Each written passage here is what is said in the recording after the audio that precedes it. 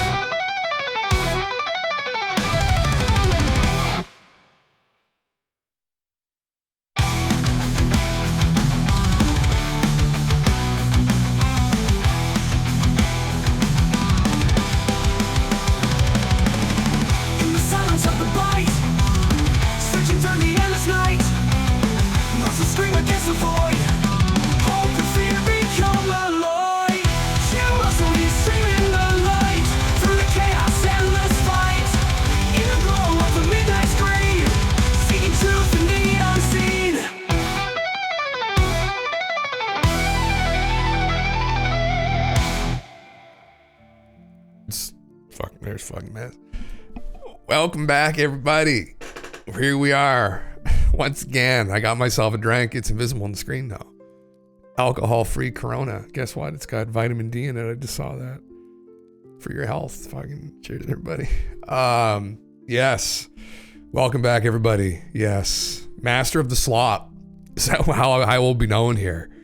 Master of the slop. Yeah. How much slop could a wood slop could slop. I got the right recipe, you know. I know how to break it down in those small little chunks that we can all swallow together. Yes, I am back. My voice feels much better. Welcome, everybody. I had COVID 3 weeks ago. Supposedly it developed into a sinus infection, and then it moved on to bronchitis. And I feel I'm pretty much back to 100%, but my voice wasn't. Oh, my voice feels fine. I've been talking all day. I streamed this morning with some of the guys playing Monster Hunter, so I got my honey tea. The pharmacist told me, drink some honey tea after she charged me $70 for a bunch of medications. I said, so none of this is going to actually help my throat. She said, no, it's all in your chest. I was like, I don't have anything wrong with my chest. That was after I paid. But anyway, God bless those people.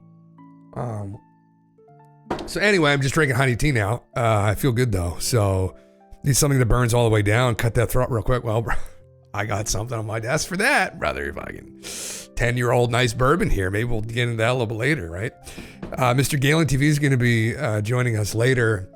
Last Sunday or Monday, I can't remember when, we read this crazy story on 4chan about this invasion and this kid from Somalia. No, it wasn't Somalia. It was somewhere northeastern Africa.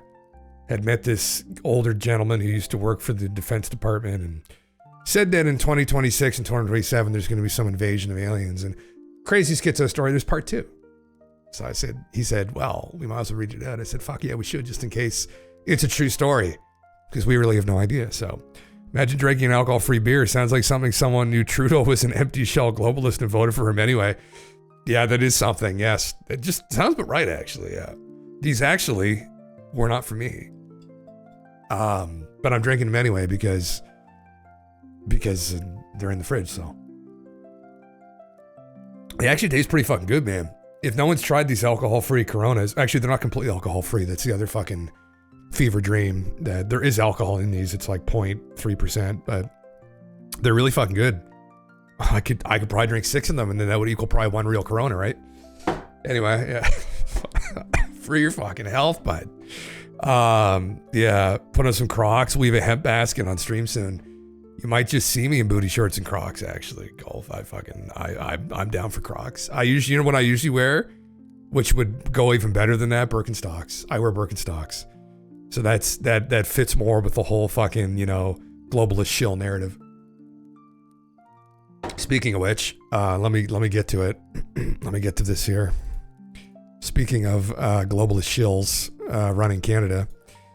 Oh, there he is, right there. Unsubscribe. Too many things at once. I thought I knew this guy. Fucking thought I knew this guy. The WEF penetrates the cabinets. They've clearly penetrated Mark quite deeply. Mark is now the Prime Minister of Canada, because in Canada, or any parliamentary system, when the leader steps down, the ruling party then can elect someone else to step in and take their place until the next election. So unfortunately, Mark, who was not voted by the Canadian people to run the country, is running the country until round about October. So this happened before, actually, back when Jean Chrétien stepped down, and I forget what his name is now. He was a bit of a dink. He didn't last very long. He stepped in to fill his shoes. Paul Martin. And anyway, it's been a while. I forgot that this was a thing, actually. So I thought, oh, it's Trudeau stepping down. We'll call an election. No, that's not how it works here. My American brain. This is, so we're stuck with this dickhead. He's involved with the WEF. He's all for carbon tax. They've been calling him Carbon Tax Carney here in Canada recently. It's fucking. Oh, fuck. Word is they're going to call a snap election given the libs resurgence due to Trump shit. Oh, thank fuck, man. Oh my God. Me and GALENTV were talking about this, doing chest press today at the gym, and some guy behind me was like, man, it's good to hear. I was like, well, that's good to hear. He's like, just, you know, people talking about this bullshit. I was like, well, I was talking with the globalists, talking about fucking Mark Carney and how this is horse shit. And I was like, it's the vibe here. Everyone's pissed off. Not everybody, probably like, I don't know, 49% of people at least, I think. Hopefully more than that, but oh my. Yes, he does know these people too. Yeah. It is Ghislaine Maxwell, Jeffrey's lover and procurer of very young women and probably children. Not a good look, but you know, I mean, to be fair to Mark, I don't know if he actually knows her or if this was just a happenstance meeting. No, it looks like they're hanging out. Fuck, bud, this isn't good. Yeah. Can't actually wear booty shorts because there aren't any booty shorts on the market that have a specially reinforced crotch for the weight of an enormous tackle. Holy fuck, brother. Well, you just let it hang out the side. Like, that's how you do it, right? You just fucking, everyone runs into the pool though, but Jeff's foot manager, that's his massager. Yeah, that's essentially it. Yeah. I didn't see that second picture actually. Fuck. Yeah. God fucking damn it. Here we are again though. Just getting cucked by these people time and again. Well, hopefully he'll fuck off soon. That's my hope. I just can't fucking, I can't handle it anymore. These fucking JD Vance memes, I do love though. This one fucking caught me. This one got me a little bit. There was someone did one of these of Alex Jones, and they're like in the fucking like restroom at a like local fucking, you know, pit stop. What do they call them again? Like the trucker stops or whatever. Just some guy talking at you through the fucking stall. Like, what a great meme. Yeah. Fuck. He's been sharing. JD Vance has been sharing JD Vance memes. Has he actually? Man, he has no choice but to fucking embrace it. I mean, he's like, so many people didn't know who the fuck he was, and now everyone knows who he is. Because that's even better. That one there, fucking looking down over the fucking stall. Oh fuck! Can you imagine? Can you imagine you were out in public just trying to take a shit somewhere, and then it just happens to you? I mean, I'd feel blessed actually. I'd feel honored that he would fucking intrude in my stall. I'd probably unlock the door actually. Fuck, man. So this just happened yesterday. Not to like jump around all over the place. I just pulled a bunch of shit up that I've been like following the last couple days. Yeah, a cyber attack hit not just X, but also Rumble, which is interesting. Originating out of Ukraine, supposedly. So that's quite a meme.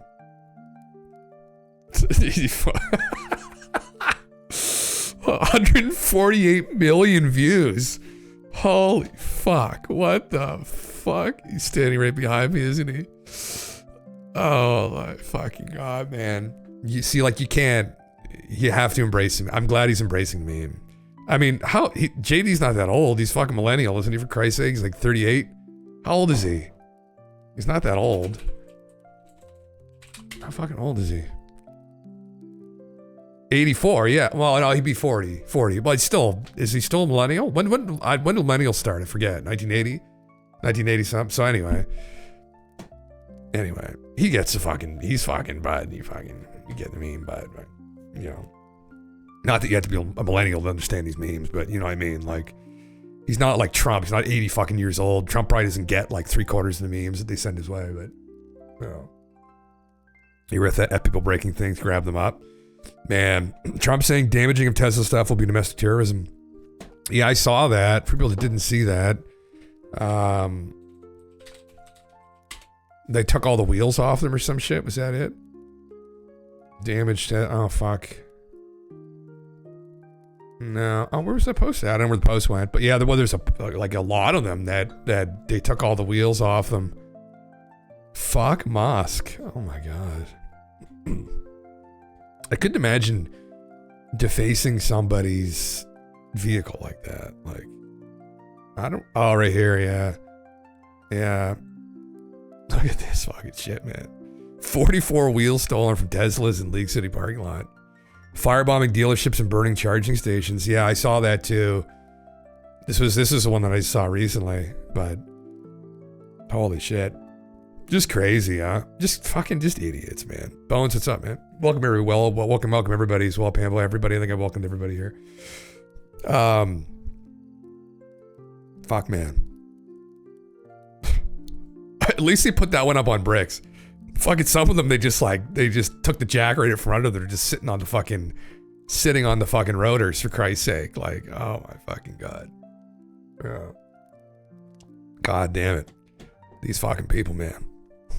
These fucking people. Just dinguses. Yeah. Holy fuck, yeah. But this is very interesting. You know, anyway, it probably is some kind of conspiracy. So supposedly the DDoS attack that hit Twitter and Rumble came out of Ukraine yesterday. So, man, undoubtedly there's some kind of fucking connection here. Yeah. It's just fucking nonsense. It's just frustrating, man. Anyway, I'm sure we won't get any more on that. No one else would fucking dig into it. Alex, a writer from the InfoWars team too, was murdered. Now that sounded like it was just over petty nonsense, but that was something else that was in the news yesterday. I saw he stabbed and shot or some shit. But I guess Austin's kind of a bad place right now. They got quite a bad crime rate. So yeah, now it's a Banksy. Yeah, fuck. Yeah. God damn it. Anyway, something else I saw. People that don't play Magic the Gathering might not get this, but this ChatGPT posted this on March 8th.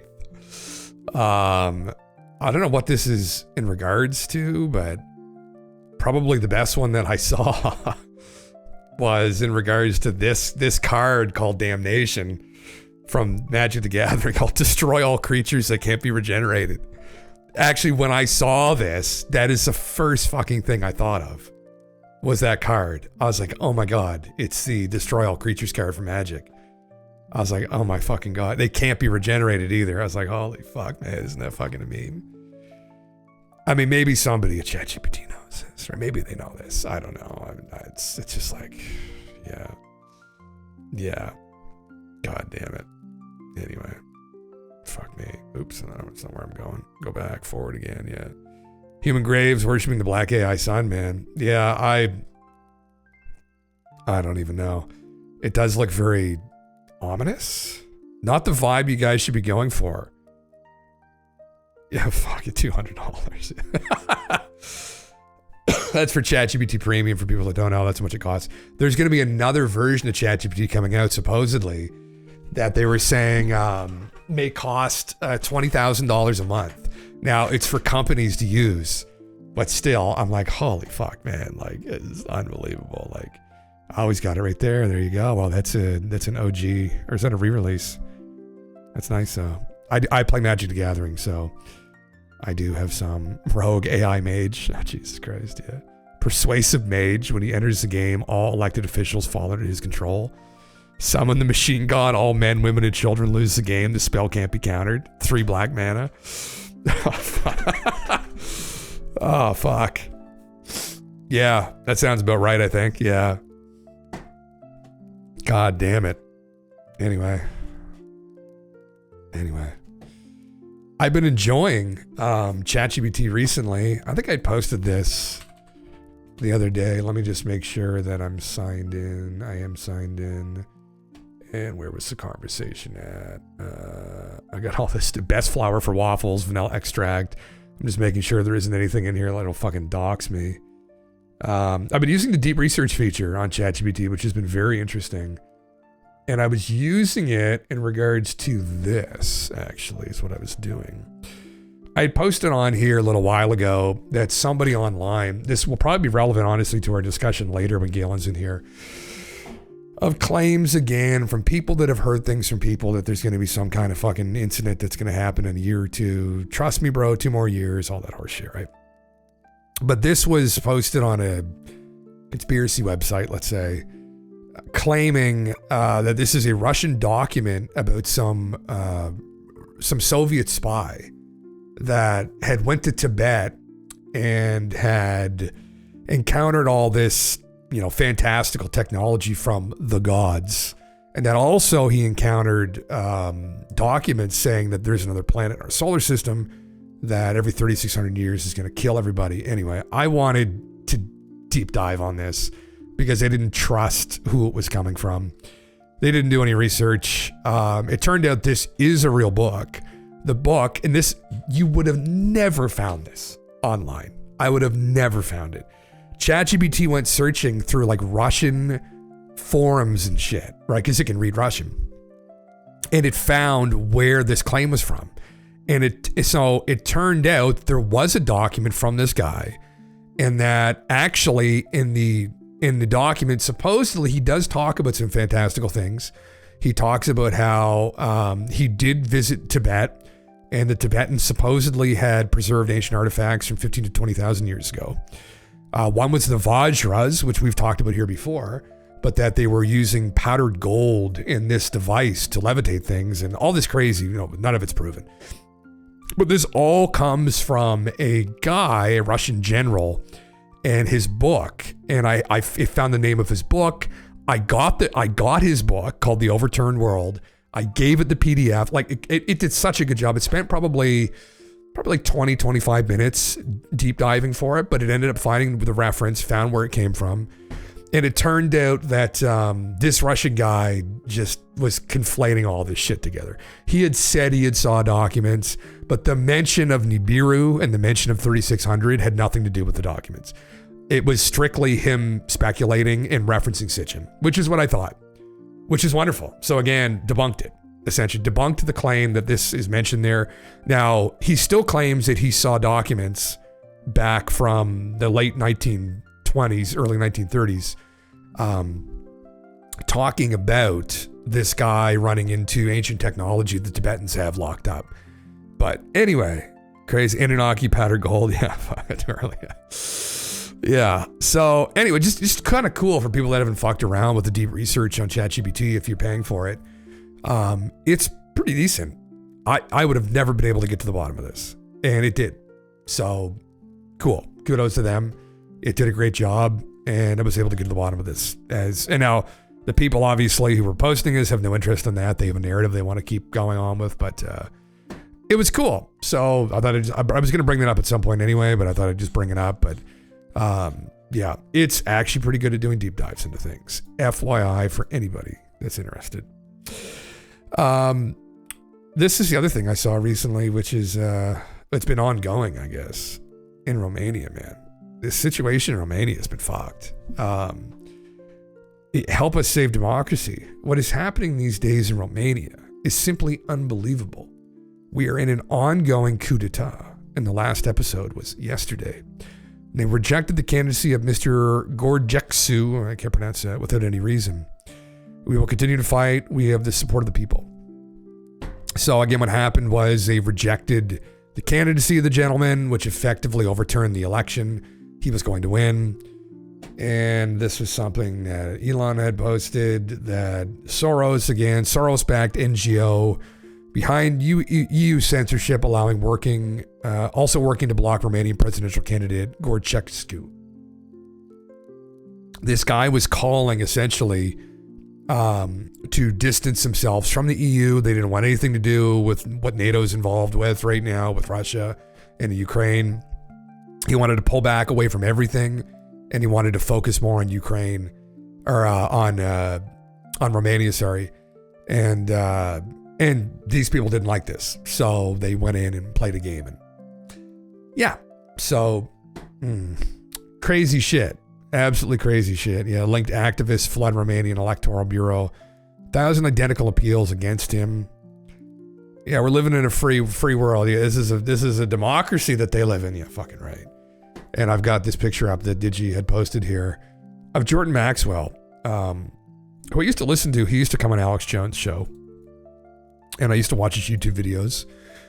He's one of these like OG conspiracy theorist types, but he's not one of these like, obviously crazy person, one of these crazy kind of conspiracy theorists. He's like very grounded and obviously you need to go through the whole deal with him, but This is a pretty good quote. Nothing in this world operates the way you think it does. Banks do not loan money. Governments are not empowered to protect you. The police department is not there to serve you. Institutions of higher learning, colleges and educational institutes are not there to educate you. The entire superstructure of civilization in the Western world is a combination of brilliantly put together and well-planned schemes to direct the minds of the people in such a way as to serve their masters. Which is a harsh reality, right? It's a terrible thing to come to terms with. And yeah, it's scary. And, you see this being flexed here in these kinds of incidents when, populist candidates push back against a global narrative. And then you see them flex, and then they try and, flood the streets of people supposedly against them. And they try and obfuscate that they've blatantly been behind pulling this person down. I've talked with, someone in Romania who was telling me about this, and everyone there, I think, is terrified.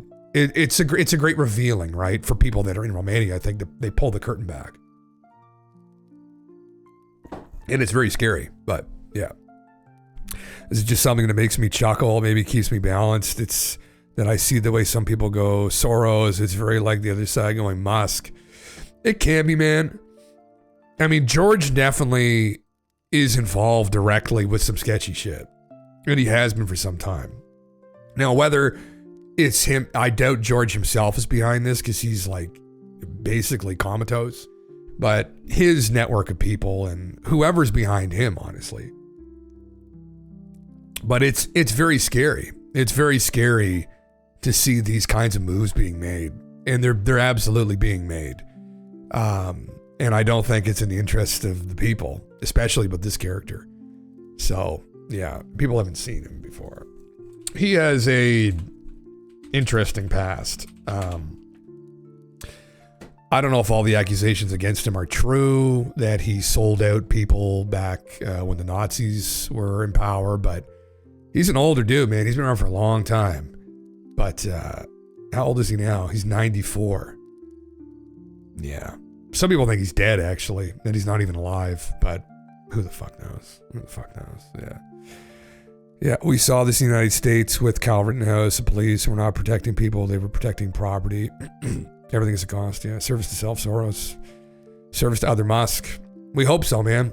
We hope that's what Elon's doing. I mean, at least with Twitter, he's provided a space where, for the most part, unless you criticize him, people have free speech.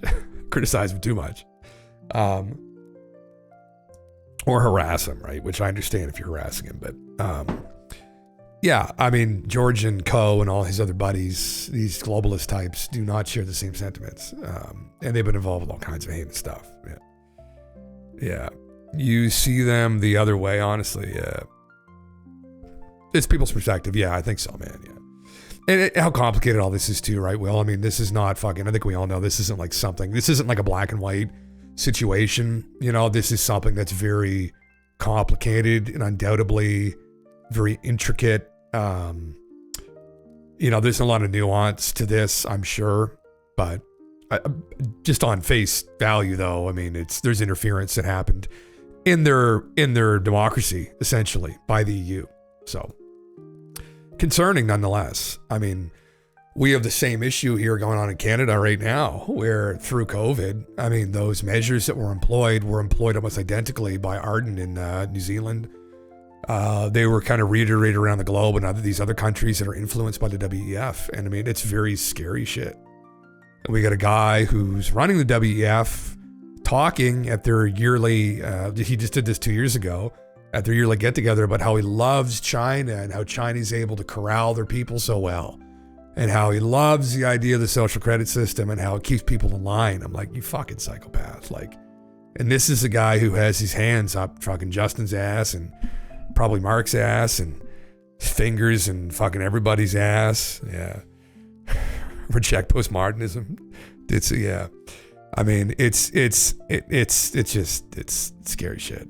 Scary shit. Fuck them. They're just the global elite. They're elitists. They think they're above everybody else. And I don't trust them. They were just recently trying to take all the nitrogen and the fertilizer in fucking the Netherlands, which would fuck the crop yields. Same in Germany, same thing. And so all the farmers said, these people are fucked. No, we're not doing that, right? And like, that's a blatant attack on humanity. It's the only way you could interpret that was an attack on humanity, because they knew full well the consequence of doing that. And the consequence of doing that was fucking the crop yields and raising the food prices, right? And so that, I think, just trends towards what they really believe, which is that there are too many people on the planet. And it goes back to eugenics, that was talked about through the 70s and the 80s. And these are the same kinds, same crowd, Club of Rome people, same fucking dickheads that think there's too many people on the planet, right? Too hard to corral everybody. So they're going to try to very covertly try and slip these things in to destabilize things like food production. It's terrifying when you really think about it, but yeah, it's social credit is a new religion. Like they ask atheists now, how would you know how to act morally if they weren't in place? Oh man, fuck, it's great. Yeah, the thing, China's just a terrifying place, and I'm not just saying that. I have talked to countless people who have, I'll use the word left, fled would be the other word they might use, China, because of how fucked it is. And these are people who are intellectuals, and they were just terrified. They were terrified at how easily destabilizing that population could be. Like they weren't worried. They weren't convinced that there was going to be a good future there. Like these guys, like these people, these multi-generations living in an apartment, out of a family of 10 people, one person gets a driver's license in some of these big city centers, or gets a license plate to drive the vehicle. Crazy shit. And that's not on top of the government harassing people. And it's just fucking, this story is, it's just fucking insane. It's fucking insane. And it's not something we want here. Yeah. More that there are too many uncontrollable people on the planet. The internet wins. Exactly it, man. Yeah. I take one generation growing up in that for it to take root. Absolutely, man. Yeah. And, the people that leave here, that leave China, who come over, specifically people who are like in finance and were in government, then get continually harassed, even if they've immigrated to Canada or the United States, by these Chinese police stations that crop up, right? So China, again, for people who don't know, it was operating police stations in Canada. The RCMP knew about them, and they were harassing these Chinese nationals, or they weren't anymore, they were Canadians, because for whatever reason, they thought maybe they were talking bad about them, but they were, following them around, just gang stalking them. It's fucking insane. And then Trudeau they shut down further inquiry into it. It's just fucking nuts. It's just insanity, man. Yeah. It's more of the same reasons and only a difference of degree that prompted me to take my family and flee the Soviet socialist state of Washington and move to Nashville. Did he? Really? Did Washington have a lot of issues too? Did he? Yeah, I didn't know that. Interesting, yeah. We're drinking with something, man. Morning, brother. Yeah, interesting. Yeah, it's scary times. Scary times in some of these places. In Canada as a whole. Although a lot of people in Canada are fed the fuck up, so I have that faith. But wants to be California so hard, it doesn't really. Yeah, I've heard the horror stories out of California. I've heard. Well, I mean, I watched Joe's podcast for many years, and when he fled there, Gavin Newsom, and the hypocrisy of that fucking idiot, locking everybody down again excessively, and then lambasting people for going out to eat at a restaurant with their family. And then the motherfucker gets caught like 2 or 3 times going out to eat. Man, how that guy walks around, I don't understand. I do not understand how that motherfucker walks around on the street. It's just, anyway, I'm not going to fucking say anymore because I'm going to end up fucking, yeah. Jay instantly wants to be Gavin Newsom. A psychopath? Fuck Christ. This is just fucking nuts. Just nuts. Anyway, on to some alien stuff, I guess. Oh, Christ. Maybe I should talk about this. Yeah. Norman Bates. Yeah. Fuck yeah. This is the alien stuff. Here's all the alien stuff now. This is kind of relevant to what Mr. GALENTV wants to talk about later. Which is, Boris and his COVID parties, man. Same deal. Yeah. Same hypocrisy. Same shit. I know. They're all fucking idiots. Yeah. At least here in Canada, though, I remember Justin Justin went out to a restaurant, I think it was last year or something. They kicked him out. They kicked him out of the fucking restaurant, which I thought was fucking great. I was like, holy fuck. He was in a restaurant here in the city where like I'm from in New Brunswick, and I was hoping they'd fucking kick him out, but just fucking anyway. If I was a restaurant owner, you better fucking goddamn believe I would have kicked him out instantly. I'm like, get the fuck out of here. You know, just a dickhead, yeah. Not the Greer, Jim, don't do it. I know, listen, this slop takes a little bit more chewing, all right? So let me fucking just chew this up a little bit. I'm going to chew it up a bit. I actually kind of enjoyed this conversation because Alex, of all people, was pushing back against him, which Alex interrupts all his guests excessively. If a guest on InfoWars can get more than like 20 words out being out interrupted, it's a feat. But this is kind of what we're going to talk about later. So in my opinion, so for people that don't know ufology or what the fuck this is about, in ufology and like the UFO conspiracy circles, there's been this idea that's been talked about. It's been talked about for a long time because it was from a document from the late 1960s. I think it was a military document. I forget from where specifically, that talked about faking an alien invasion. And it was called Project Bluebeam, is what it was known as. And Project Bluebeam was this hypothesis, or it was like more of like just a thought experiment that in the future, you might be able, with powerful enough holograms, fake an alien invasion. And you would do this, right, to create a boogeyman, to rally the troops, right? And, we run into boogeymen. They killed everybody in the Middle East, the military-industrial complex. Kim Jong-un isn't a really very convincing boogeyman. And Xi Jinping, I mean, they're not really playing ball. So what they might need is Skinny Bob to come down and start shooting at people. Now, I never really put a lot of stock in this because I don't personally think, although I am in no position to really know, that we figured any alien technology out if it's been recovered, because my personal opinion is that we are comparatively just monkeys in the woods, right? And that's literally what we are in comparison to these visitors. I don't think there's any hope in hell we're going to be able to figure this tech out, in my opinion, at least to the degree that we'd be able to kind of implement it and use it to create a fake alien invasion. Because if the global elite, who are running the military-industrial complex undoubtedly, who undoubtedly have these craft, if they have them, which supposedly they do, if they were able to figure all this, science fiction level technology out, I think we'd be in a huge mess. And I think the world would look very differently geopolitically right now, where I don't think you'd have Russia or China. So that is what I usually use as an argument against the fact that, like people Steven have said, they figured all this out. Like, well, why aren't they just, and his comeback usually is, Russia and China figured it out too. I'm like, so they all figured it out at the same time. Okay, yeah, right. Anyway, you're old, so when someone says Boris, the first name comes to mind, he's Yeltsin. Oh, fuck. I know who he is. Project Bluebeam, it was what Werner von Braun was supposedly to have whispered to his female aide on his deathbed. They're planning an alien invasion. That was the lady who was at the Disclosure Project, wasn't it, Aaron? Or the press club event. She passed away, I think, didn't she? She had the long gray hair. I forget what her background was. She was a journalist or something, but okay. Did he supposedly tell her that? Did he tell her that too? Okay. I remember her mentioning that she had talked with them. I didn't know that. I may have just forgotten it, but right now I didn't. Okay, so he had whispered to her about a fake alien invasion. He was a flat earther. You got proof. Oh my fuck. He was a Nazi, so I mean, he was kind of stupid. Or he was forced to be, I guess. Interesting. Well, so for people, we'll reiterate this later when GALENTV comes on. I think he's probably going to come on at 8 o'clock. So like in 2 hours. We're going to go over a post on 4chan that we were going over last week that's continued, which again, TLDR, was from a young guy living somewhere in northeastern Africa.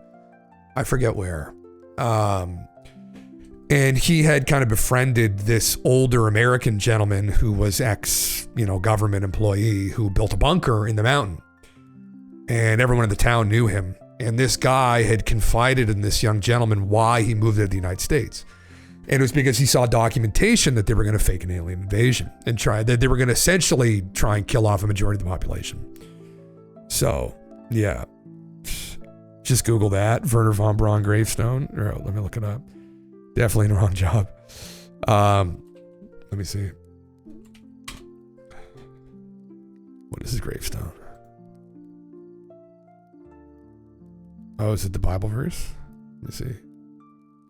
The heavens declare the glory of God, and the firmament showeth his handiwork. Oh my heavens. Is that proof that he was a flat earther? Interesting. Very interesting. Did he put that himself? There you are. Psalms 19:1. Firmament confirmed, brother. I mean, he was a smart guy. I mean, even though he may have been a Nazi asshole, but I don't know if Hitler gave those boys a lot of leeway. I think it was, you're either going to build these rockets or I'm going to blow your brains out as well as your children's brains out. But other people like Einstein may have had a different opinion. So some say he went to Mars.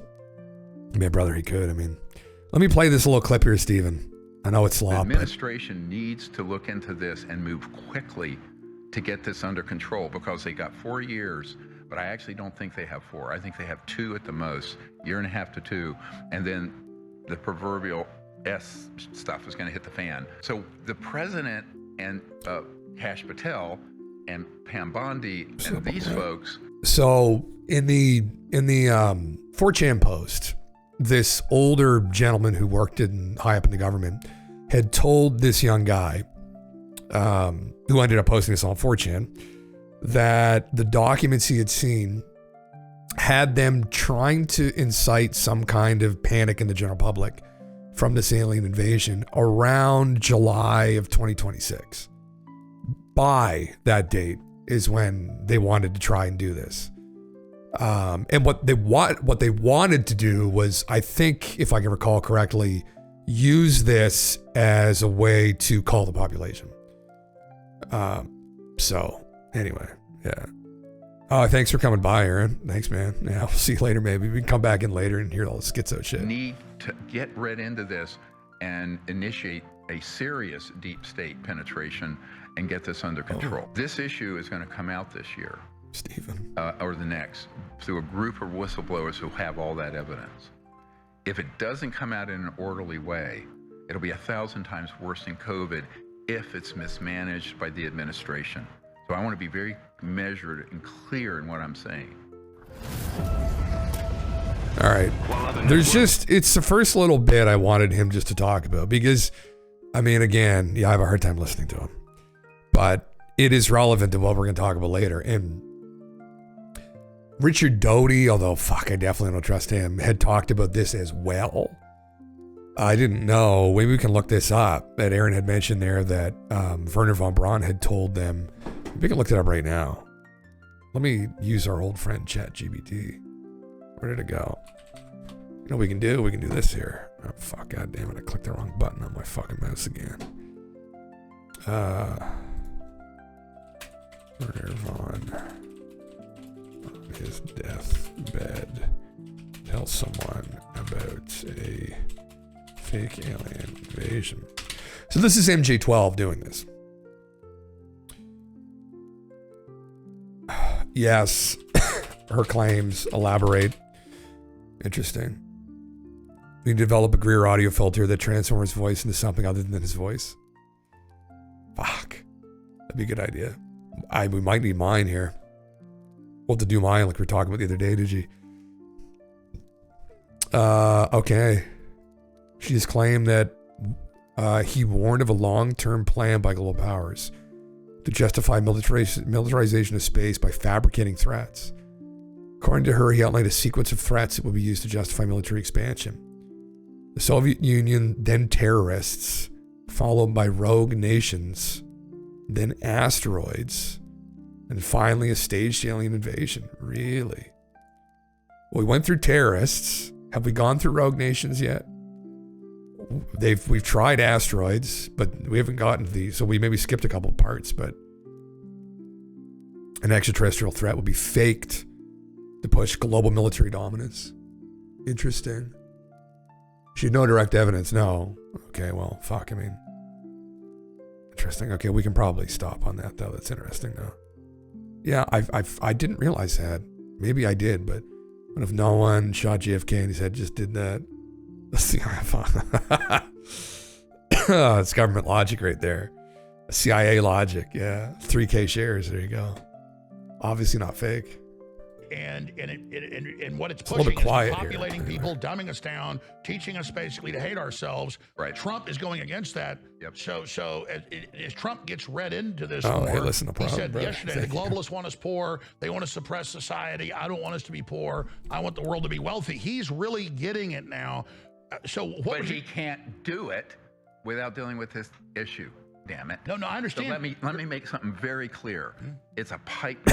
Steven's been thrown down here. This issue. I'm gonna jump in here. I agree with you. There's no damn way you're going to get a golden age where we're going to have prosperity and peace going into the future until this issue gets run to ground. And there is no one in the administration who is read in properly yet to the point that they could authorize a plan to do that. Well, I can So tell you, the that's White House and that's all of what them we're watch this recommending. show. I mean, Trump's called me up when he's watching the show, the nighttime show. So that they watch, they get it, they see it. Listeners will send it to them. And I understand. But here's what I understand how important this is, but I just find it fascinating. But here's what I'm afraid of. If there is a clock running, and let me tell you what that clock is. My heaven. This issue is going to come out this year, or the next, through a group of whistleblowers who have all that evidence. If it doesn't come out in an orderly way, it'll be 1,000 times worse than COVID if it's mismanaged by the administration. So I want to be very measured and clear in what I'm saying. Okay, and if you can just listen for a moment. So there is a way to do this that would be a transition away and not be catastrophic. But if it gets delayed more than a year or two, then what's going to happen is that it's going to be taken out of the control of the administration, and it'll be a runaway train, and it will be worse than COVID. So I think there is a learning curve. Well, describe what that is. I mean, what the bad scenario? The bad scenario is that this comes out from other places around the world, and they leapfrog ahead of the United States, but they were able to then stage this alien attack. So you have to. And that's where I was trying to go is, what are they going to do to try to stop us? It's clear that this stuff's starting to leak out. And exactly, so the alien false flag, let's speak to that. Well, the best way to do that is to send people out who say, and this is where Mr. Musk misspoke the other day on Joe Rogan here in Austin. It's when he said he'd been through the Lockheed and Northrop and they don't have any propulsion or energy systems like this, and that the rockets he has is the best thing they have. This is absolutely not true. And the problem with that is that if you allow that to stay as a fact, it means that they could stage operations that are false flag operations that look alien, and there would be no countervailing evidence to say it was some staged man-made event. So that would pivot the whole world, including the president, into a aggressive stance towards non-human intelligence, which would be, now you're at World War III. And is very concerning. Oh, I think fairly recent, Hendricks. It was March 7th. Emergency warning to Trump. Yes, a scientific technological lead that President Eisenhower warned us about are gearing up to launch a mass culling. So straight up, actually, what this guy unfortunately talked about, which is interesting. Maybe he just listened to Stephen Greer. A guy's been faking alien invasion. You could think about, though, let's just say they haven't even figured the tech out, right? Let's say they have recovered some of these intact crafts, like a la a Bob Lazar type scenario, and they know how to pilot them, and they fly one of these crafts over Times Square, right? And it just sits there. That would freak everybody the fuck out. Then it drops a nuke or something. And this is terrifying to think about. But then they drop some kind of a weapon off of it. What are people going to think? People are going to think, oh my God, Skinny Bob just blew up fucking, Long Island. So, It's just fucking, all this is just noise to distract people from knowing about Stargate Command, you think? Nancy. Could you imagine if the WF was trying to cull humans using vaccines to appease an alien species that demands a lower population due to the environment abuse we create at scale? That'd be also pretty fucked, wouldn't it? Maybe it's not even that the environment abuse is digi, it's just that they think there's too many of us. Or they want to refine the breeding process, kind of like a Colby beef, where like we're not marbled enough. Some of us are well marbled, too marbled. But like myself, fucking drinking fucking too many beers in a weekend. But maybe they want to refine the meat. Who knows? And that puts the shadow global breakaway civilization in control. Correct. Because they're getting to control the total narrative. Yes, and they would like to eliminate about 5 billion people. I'll just put that on the table. And so they can use the panic over this to trigger the Great Reset they really want. Sure. I mean, look what happened with COVID. I'm a medical doctor. Even the World Health Organization admits now that the global shutdown killed more people than it helped. Probably, yeah. And but imagine something where they present a false alien threat by staging with this sort of advanced technology. So the reason why Mr. Musk needs to get briefed on this very quickly is that to make a statement that we don't have those technologies leaves the path wide open for this cabal of sociopaths to stage something using those technologies, which he's not read into, to stage a threat. And that then triggers us right into something worse than the 9/11 Iraq and Afghanistan wars, worse than COVID. This would be 1,000 times worse than COVID. I'm lighting up a 5-alarm fire right here because I can feel and see your urgency, and I will tell you for a fact this is what's going to happen. And there's one scenario worse than that. Worse. And it's this. You don't buy Stephen's new book. We have been reverse engineering extraterrestrial vehicles since the 40s. We mastered gravity. He's been read in now. Oh, really? Fuck. Stephen is not the guy to do this. Stephen, you're not the guy. Because Stephen doesn't really... Stephen is talking to whistleblowers. I don't fucking doubt that. But I don't know who the guy would be. Probably like Lou, but you'd need somebody... I mean, Trump, they'd all... You'd imagine... I would hope they'd all be read in on this potential reality. That there are these fucking hyper elite assholes who have been fucking around with this stuff. And they also have some kind of a, bend that they think there's so many people. I mean, but this is it's all this is kind of culminating, which is funny because, theory. Oh, thanks for the follow, Rust. I've thought about this a lot over the years where I was wondering if this would all come to a head. And not necessarily putting any faith in Stephen whatsoever, but there are other people that have begun to say this, that, and much more intricately, I should say, right? In a much more nuanced way, like Dave Crush, that they've connected essentially this MJ-12, who were this group of, high-ranking elite individuals from military, government, private industry, who were involved in the cover-up over this tech.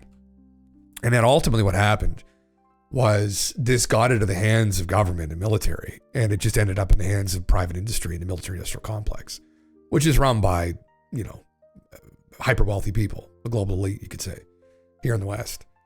And so they have been involved with this for decades. And, what's funny is that other people have mentioned names like Dick Cheney as being one of the people who got grandfathered in from Papa Bush, like Bush Sr., into running this organization, which, Dick Cheney was involved in the Iraq War. He was involved in a bunch of sketchy shit. Was it Halliburton was involved, made a lot of money into the war. And, it's just, these are the types, and that they've been aware of this whole story, this whole narrative the whole time, that yes, there have been craft that have been recovered. Yes, we have been trying to figure them out. It's all starting to come together. And this is all the same group of people. They're all part of a club, and they think, well, we got to keep a lid on this. We got to corral the population. There's too many of them, that whole meme. So Lark and Greer and InfoWars, you'd finish a bingo sheet in a minute or so. Oh, brother, we're going through it here. Yeah, here's the Ross clip. Oh, listen to that. Interesting. Yeah, Elon, again, as Stephen had said on Joe Rogan recently, that He doesn't think there's anything in the hangars, but that's a lot of hubris there that he would have the highest level clearance. I wonder, Ross, Elon Musk, I want you to react to him real quick. He was speaking earlier this week, the Milken Institute, big event, and I want to get your thoughts on the other side. I've not seen any evidence of aliens, and SpaceX with the Starlink constellation has roughly 6,000 satellites, and not once have we had to maneuver around a UFO. What would you say? Okay, there was a delicious scandal in England in the 1950s, Blake, when a young woman was accused of having an affair with a British politician, and he categorically denied it. And Mandy Rice Davis said, well, he would say that, wouldn't he?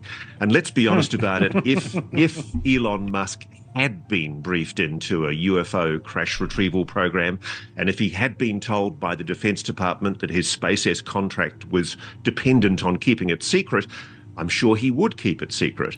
I am told, in fact, I've been told, not necessarily officially, but I've been told by people who are aware of what Elon Musk and SpaceX are up to, that he has been read into parts of the program. But at the moment, he's taking the position he's taking. Let's see how long that lasts for. What does Elon Musk think, though?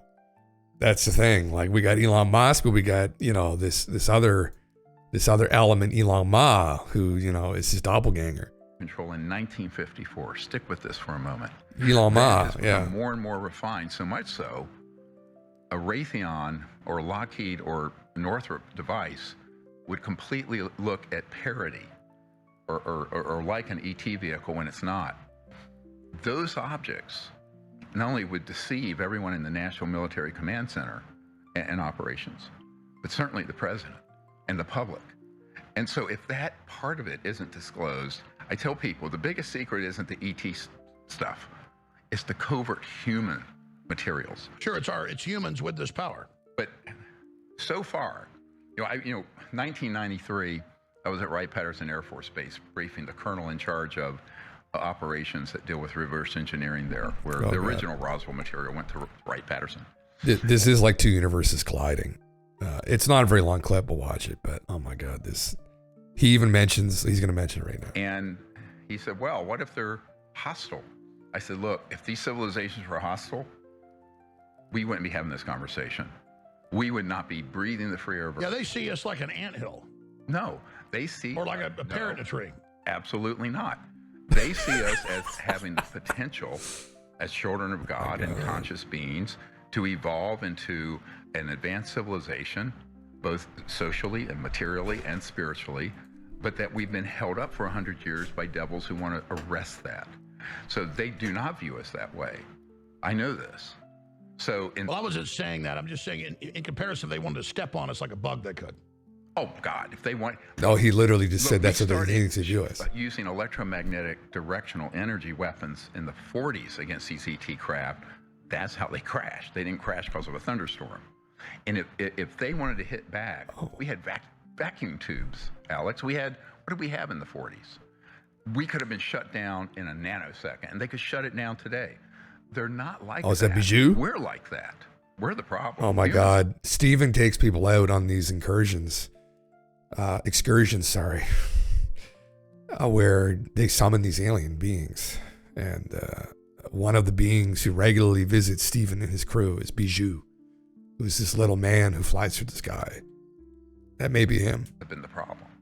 No, I understand. Well, but that's common sense logically. If a species didn't become peaceful and learn how to stop killing each other and then gets these incredible powers, they would always destroy themselves. And I would guess throughout the cosmos, there have been a lot more species that committed suicide than survived. Yes, but... So there's a natural selection to not be warlike to... Correct. Yeah, I mean, you're never... Look where we are. If we don't evolve to a higher level of social and spiritual order, we're going to self-destruct. Well, Trump says that. He says if we don't grow up and stop this war stuff, we're dead. Correct. Because now, let's forget about thermonuclear weapons for a minute.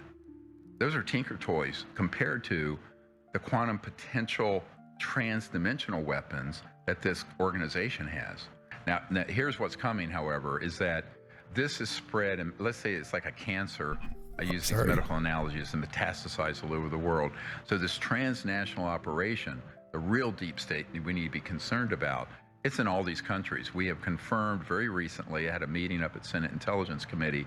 We had some special forces people I'm working with who had confirmed that Russia, there are these he's working with, they've literally denied that they've worked with him whatsoever.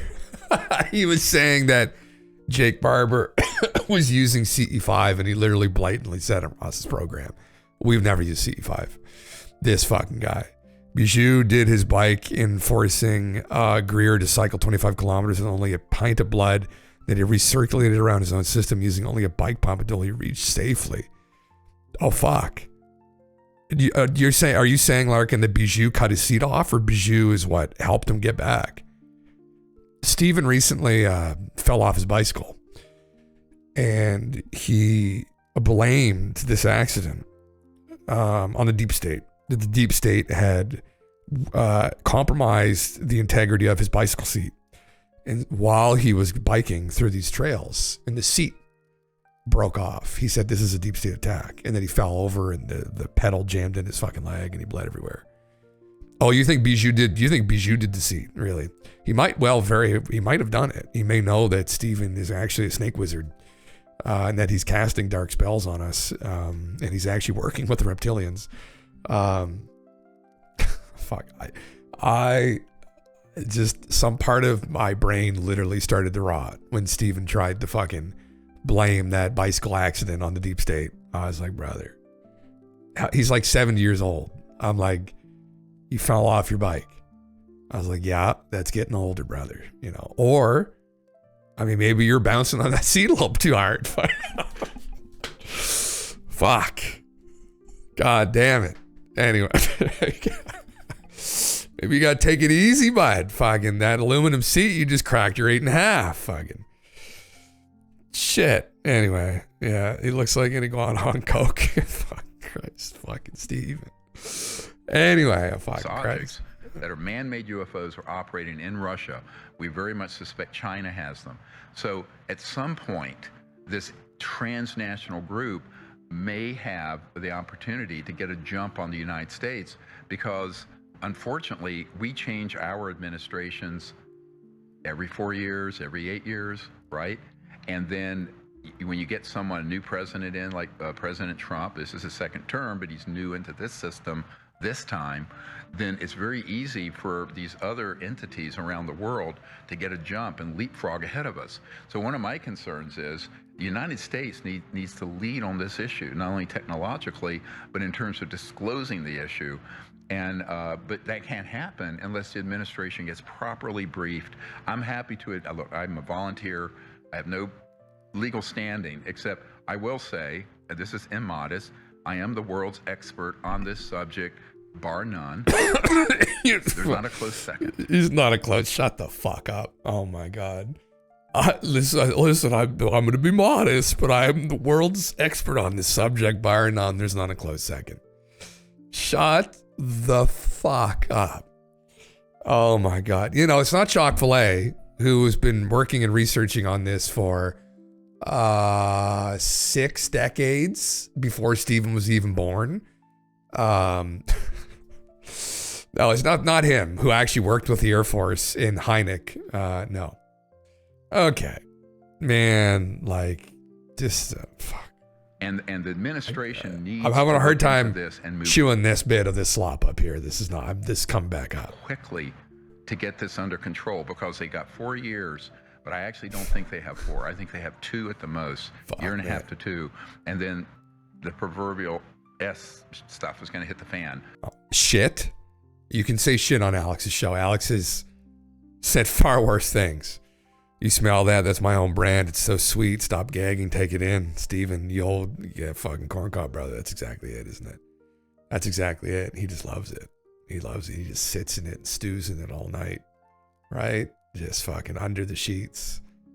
Yeah, Steven loves nothing more, Alex too, than to be in a Dutch oven together. That's what they love most, is living in the Dutch oven together. Fuck, man,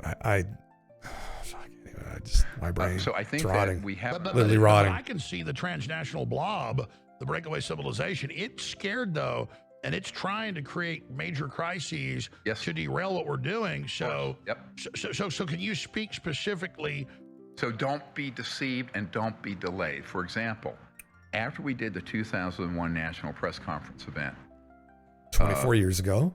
I will say this, and now that this gentleman's passed away, the top scientist at the Naval Research Labs is a dear friend of mine, Richard Foch, and he was the top scientist there. He had been in Vice President Cheney's office before 9/11, saw the plans for 9/11. Not a conspiracy theory. He saw them. He was told if he spoke of it, they would kill him, his children, and his grandchildren. So they can That doesn't surprise play me. that game out. But the problem is it diverted Congress and the establishment from this issue. But this issue is the crown jewel of that deep state that keeps creating all these wars all over the world. So you cannot get diverted because they create another brush fire. This is the big enchilada. And now all the NATO people are saying, oh, don't worry, Russia's going to blow up something in Europe or here. And Zelensky started threatening Trump last Friday. Oh, it will touch you. That's when Trump blew up. Trump understands that these bad guys, I mean, Trump called into TV and stuff on 9/11 the day after saying there's got to be bombs and, you know, all the rest of it. Well, but it's worse than that.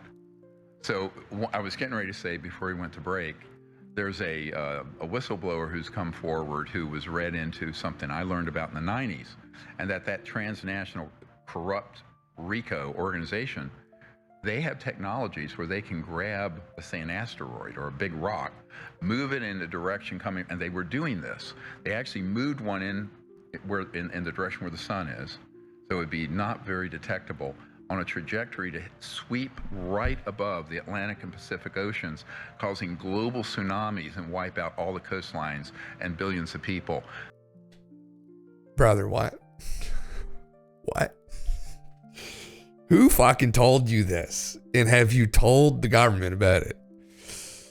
I mean, you know, now, when you create a narrative that we've figured out gravity and we've figured out anti-gravity, there's all kinds of wacky shit that, yeah, you could hypothetically do. If you can create a warp bubble around a craft, yeah, you probably could do that, because you'd be fucking around power levels that are literally astronomical. Moving a little bit of trash from here to here would be possible. Now, the question is, would any monkey in this giant jungle we all live in together be that fucking dumb? Would any human be that dumb? You're going to create a distinction level event like, and well, then he says that fucking here, I'll play it. An ET craft, non-human, came in and diverted that and saved our asses. That is a fact. Fucking just tells this to Alex's face like it's a fact. I'm like, brother, you're gonna have to show me some fucking evidence for this claim, because that sounds like hot fucking horse shit. Holy shit, Steven. I mean, I can chew up a lot of slop here, but like, I'm choking on this piece again. Like, I'm gonna spit it up. You'd lock Greer in a cage and then put the key on a shelf just out of his reach and then sit there and watch. You'd turn him into like an elf in a shelf golf. I used to go to his bookstore now, and after it opened around 2006 in downtown Austin, even back then it was clear he would get divorced and eat way too spicy chili. Is this Alex you're talking about, Corn Cob? Interesting. Yeah, I don't hate him that much, but he's cried wolf way too many times for my liking. It's these claims, man, that he makes that like, this is the Greer that I've memed about. This is the Greer that I would see over the years that would make these kinds of claims. It's like, yeah, the fucking globalists, Dick Cheney fucking used an ET craft and used a tractor beam. Like, Dick Cheney was actually just outside the orbit of Mercury and himself used a tractor beam to pull a giant asteroid in line with the Earth. I'm like, holy fuck, man. Like, where? What in the fucking science fiction is this? Like, this is like, we're in another realm now. Like, fucking Christ. You would order a custom made fridge, oversized, but in the same proportions as a standard size one. and put him in the vegetable drawer with an onion for sustenance, it would sit there and listen to his cursing and plead for help. I love that. That's very creative, actually. Yeah. Holy fuck. That'd be a big fridge, though. He's a big guy. He can bench 405. Did anyone else know that? That's 4 plates in the bench press. He can bench press 4 plates. God damn it. I mean, like, yeah, he's talking to Alex Jones. He ain't come up with anything that's true, though. Yeah. He is the evidence. He's the only expert. Oh, man. I mean, like, this is why people just hear, Jacques Vallée probably just, like, literally puked all over his desk when he fucking heard him make that statement. I've known about that for 30 years. So this organization have world-destroying capabilities that our friends up there in space have protected us from. Would you call them the Watchers? They're the guardians of life on Earth. They've been around for 1 billion years. And every culture calls them the angels? That's not what Alex said. Angels are different. Those are from a higher dimension. Alex said they're all evil. Confused, but no, these are very advanced civilizations. Hang on, we got a problem here, right? This is what happens at UFO conventions between fucking contactees and channelers. It's like, oh yes, the Lyrans moved, the cat people moved the moon into our orbit 12,000 years ago, and then Alex will come along, Collier, a different Alex, and say, oh well, from the Andromedan perspective, the moon has been here for 100,000 years when the Andromedan moved in, and then someone else will step in and say, oh yes, but no, the Alpha Draconians actually brought the moon in 6,000 years ago and are currently inhabiting. That's the Pleiadian perspective versus a Lyran perspective and the Andromedan perspective. And see, they did this because what happens when you create all these different fan fictions about reality is they don't always line up. So then you frame it like that so as to not get into a giant fist fight over, no, you're dumb and you're wrong. Like, and that's going to affect your book sales. Oh, listen, brother, I want you to get that fucking bag. So what we're going to do is we're going to cook up this clever way of like allowing all of ourselves to be correct. And it's simply just the Andromedan perspective, like it's like Alex had told everyone that all the aliens are evil and the elite are talking with them and they've been communing with them through DMT. This is a little bit different that Steven says there are space brothers now. It's like Alex is saying, oh, well, this is not according to my sources, the Alex Jones perspective. What is objectively fucking true? When are we going to get to this? When are we going to get the fucking documents ourselves? Anyway, my brain is just, oh my God. He can bench 405 and he totally does have a girlfriend and she just goes to a different school. It's all, we can explain it all. Alex Jones viewer base will be lapping up this slob. Greer is obviously grifting for new subs. Oh my God. Why am I back? My Greer slop-o-meter went off earlier, dragging me back to join the show. Brother, welcome back. You just couldn't wait. You wanted to see how long it would take before I start choking on this slop. And we're just about there. We've got unfortunately another 9 minutes left, but if they do DMT, they can't all be bad. Well, it's not that. Well, you mean the elite? Yeah, maybe, right? But it's maybe they used psionics to talk to them on DMT. I can't see Dick Cheney tripping out. That guy doesn't strike me as a dude that would do any kind of mind-bending substances. We need also an executive order authorizing. That's what I meant. Is the ancients would confuse it as that? Oh, sure. Because if you were to see that technology and these people, well, go back into your sources about diverting this asteroid. So that technology was, the ability to do that has existed for a long time. Get them. A tractor beam. Essentially that, yeah. But if you can imagine, if you have electrogravitic that allows something to levitate, you can reverse that process and pull something, right? It's physics. So, and we understand that physics. It's just physics. Those systems are operational. Brother, it's just physics. You're like, oh, yeah. I would love for somebody who actually knows physics to sit down with him and be like, yeah, okay. And like, all right, keep going. It's just physics. It's just science. Oh, okay, brother. All right. Yeah. So the whole world is in a complete, not just United States. He drinks the blood of children. Humanity is in the crosshairs of a group of people who would love to see an ELF, an extinction level event. And this would be catastrophic. Yes. And I don't say this lightly. I'm a serious. Why are they obsessed with killing people? Oh, well, for a lot of kooky reasons. Here's the real fucking mind bender, all right? There was never a bike seat. I hope Steven knows that I'm just, and not that he's ever going to see this, and I am actually just memeing on him. I don't care. Like, I'm not that much of a dick, but there was never a bike seat on the fucking bike. Holy fuck. Jesus fucking Christ. Yeah. Greer's a forefront expert on this. He said so himself. I know. Well, again, it's like, if you're in the room with him and he tells you that he can bench 405 and, you know, he weighs 260, I mean, are you going to tell him to his face? Alex would be that guy, though. He's that delusional that he would probably convince himself that he could take him when really he can't. So, yeah, he built that bike, Mac. Had an always sunny. Is that the dildo bike? Yeah. Yeah, there is no bike seat. Yeah. There was never any bike seat on Steven's bike. That's the real fucking question. Yeah. It wasn't his leg that got mangled. Fucking. Anyway, holy fucking. They want depopulation. And then you have people who are what I call the eschatologists. They kind of want to create Armageddon because they think that means Christ will be forced to return. I know that's what Prince Hans-Adam von Liechtenstein told me, the Crown Prince of Liechtenstein, who's part of this global group. Oh, yeah, you've got people publicly trying to build the third temple and kill the red heifer? Oh, it's all manner of insanity. And then you have... Wait, what? Hold on. So he knows, I think I've heard this before, that he had brunch with the Prince of Liechtenstein. Where the fuck is Liechtenstein? Steven, where are you making fucking words up now, brother? Fucking making countries up, for Christ's sake. Liechtenstein is in between. It's a Bavarian country, correct? And it's up right by Switzerland, right? See, I kind of know my geography. Map? Google? Where the fuck's the map tab gone, for Christ's sake? Country map. Where's the fucking map? Yeah, it's right there. Where is it? Oh, fucking Christ. Right there. That little tiny plot of land. Yeah. Fuck, it's in there somewhere.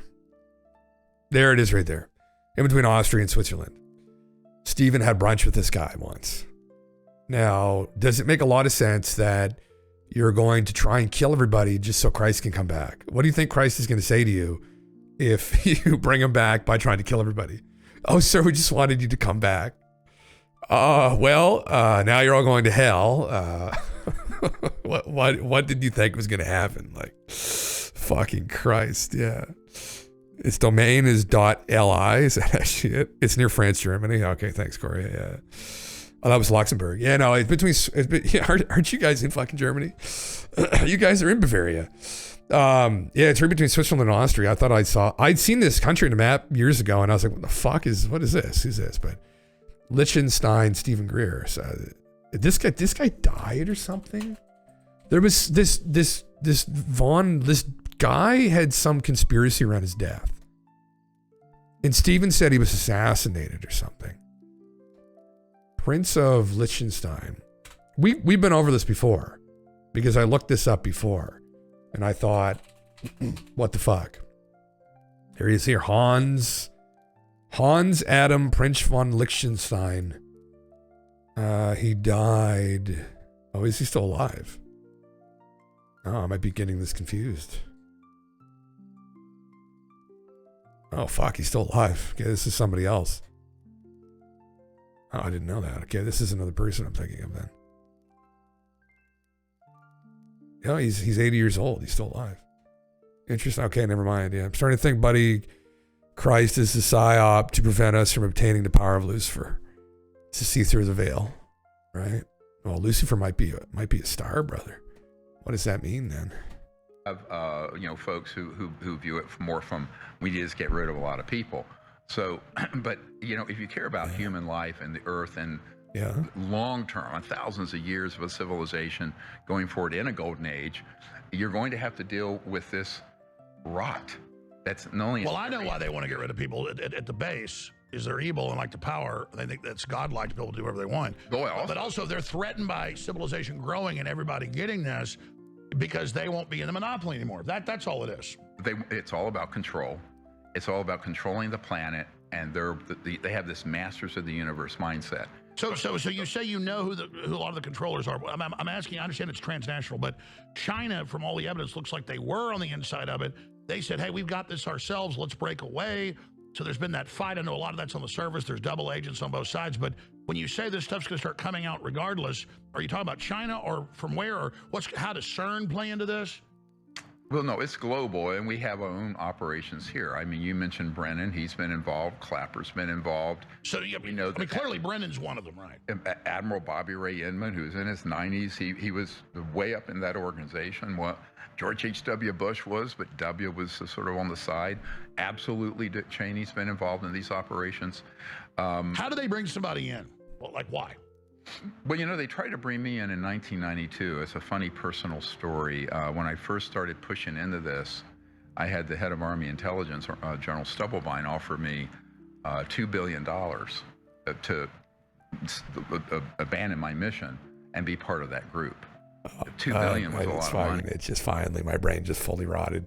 It's every time he fucking brings this up, man, I can't even fucking do it. Like, I can't even fucking do it. Stubblebine later came out against the globalists, the depopulationists, and all that. Well, yeah, because we started exposing his involvement, and he was afraid he could get grabbed up and arrested. Because, let me cut to the chase here. The people involved with this are committing murder, abductions. They're faking all the alien abductions and mutilations. Those aren't ET. Those are us doing it. It's a CIA psyop. We can prove that. Then you have people who are doing all this money laundering, drug trade, human trafficking. You know, the entire federal penal code be thrown at this organization. My big question is, where's federal law enforcement on this? We have the proof of it. We have whistleblowers ready to come forward. So the president and Kash Patel and Pam Bondi and these folks need to get read into this and initiate a serious deep state penetration and get this under control. No, I agree. I mean, they're like arresting Army people. We're talking. And they trade them with the penal code. Okay, fine, arrest them. Steve, we want to see a press conference from Kash Patel. We want to see the big kingpins arrested, and that starts with the FBI people that have been covering up stuff to get full control of the FBI, and then they need to start going in to the skunk works, all of that. I mean, Trump's talking about going to Fort Knox. Great to do that. How about he announces, I'm going tomorrow, and you tell him where to go at the skunks works, or where are these bases?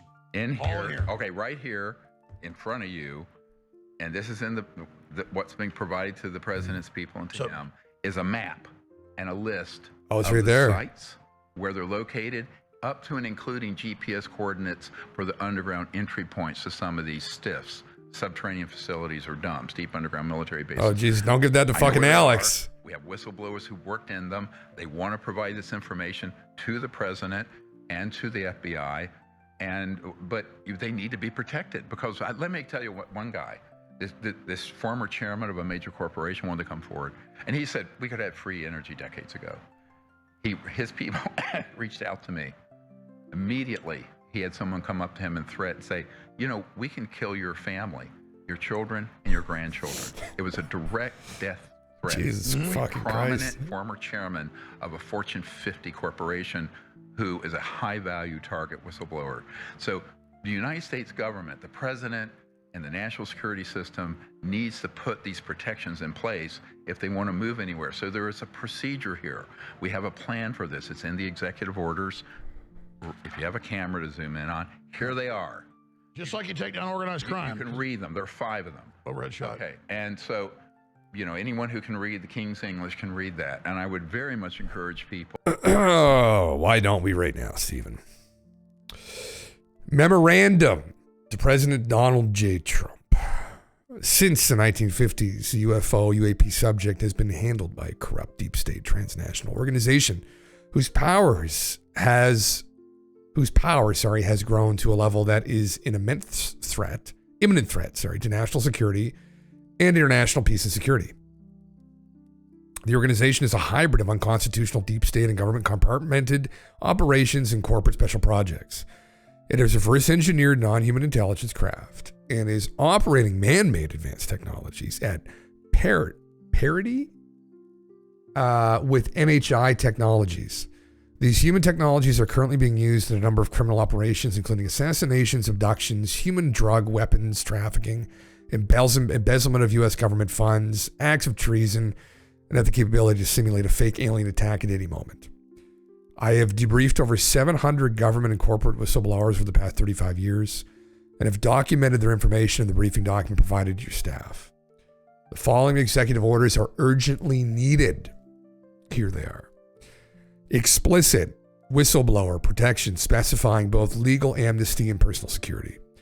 An executive order authorizing a TSCI SAP with significant funding currently configured under law enforcement to stand down these illegal operations, and especially the illegal use of electromagnetic pulse weapons currently being used against NHI craft as these actions imperil the future of humanity. An executive order requiring all such UFO UAP operations to be fully disclosed within 6 months of those responsible will be vigorously prosecuted. An executive order to authorize an advanced diplomatic team to make peaceful contact with the NHI civilizations. I'm assuming that will be Stephen leading that operation. An executive order authorizing review and release of advanced technologies held by this criminal organization that would create total energy independence for the U.S. and would begin a new energy economy. Wonderful. Fuck. Dougie Hauser, MD. I won't get that reference. He's too old. Fuck. Is that the guy from House? Interesting. I know how busy our leaders are, but we have to do it. Zoom in on those 5 points, guys. 5 executive orders. Yeah, I mean, I don't like to just read to people. People can read them on their own. But so you've created a blueprint, battle plan for Trump to go and remove the mad scientist, breakaway civilization, transnational death cult system. Well, wait, more than that, we have a great team of people. They're all, well, they've separated now from the military, but they're all former special forces who are ready to be on a team. They're willing to risk their lives. They're incredible patriots. These are the guys who have, we're brothers, and they're ready to move as soon as they're authorized to do so. But they don't want to move without that authorization, because then they would be committing an illegal Black Project Act. So they need an executive order, and that's one of them. If you look at it carefully, one of the orders is the authorization and funding, but the people are in place to do it. No, I understand. And expanding on that, people say, oh, you can't keep this secret. Look at the Manhattan Project. Plus, we know every culture. I mean, it's in ancient paintings. It's in 500-year-old paintings. It shows the craft. It shows the flying saucers. It shows the ships. The Bible describes it. All the other ancient cultures describe it. And then now, Ezekiel's wheel.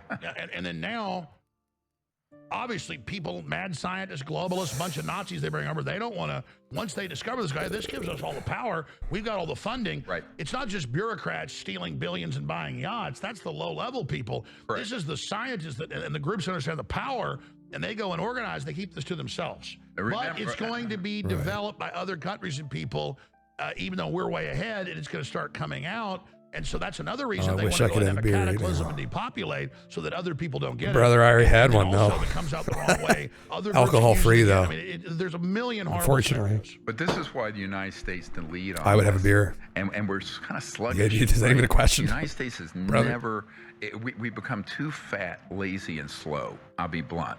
And we're going to have our clock cleaned if we don't get ahead of this. Absolutely. Because this is the crown jewel of technology, science, and the future. And the United States does not want to be a backwater. And we will be a backwater if we keep dithering. We're going where? To the backwater. That was mind-numbing. Yeah. Anyway, big claims by Stephen that Alex has obviously memed on here. Emergency warning, yes, to Trump. So, will there be a fake alien invasion? Will Project Bluebeam materialize in the next year? Honestly, is when people say. Stephen said in the next year and a half. The guy we're going to be reading about later at Mr. GALENTV claims from his buddy who fled the United States to Tunisia, is where they are, in a mountain bunker, that there's going to be an invasion, at least, at minimum, a year. Faked. I highly doubt it.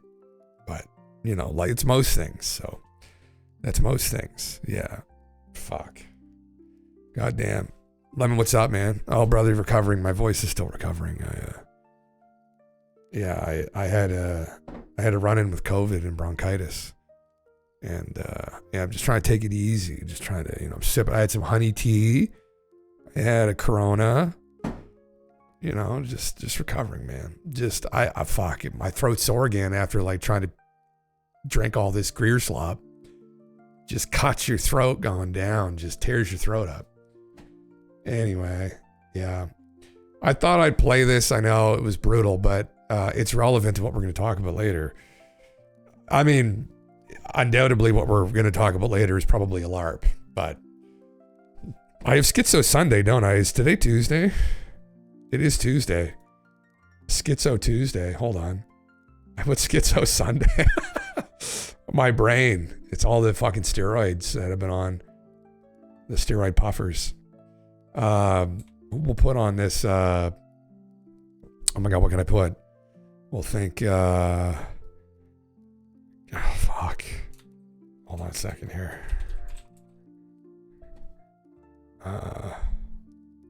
Tinfoil Tuesday. How's that? That's good. Tinfoil Tuesday with GALENTV. Yes, here we go. A Tinfoil Tuesday. It will be a proper tinfoil later. All right. This was something I just saw yesterday as well. I didn't read it.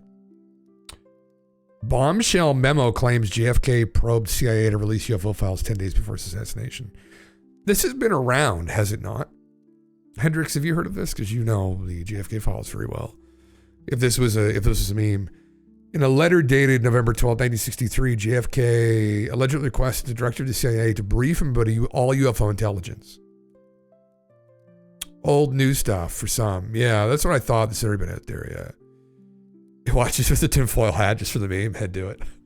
You'll want to. It's this story. If you weren't here for the last Sunday, we talked about this. It's just fucking, it's out there. But, I mean, you know, listen, like, I hope, honestly, I don't know. This is the thing about some of this, like, woo, that, like, this guy was saying that this buddy told him that they had perfected these, like, androids back in the 70s. I'm like, no, they didn't, brother. I cannot swallow that. It's too much. But the idea that maybe they could fake some kind of an invasion, I mean, I have no idea what they have. I mean, maybe it's worst case scenario. Jim should really wear a tinfoil hat. It should be a rule. He has to wear it on every time he plays Guru Slop. I can actually go manufacture. I will actually get a tinfoil hat. I will wear it for when GALENTV comes on. I'll try and put it under my my headset. I will actually wear it for Tinfoil Tuesday. Yeah. It's almost a better day to do it on when you think about it. So it's SKIZ0 Sunday. I'll just do actual, because we're talking about like actual SKIZ0 shit. Like make a channel point, redeem. I should actually. 5 million channel points. Jim puts on a fucking tinfoil hat. Yeah. We could do merch. We could. It's like this little guy here that HMX Pins and Train Beast kindly bought for me. This is the Y-Files guy, the little... Don't be a sheep. What I say. Probably get a copyright strike for that from them. There you go. Yeah. Oh, wow. He's got a little remove... Oh, shit, it wasn't removable. Oops. Fuck, bro. I mean, it was removable. But it removed off of the, Oh, fuck. What a cheap piece of shit. Give me a refund from this fucking guy. It just fell right off. Anyway, you know, let's put it back here. If I can... Let's pretend that didn't happen, all right? Fucking, oh, shit. He lost his little tinfoil. Now I've got it there. Let's put it right here. Right there. Is that going to fucking hold it up for everybody now? You fucking... Oh, brother, here you go. Look. In the end, it worked out, right? Now it's on my fucking head. There you go. Yeah. Fuck, yeah. You hate the Y-Files. Yeah, I could see possibly why people would, yeah. We kind of just fell in love with it, I think, because we were watching it here. This is a little tinfoil thing in my head. There you go. It's right there now. I took it from the fucking fish. So there you go. I'll make an actual one for later. Yeah, eye protection. A little bit of protection. It's my pineal gland that I'm trying to protect Steven from getting into. Steven's broken into multiple different PSAPs, and I'm just really, really scared that he might send his deep throats after me.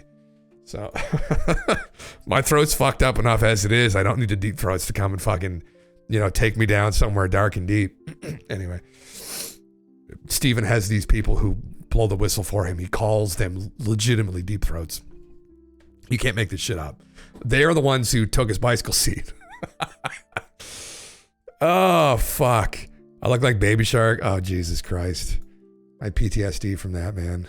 From the kids. The kids. Here it is here, I guess. Okay. Yeah. I thought I've seen this before. This isn't anything fucking particularly new. Thought I'd just bring it up. It's an interesting little coinky dink, you know, that 10 days later someone blows his brains out. Asks about Skinny Bob, then dies.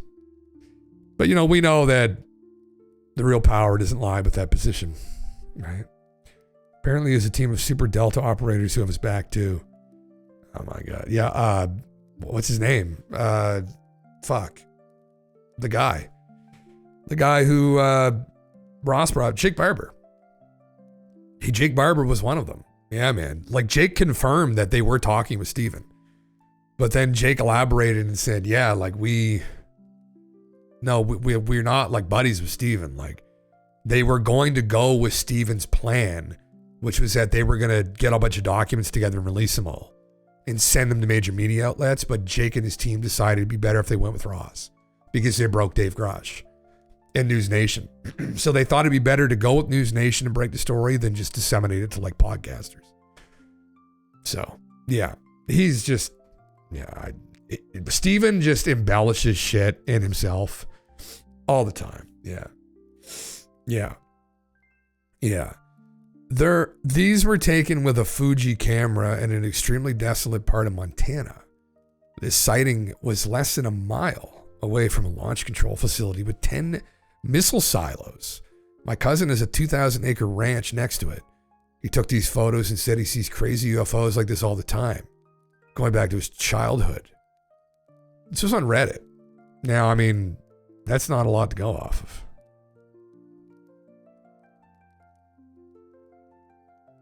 I mean, crazy shit. This was taken in December. End of December. Fuck me. What does everyone think? It's not enough for me, obviously. Yeah, set up 3 high-powered cameras, make sure they're geolocated and time-stamped, so that the location, altitude, speed, direction of travel, and size of the UAP can calculate it to mixed west satisfaction. I agree that is exactly what you should be doing when you're taking these photos. If you're trying to do like an actual experiment. So, here's Galactic Federation Ambassador. Oh my God. It's a Muamua. Holy fuck. Okay. All right. Are we on an OnlyFans account or some shit? Okay. Fucking Christ. You can't trust Twitter nowadays. Jesus fucking Christ. Yeah. Like, you don't think this is real? I think this is a fake one. Yeah. It could be. It could very well be. Could very well be. I have no idea. It was on Reddit. I saw this, thought I'd pull it up, you know. At the end of the day, it's like, as we've all said this many times, it's like, cool. Like, it's shitty, but even if this was a real thing that someone took, what's it going to do? I mean, it's an anecdote. We can't really go any further with it. So, yeah. Can't go any further with it. I got a couple things up here that I thought were relevant. Maybe before I go over that. That's not really relevant, but it kind of is, I guess. That's another. I thought I didn't pull that up. I guess this is probably the most relevant thing. OnlyFans Galactic Federation of Light Porn. Where do I sign, brother? Get Skinny Bob. What's that fucking? There's like this alien fucking gif I'd send people all the time where it's like this alien was like chasing some woman through his house and he's just fucking like, you know, like 2 foot long dick just like swinging between his legs running after her. This gray alien is so fucking funny. I love that fucking gif. Yeah. It's gonna start soon once they reach out. So this is kind of the thing I was going to talk about here. It's in the title too. This documentary, The Age of Disclosure, featuring 34 government insiders. This groundbreaking documentary reveals the biggest cover-up of all time, coming soon. So they just recently did a private screening for everybody. And they had everybody up on stage here. So I thought I would just play this little clip of Dr. Hal Puthoff. Of all of these people, Hal and Eric are probably the two most interesting.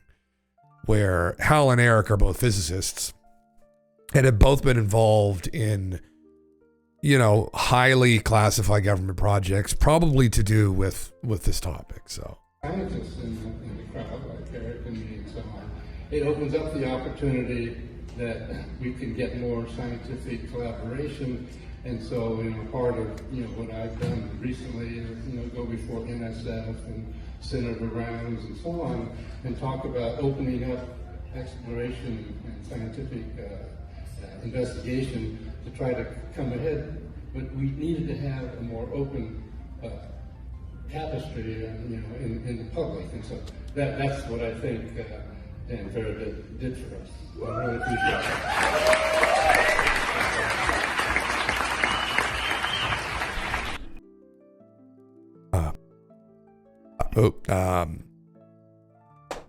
Yeah, fuck, I mean, based on what I saw on Reddit, people aren't too impressed with the doc that know about ufology, but the reception for those who aren't invested in disclosure were shocked. Oh, really? Yeah, it's one of those things, man, where I'll stick on the closed captions. I don't know if I don't even fucking think there's an option here, is there? This stuff is cool. Like, all these guys and girls are probably wonderful people. I no hate to any of them because they're all just trying to do their part into getting this out. But, like, at the end of the day, like, what is this documentary going to do? I guess it will speak to people out in the general public, maybe, who aren't aware of this ongoing effort. And maybe that'll be enough to kind of maybe lessen the blow if we have some kind of catastrophic disclosure that happens. I mean, I just, all talk and no substance, how people keep being dragged on with the shows. Nothingness. That's nonsense, but I don't know, yeah. These guys have been talking about the same thing forever. Yeah, it's just more of the same shit. That's what I'm probably predicting it will be. I'm still going to watch it, but, you know, we've just been hearing about this for so fucking long, man. And it's like, oh my fucking God. Like, it's just, it just rolls on and it rolls on and it rolls on. And we just want to get to the spicy bits.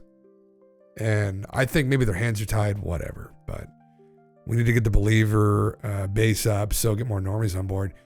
And I think that's maybe what it'll be for, man. Yeah. And I think, you know, like some people were critical of James Fox's documentary recently as well, but that was his intention as well, I think, where he wanted to make a documentary just to kind of bring everybody up to date who's not up to date on what's happened.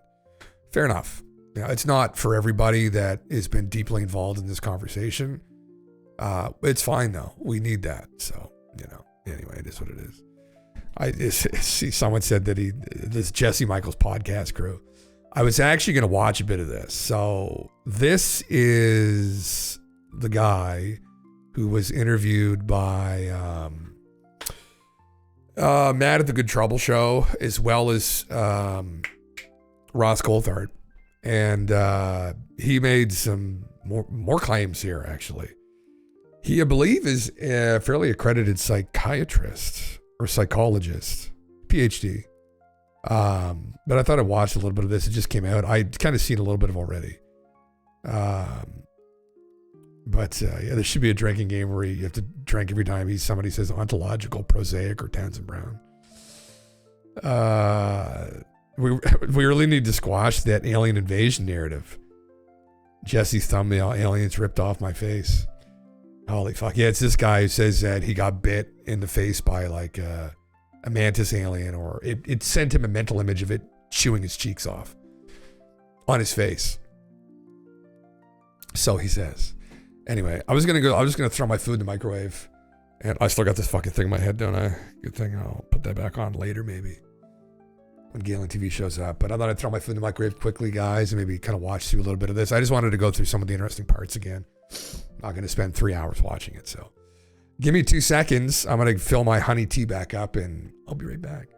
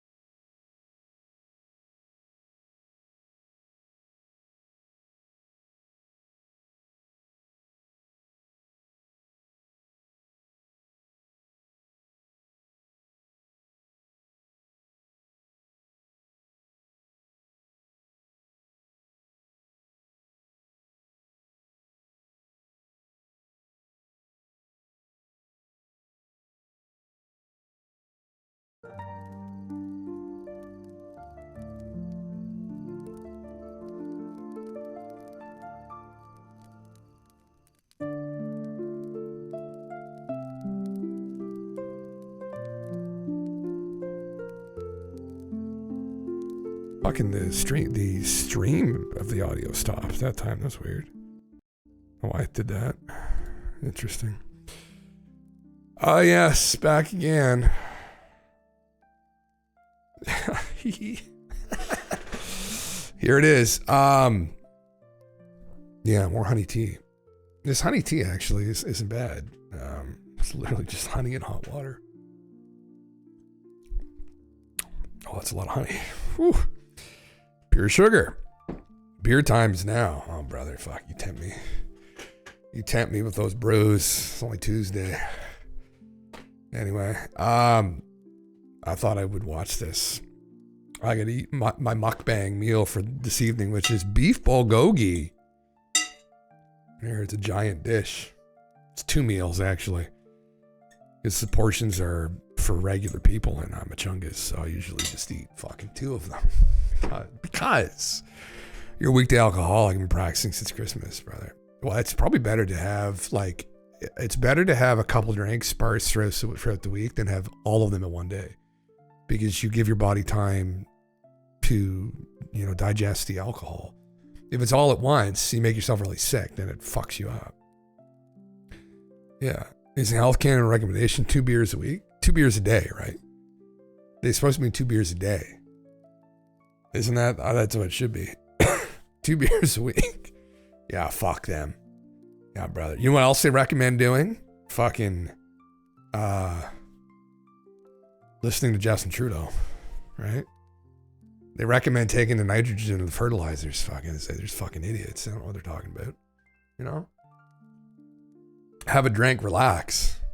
Have a couple drinks and relax. Depends on what you weigh, too.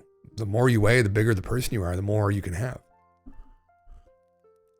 So, you know, I mean, 2 beers for me is like, oh my God, that's not even like, we're not even started yet. That's not even like, holy fuck. Yeah. Yeah, Trudeau is officially gone now, yeah. Now it's this other carnival guy who's clowning on us. Trudeau 2.0. Anyway, he'll end up just like Justin. I have no doubt. Yeah. Carney's from your hometown, is he actually? Holy fuck, man. Yeah, I don't trust him. You're $1.70. I can still handle 24 beer if I have to. Yeah, you still always ready, man. Ready for it. Fucking Christ, yeah. 24. Are those like light beers? Are those like cans? Are those like Moose Light? Or like a lighter war drinker?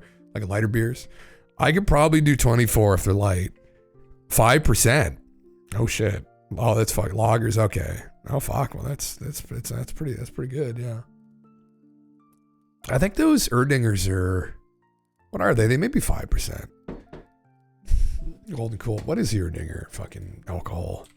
Erdinger beer percentage alcohol. I'm just gonna fucking. What are they? No. Like the regular ones. Fucking. Oh my fuck. Regular. 5.3. Okay, so they're pretty close. So yeah, they're 500 mil. I don't know. It's the most I've drank. I've had like 10 of them one time. So that would be 500 mil. It wouldn't be quite 25. I mean, I've had a lot. Fucking 24 probably fucked me up. Probably fucked up territory. Anything with like carbs and sugar in it. If it's straight liquor, I can drink a quart in a night. I've drank in like a whole like fucking quart of scotch. But I'm just drinking that on its own. I've done that a couple times. I'm drinking a whole fucking, and actually a little bit more than that because I had like a glass of wine and stuff too. And oddly enough, I wasn't even super hungover the next day after that. But I know the damage was absolutely fucking done. Like, anyway, big fan of strong beers. You give 8.5. Yeah, I like strong wine, man. Strong wine is something. The drunk off of wine is definitely, I think, the most enjoyable for me, but it also is the most dangerous because I get drunk off it really quickly. Like Amaronis. These are like Amarone wine. For people that this is like bougie ass fucking wine. It's a special Italian wine. That's like a fortified kind of wine. It's like Like normally, like your typical cab sav would be like 13.5%. These are like 17 plus, and you fucking feel the difference. Oh my God. But yeah, it's really good. It's really good shit. They're expensive though. Like it's like fuck here in Canada. I don't know. You get $26. No, it's like minimum $50-$60 for a bottle. Yeah. Yeah. He'll do 9. Oh, you'll do 9 of those. Oh, that'll fucking do it. Yeah. I'm considering walking to the beer store. I haven't walked that far since last summer. Oh, Jesus. Yeah, fuck. You take us with you. Fuck yeah, man. All right, let me play through this. This is another thing here too. Where the fuck did it go? Here it is here. No, that's not it. This is it here. See what this guy's all about, you know? See what Jesse has to say about him. Like through the screen door on our deck, and he's standing over me. His little triangle face opens up, and these jaws open up, and he starts tugging chunks of flesh off of me. You know, from my cheeks, my shoulders, and he's flinging it. What? And there's Goddamn. blood splashing. It's one hell of a way to start He this wanted off. me Fuck. to know that they could Yeah. rip me to shreds if they wanted to, but they couldn't get to my soul. I'm here with my new friend, John Blitch. Lieutenant Colonel John Blitch. Lieutenant Colonel John Blitch. Lieutenant Colonel John Blitch. You have maybe the most interesting CV of anybody I've ever interviewed. There was this agreement that you don't talk about Fight Club, right? You don't talk about the ETs that we've all seen. That I think that the really interesting phenomena that happens after that is you have all these really tough guys who get spooked by really crazy, you know, entities that they encounter. A drop lands on my hand as I'm on my handlebars, and then I realize it's red and it's blood. There is no reason for me to have this gushing bloody nose. And this is, and things get weird. I have this fuzzy memory of a fuel truck, what I thought was a fuel truck. And so I kind of walk my bike up around it, and in the cab of this fuel truck is this guy with a red plaid shirt. Who is the guy in the flannel, the red flannel? Yeah. I was not prepared to talk about this in previous interviews. I'm here with my new friend, John Spicy Blitch. meat. It's an honor to have you. You have maybe the most interesting CV of anybody I've ever interviewed. You were a Delta Force. You worked at DARPA for a long time. You managed some very interesting programs there. You're a cognitive psychology expert and doctorate. Is that right? Well, I'll push back a little bit on the word expert. Sure. Because one of my favorite definitions of expert was from Dr. Ruth Mauer my first time through graduate school at the Colorado School of Mines. And she said, because my first thesis was I built an expert system to recommend which robot to pick to go into rubble. And she said, the definition of expert, I don't know. This was, in front of the whole committee. And she goes, well, X is an unknown quantity and a spurt is a drip under pressure. So everybody cracked up. I was loving it, right? And so, I don't claim to be an expert in anything. All I would say is that I've made a lot of mistakes. That's quite the shirt he's got on. Path to learning. So you really came on the public scene around this, recent UFO whistleblower revelation. We've really crossed a Rubicon of sorts in kind of UFO alien world where you have this guy, Jake Barber, who's went through kind of the combat control pipeline, Air Force Special Forces, ended up being kind of sheep dipped, to use like an intel military world term, where he was sort of erased as a person. He was director of helicopter, operations or whatever for a specific company, generic company, but really he was retrieving UFOs. And he has come out with a story via me and Ross Coulthart, and he talked about retrieving an egg-shaped craft and then an 8-gon, octagonal craft. And you've come out in support of him. And you've had some incredibly interesting experiences yourself that came out in this Ross Coulthart interview. And so Do you want to talk about some of your own, personal paranormal experiences? Sure. Well, first of all, I want to thank you for letting me take off my academic jacket, right? I should have had like leather pads sewn on the Thanks for the sleeves or follow, whatever D. and relax a little bit. Hence the shirt, I right? love So, the shirt. the interview with Ross was pretty serious, right? Yeah. Because I was trying to help these guys and sort of support them so they didn't get whacked, right? I mean, that was deadly serious stuff. Yep. So now, in this environment with you, I'm kind of excited to let the hair down a little bit, what little hair I have, and have some fun. Yeah. So we can get into some of those more open-minded speculation, wild speculation sorts of things. But there's an underpinning of science that's really important. Yes. Up underneath this. And so I want to push back a little bit. The Air Force doesn't use special forces. That's kind of an Army term. So Air Force is they have their ground special operators in organizations called Special Tactics Squadrons.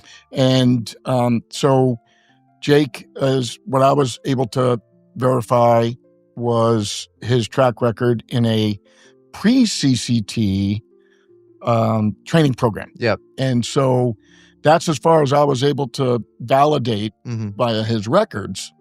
But that's still very impressive. And what's important about that is Jesse worked for and still works with, I think, Peter Thiel is who he's associated with, who's a billionaire investor, essentially. Yeah, he's a big fan.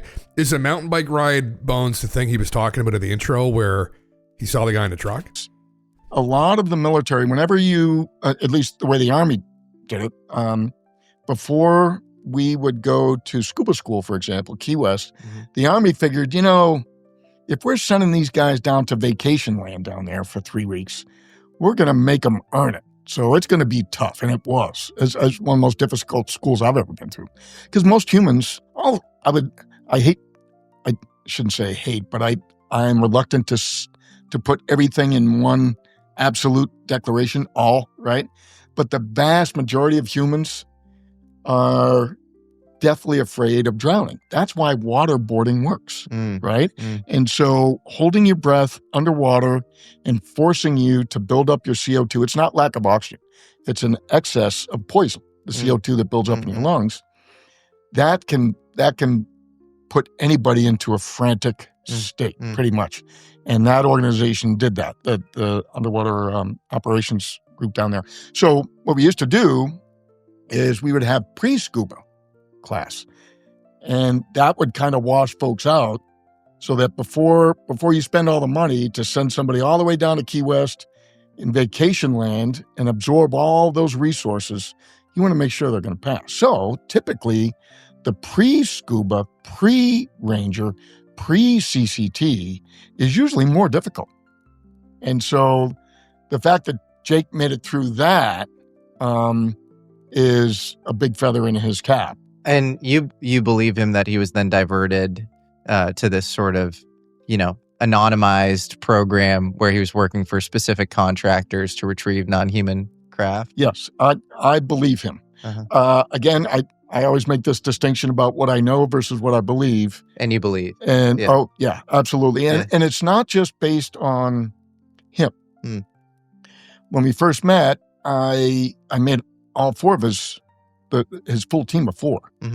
And I was looking for inconsistencies between those folks. It's kind of part of tradecraft that we're trained in, to try to figure out if you're walking into an ambush. It was me against these four guys, and they all any one of them could have kicked my butt. Never mind, four of them. Don't believe the Chuck Norris movies. I love Chuck Norris, but don't believe those movies. Because one person against two is... you're having a really tough time. You got to be superhuman to even beat those odds. For my black belt test, I had to fight 5 other black belts at the same time, and I got my nose broken by my sensei's daughter, 18 years old, and it's a very humbling experience. So trying to see all 4 of those folks collaborate, I was looking for the slightest little glance between eyes between each other. And never saw the slightest hint of a red flag. So collectively, they all validated each other. And that, if they fooled me, certainly my ego is part of this, right? I don't want to believe that I can be fooled, just like the vast majority of people don't want to believe that they can be fooled by flying saucers.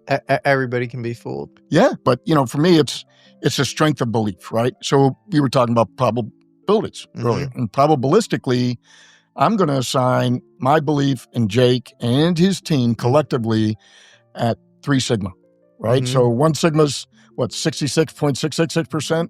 2 is 97%. So that's an A. Yeah. I'm talking A plus, right? Yeah. 99% sure that what he told me on my boat and all of our interactions thereafter, straight up. I'm up there too on especially the prima facie story, and then the thing where I'm feel like even he would have maybe 1% plus doubt. I don't know where he's at, but like, was this egg-shaped craft non-human?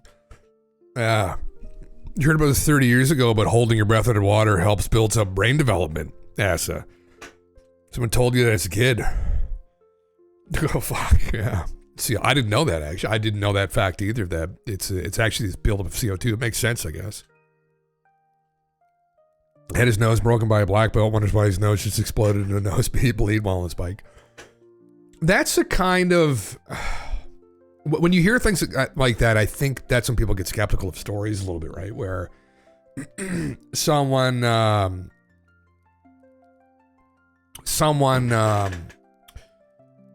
will make a claim like that and say, well, my nose started bleeding and that doesn't make any sense. So then they jump to the abduction scenario. Now, if you had a vivid hallucination or dream or vision of being abducted, and then shortly after that, your nose starts bleeding, well, that's interesting. But I think the phenomenon, this is what kind of happened a little bit when I watched Whitley Strieber, where everything that happens in their life is attributed to this phenomenon now, or a lot of things, right? So like if there's a knocking in the wall, it's them. It's like, well, do you know that though? Or are you just associating that with them now because you've had experiences with them? And that's where it starts to get like a little bit sketchy, but yeah. It's what true GALENTV. Whenever you're ready, GALENTV as well, just let me know. I'm just we're just kind of memeing through this. To me, it's if it's just like the UAPTF, is assessing it, and then he's going off his own knowledge, which is clearly advanced when it comes to aviation, and then it just looks very anomalous. It's still like, what is that thing? I don't know. I'd be like, what do you think? Like, right. Well, I think the 2 most important things that I took away from that interview. Now, when I did my interview with Ross, I had not seen Jake's or Fred's or Don Paul's interview. So we were all, and I understand why Ross probably wanted to do that. Yeah. Just like you said, you want to kind of do things independently to make sure that there's no coordination, crosstalk, right? And so I get that. Okay, well, I'll head in there in a second. I was deeply emotionally moved by his tears. Yeah. I felt like I was possessed by the most beautiful spirit I'd ever been possessed by. And when he was talking about that feeling of love coming from whatever the craft it was, I don't think it was coming from the egg. He was telling that was the 8-gon. The 8-gon octagon shaped craft. It's funny, like, even me, like, I'm looking at Jake's story as objectively as I possibly can, right? But when I see that, having not experienced something like that, you do just get it. And it's a weird thing. It might just be a thing among men, which is, I don't think, okay, really. Where you see them get emotional like that. You're just kind of like, I'm not, I understand the problems with that. I'm trying to understand why I have kind of a visceral reaction to that, what I just saw. And what I saw with him having an emotional reaction to something. And I don't know if it's that I'm picking up on like maybe something like he's mentally unwell. I mean, if I had an encounter with a UFO that close, I don't know how well I would honestly be, right? Like with the element of doubt wanes and you just look at this thing, you're like, holy shit. Like, especially if you had some other kind of weird experience, you had some kind of emotional reaction you don't understand, had a little bit throw you off. Pent up emotion, uncontrollable in the moment. Blokes, pen of emotion. Yeah, I think it's something that you see in people, not saying that he is, but it's something you see in people that are like unregulated, I guess, in their emotions. And I'm not saying that Jake is at all, though. I mean, it could very well be something just visceral that had happened. And it's interesting. It's interesting. Even me, who I'm looking at this pretty objectively, I will like have that thought in the back of my mind, like, oh, and why is that? I'm analyzing my own reaction to it, honestly. So that was extremely powerful and extremely important. Yes. That, this Independence Day alien invasion, rhetoric and narrative, we really need to squash that down. And then the second most important thing, or actually, I think that was the second most important thing. Well, brother, it's not the aliens we got to worry about now, though, right? It's the fucking globalists, brother. They're going to fucking come down in their modified ET craft, and they're going to kill everybody, right? With their ET androids. We'll get into that in a second. Viability and so forth. And I picked up on that when we were out on my boat. We originally, I was trying to convince them to come forward, help convince them.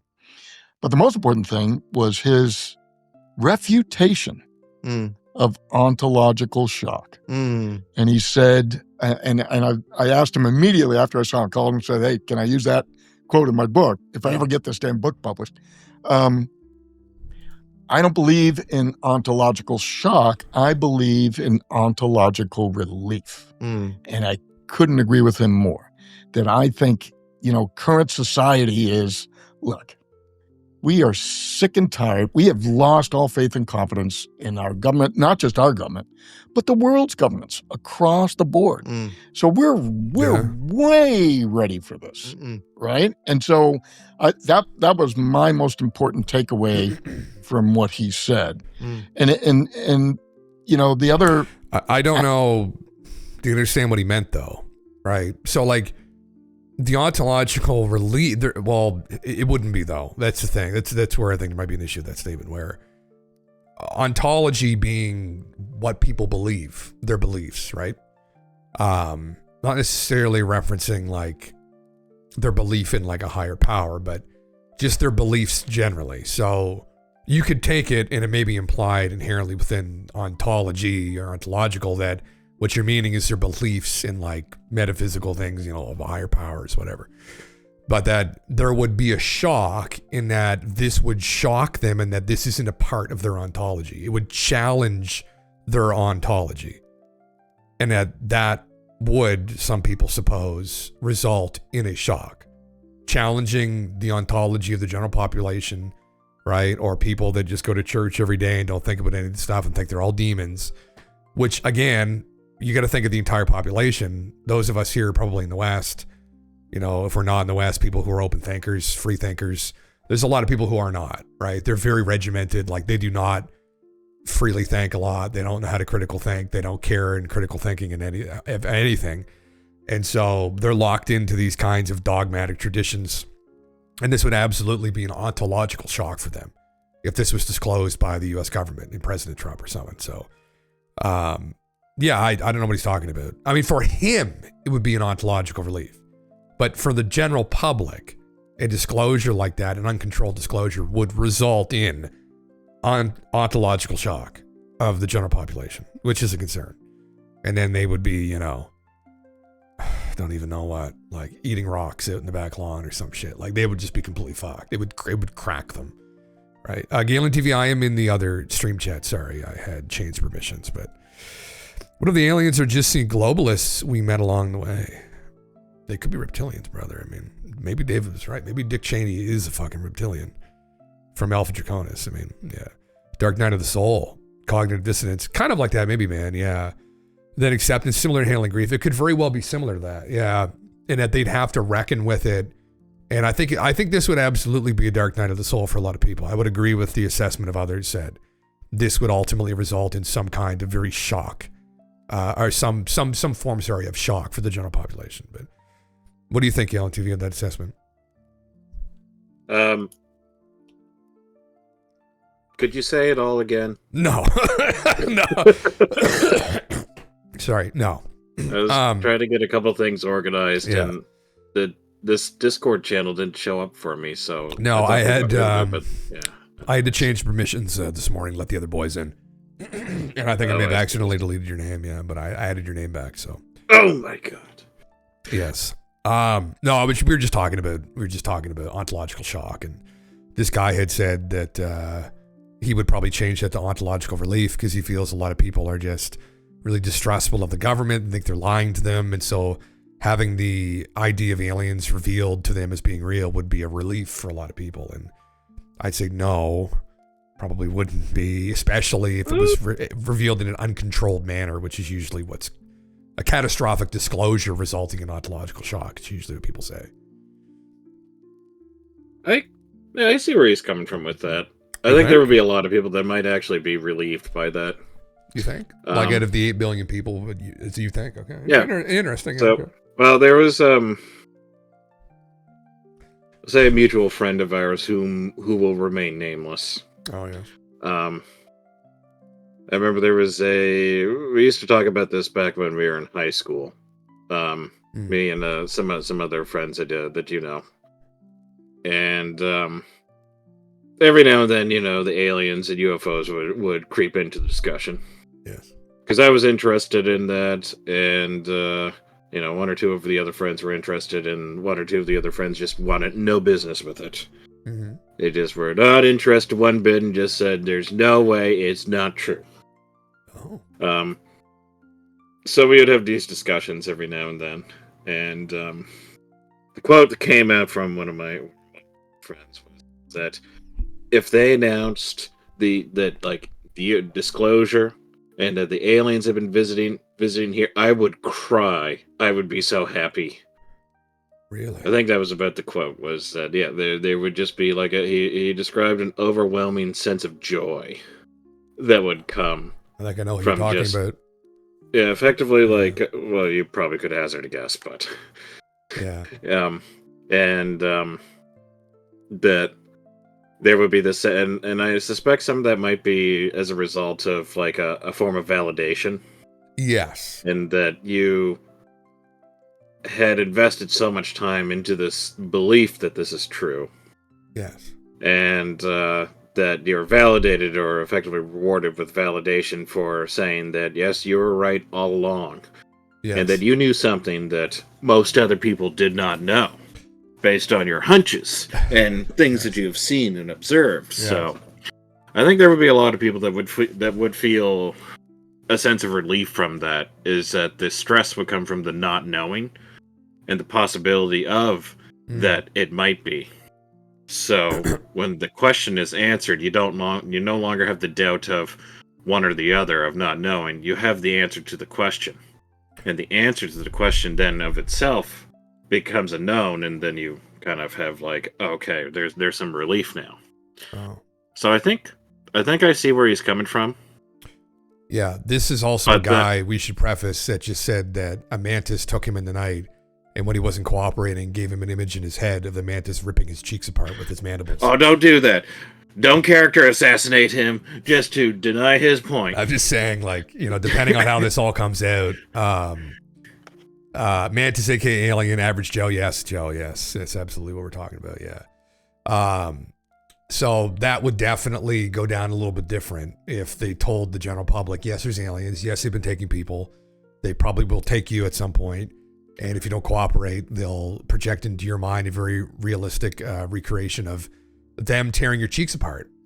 It might not even be the cheeks on your face, so yeah. Oh boy. Yeah. Them other cheeks. Would that be an ontological shock then, I guess, for people? Well, what about the girl who goes to Sunday school every Sunday? She goes to church, multiple times a week. She keeps her head down. She just works. Like, when this topic is brought up, she doesn't think about it. She keeps it out of her head, right? All this stuff is probably like devils, probably demons. Sorry, there's a lot of people like that on the planet. Like, there's a couple billion. Yeah. Yeah. There would be a lot of people that would have shock, but I think there would be some people that would have a sense of relief. We would have a great relief. Well, think about it. We would say thank God. About it. Yeah. Let's go with our old trusty planet Nibiru. Now, if Yeah. it came out that Nibiru was coming by, you tell me you wouldn't have relief saying, "Look, I told everybody, I was right." No, well, what I've told people is that it might exist and that it might be out there. If it was coming by and killing us, or if it appeared, then I would say, "Oh Christ!" Honestly, in that scenario, I would be very worried.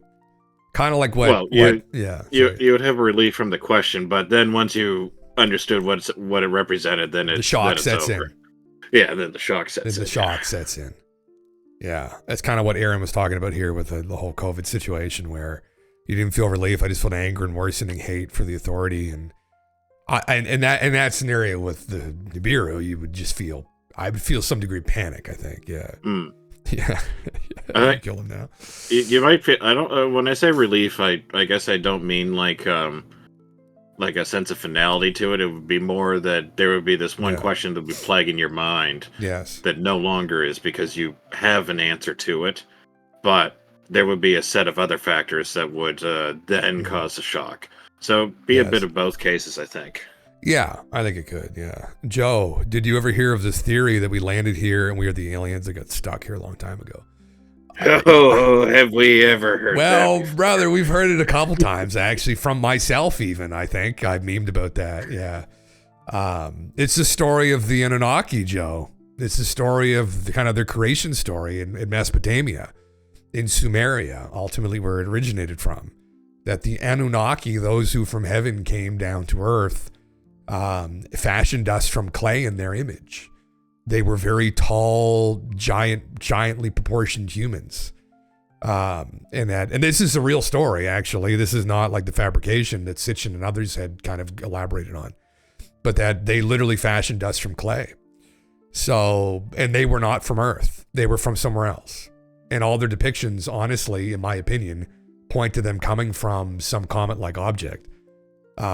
Now, some of the art historians think it's the sun. I don't think that it is personally, but, you know, again, whose opinion are you really going to listen to at the end of the day? And I mean, if I were in someone else's shoes listening to me argue this, I say, Jim, well, that's fucking cool theory, bud, but, you know, fucking art historians probably figured that one out, you know. So I don't blame people. Yeah. Well, hold on a second. Yeah. What if Nibiru was the sun? And what could be? It turns out the sun does actually become a rogue. In essence, behave like a rogue planet from time to time. Well, we do have objects like that, yeah. And actually, one of the early theories for Planet X was that it was our binary twin that never fully lit. And when stars don't fully go nuclear, what happens is they cool down and they turn into brown dwarfs. So they and what happens, which is very interesting with brown dwarfs, is that they slowly cool and harden over time. And they can cool and harden to the point where their surfaces actually become hypothetically livable. And it's a very interesting phenomena where some of these rogue planets, these very old brown dwarfs, potentially on the very ancient end of the spectrum, could even maybe have like water on them, and maybe it could also have an atmosphere because they're internally heated. Like unlike our planet, which is heated, but they have like almost a small sun that is inside of them. So they have a heat source within them, as opposed to ourselves, which is a little bit different. So there's some hypotheses from people you can find on ArcFix, people just in astrobiology and astronomy who have hypothesized about these little rogue planets that could be these like little cocoons, these level like biospheres. Like they have no sun, they're not in a solar system, but they have life, and they're just hurtling through the galaxy on their own. And some people have suggested that was the scenario with Planet X, that is exactly what it is. Yeah. But who the fuck knows? I mean, I don't know. If I may use the phrase, yes, it sounds like you do know. I don't know, but I would say that that's an interesting argument. And I would say, looking at all the cylinder seals, if I were a betting man, which I am not, and I were to place a bet, I would place a bet that story might be true. But, you know, at the end of the day, I don't really have enough to properly argue that, I would say. But if I were to place a bet, if someone came to me and said, okay, don't worry about trying to argue this, but just if you were to place a bet, would you bet that story might be true? And I'd say, looking at everything top down, I would place a bet that it is. Yeah. But that's a lot. Like enough to max out 10 credit cards? Not 10, but maybe No, 2. not 10. I've done 2 before. I've done 2 before. 10 Is would that be right? another level. Oh yes. Oh, I've done boy. 2. Yeah.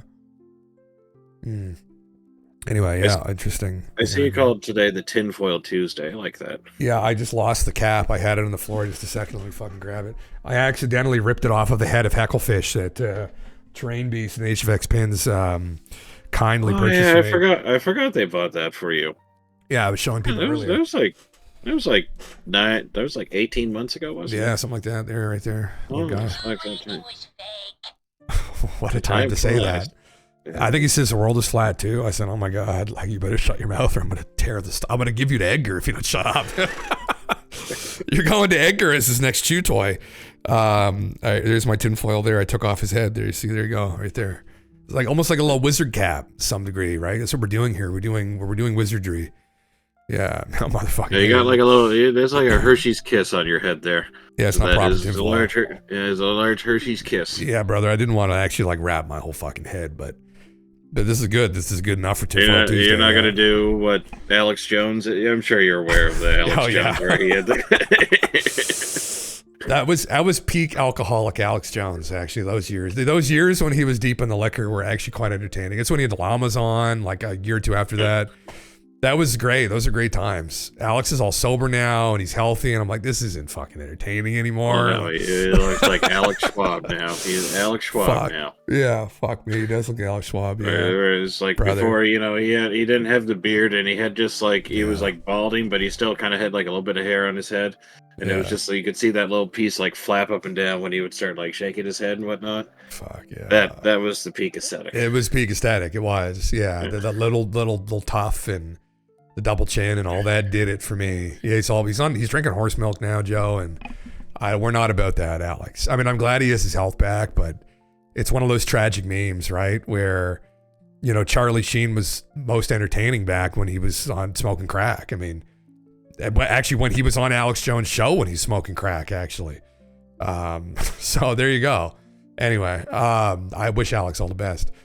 Well, tonight we're here to talk about something else.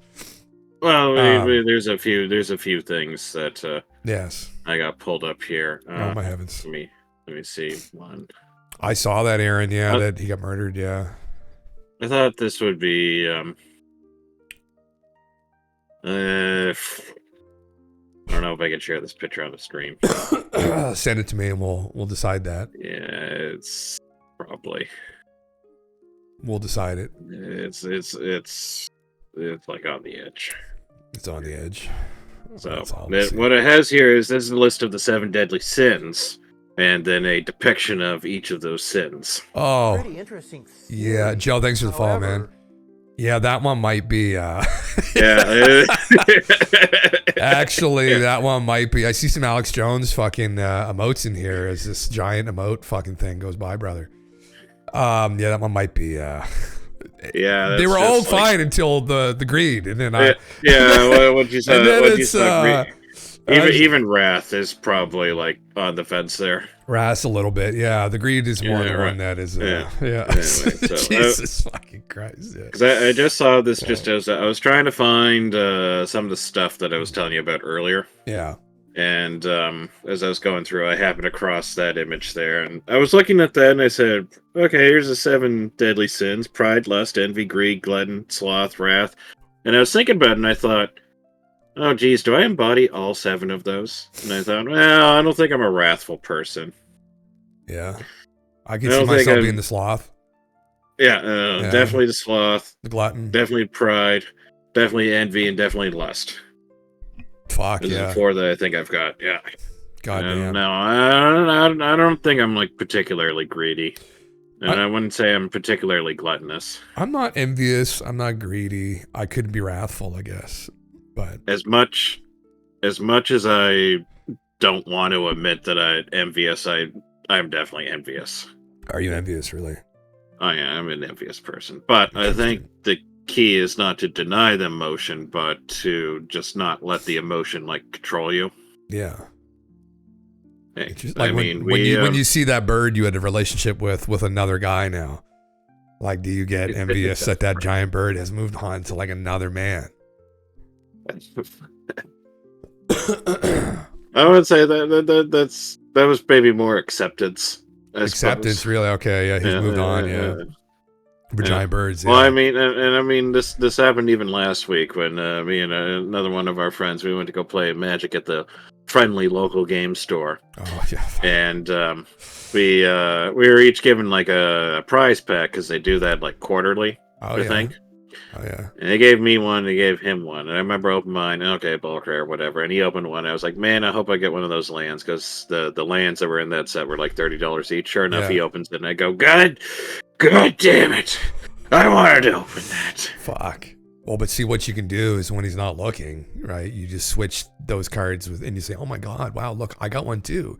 And then they say, where did my land go? I can't. Where did my land go? I said, oh, but it maybe fell out of your pocket. I don't know. I can't believe I got one too. I could never do that. I could never do that. I couldn't just I just feel like way too terrible about doing where's that in the 7 sins? Where's fucking psychopathy?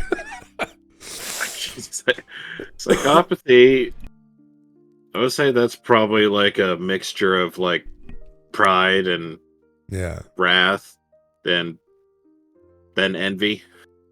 Envy as well. Oh, geez, yeah. Joe, you said you're materialistic? I think we're all materialistic to some degree, though. Like I like people always shit on people who drive nice cars and stuff, and I'm like, fuck. Like, if you had like $10 million, you'd drive a fucking nice car. Like I always like to say that, but it's like when you spend $10,000 on a Gucci T-shirt. Yeah. That's when I start to think like, okay, what the fuck is wrong with you? Like that's when I usually start to ask that question, but. Yeah, hey, like not throwing shade at anyone, fucking. That's like effectively when you're not like assessing like what the value of like a dollar would be. But I guess like to some people, it would be that would be worth it. But I guess the thought would be is like, are you living like outside of your means? Is it objectively something that's valuable? Are diamonds valuable now, really, or are they just fucking rocks that we pay a ridiculous amount of money for, that we shouldn't pay for? Is it? Art? If you get a bunch of diamonds and like, kind of line them with like a drill bit or something, they're pretty good. They're pretty valuable. But a diamond as like a cosmetic on like a ring or like a necklace, you would be like, well, do you need that, or is that just like a projection of like your your prestige in society? Shiny rocks. Yeah, I've got more shiny rocks than you do. Fuck you. Like, again, it's like, what is all this, right? Like, well, I saw one of the sports shows that I watch every now and then. Sometimes what they do is they talk about like some viral things that go on, and one of them was that there was a video or a claim or like a post by a lady on some site, I can't remember, but the punchline was is that effectively, in order to date, or in order to date me, you need to give me like $2,000 a month, because that's what it takes to go shopping and do makeup and get all that stuff. So, Jesus, or was it more? Or is it more than that? It might have been $2,000 a week, actually. That sounds like an extremely dependent person that has no independence whatsoever. Well, they're looking at like IG posts and whatnot of like particular people that are looking for like a sugar daddy. Are you saying you want a sugar baby? Yeah, so like that. You want a sugar baby? I always thought that was like a very like what you call like I guess cherry pick something, because that's only one person out of like the the millions of people that live in North America. Oh yeah. But But I suppose that probably would be a part of envy, though, in that maybe just a smidge of lust, just a smidge, and then to pride. Really interesting. Yeah. Anyway, I saw that, and you know what? It really made me question some things in my life, and I will reflect on this later on. Oh my God. Well, I still think you should have taken that card, though, but that's just me. I mean, no, I could never do. I couldn't do that. Besides, it was on the other side of the table. There was no way I was reaching that far. Oh yeah, fuck yeah. I mean, but you play the games. But I think it's okay to be like envious, just to be like, man, it's like, I wish I was the one that got that. But you know what? Good for you. Yeah, good that's usually my thing. I just try to just be happy for people, and I find happiness in other people's happiness. And Yeah, there's some things like I wish I wasn't like poor.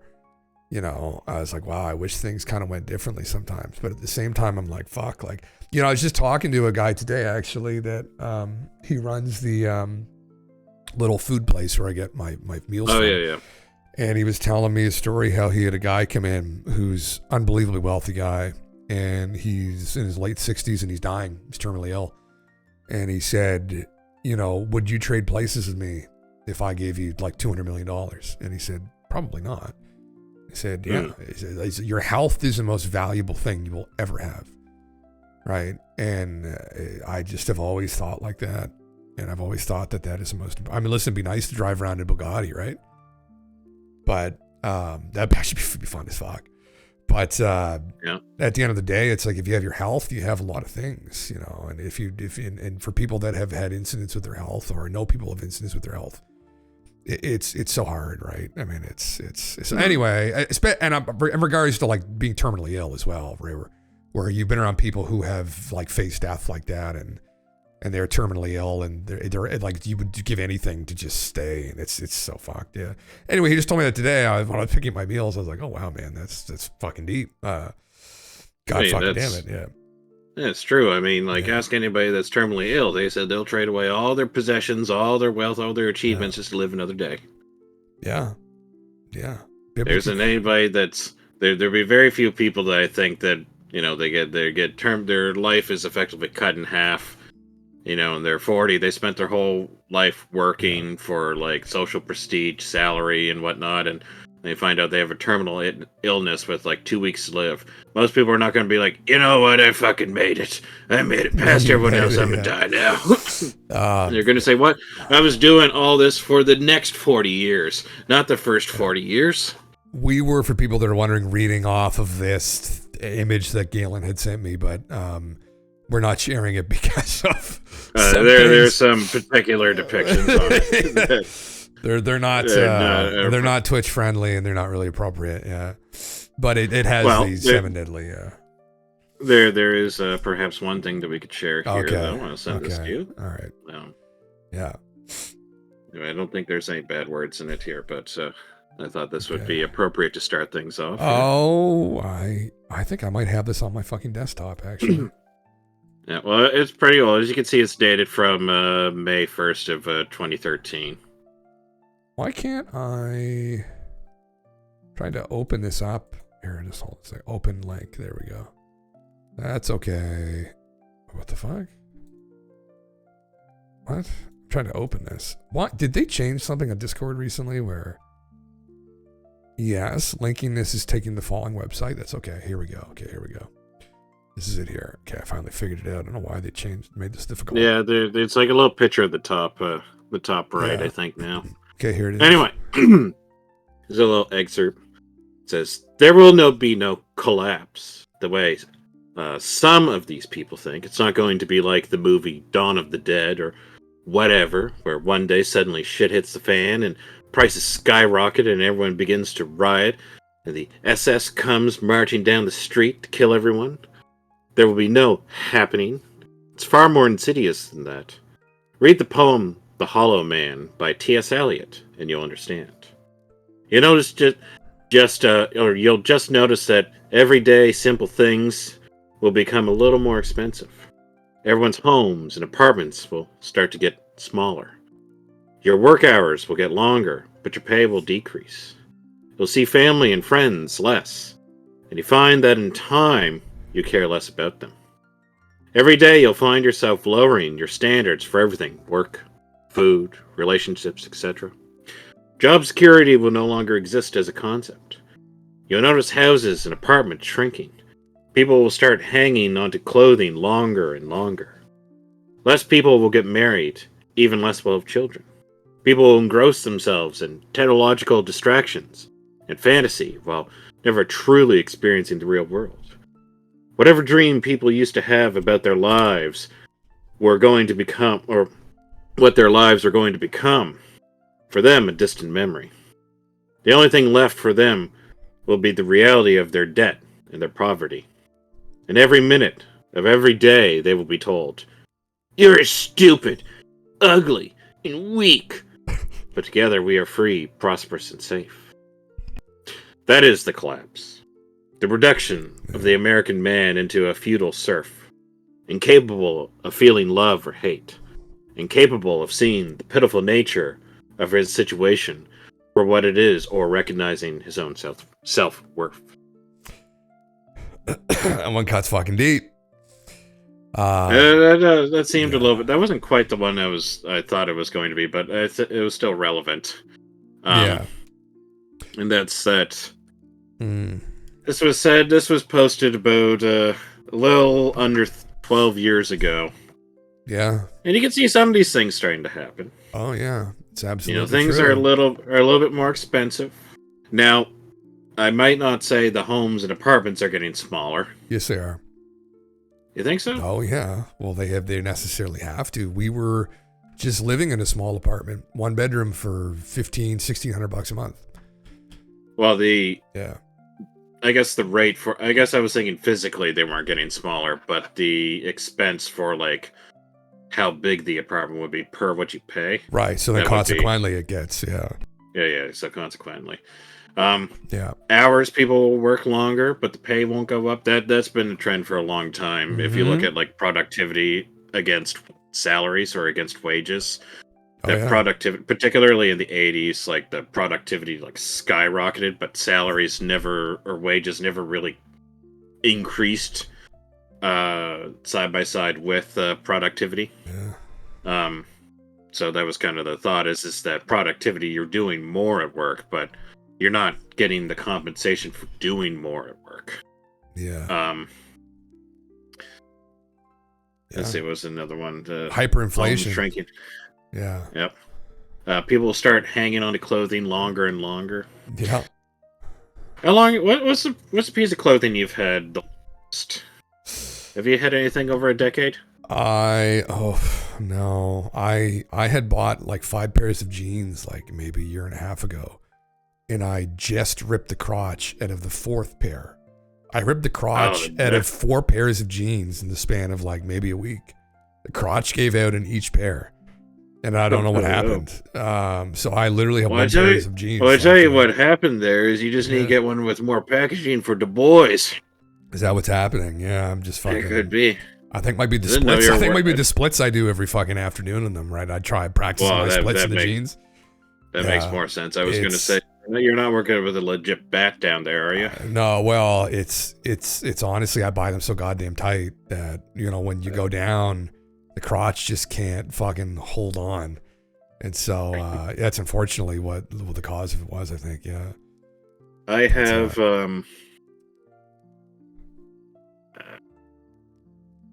probably like 5 or 6 articles of clothing that I've had for 10 or 15 years I wear regularly. Wow. Yeah. Yeah. I've moved a bunch too, though. So like, yeah, I mean, it like I lose clothing a lot as well. Like I stain stuff. I'm sloppy as fuck. I sloppy as fuck. So, you should make a big mess every time I eat. So that also doesn't help. Yeah. Yeah. Let's see, what was another one there that less people will get married, even less will have children. Do you think that's true?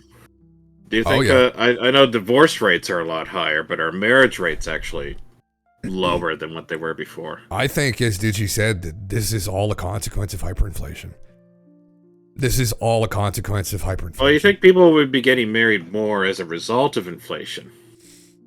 Well, like we're talking about inflation, like everything's costing more. People are going to be like, it's one of those things, like when you're dedicating yourself to somebody, there's a lot of resources you have to expend that are involved with like getting married, having a wedding, going on a honeymoon, buying a ring. I mean, you don't have to do all that. You could just like sign the marriage license. Yeah, but most people need, it's like a ritualistic thing now where like, it's just not going to go well. If you're a woman and you're like, oh, don't worry about the ring, don't worry about any of this stuff, it's just socially not going to go well. So, all right. Is that envy and pride? Are those the sins that we talked about? Yeah, it's probably it's like, I understand my views on this have shifted over like my lifetime, but it's like a level of commitment that's necessary. Yeah, Joe. Yeah, This is late stage central banking. The game's been rigged longer than we've been alive, and most people don't understand the rules. Yeah, we're about to renew our mortgage. I'd say it's been rigged long before since we were born. Yeah, Aaron, they were skinny jeans. Actually, one pair wasn't that skinny though, but brother, they just didn't survive. I need to get those stretchy jeans that fucking like all the moms wear to yoga and shit. Start just wearing fucking yoga jeans, fucking like. Listen here, Jim. You're not 16 anymore. You can't be sinking into those 26-inch waist jeans. Fuck, brothers. So you watch me make these fit. That's what I fucking say when I go out shopping with people. It's like, yo, you just watch. I'll make them fit, and then I wonder why the crotch rips out of them fucking a month two later. You know, like these lasted for a year. Yeah. There's an episode of Seinfeld where the Kramer character tried to do exactly what you're claiming now, and tried to find the skinniest pair of jeans that he could find, and they were so tight that they actually couldn't take off the jeans. Oh fuck yeah! And they were trying to go through it. He couldn't bend his legs while going through it, while walking or anything either. Anyway, I'd like to, but there's effectively. There was effectively something that was exactly what you're going through. A man living in denial about his age. Yeah. Saying, yes, I am young. I am hip. I can wear the skinny jeans with all the other children. Brother. Yeah, man. It's fucking... Yeah, it just is what it is, you know? Anyway, sorry, go ahead. People having less kids, that's definitely the case, at least in, like, Western culture. Oh, yeah. Or Western society. That's been the case. Yeah, the only place in Canada that has actually added incentives, I think, to have kids is Quebec. I don't think any of the other provinces have actually added incentive. Yeah, Quebec has incentives to actually have children, whereas I don't think any of the other provinces do. The only people having a bunch of kids who don't have any money are people who are, I hate to say this, fucking dumb. Or they have bad intentions. Well, you just really, because you're subjecting your kids to a life of poverty. And, I mean, you're just either trying to abuse the system or you're fucking dumb. Well, and it's unfortunate, but then, then what? We had to end up in fucking idiocracy fucking 100 years later. Is that literally what happens? Like, I don't fucking know. What happened in that one was... The intelligent couple, they were trying to wait for the right time to have a kid because they were advancing their careers, and by the time they were going to have a kid, what happened was I think it was a woman's husband died as a result of having a heart attack while masturbating to try to do artificial insemination or something. Holy, is that I forget what fucking happened. I think that was it. I remember it was a heart attack during masturbation. That was it. And the dumb couple, the dumb guy, the dumb football player, he goes and he just he effectively is just poking anything that has a hole in it. Yeah. So he just has a bunch of different kids with a bunch of different people, so their family tree just explodes. Right. Whereas the other family tree just ends with them because they were trying to wait for the right time. Yeah, we did think it was the right time. Well, but it's kind of similar to now where you're saying you don't have any money, it's not the right time.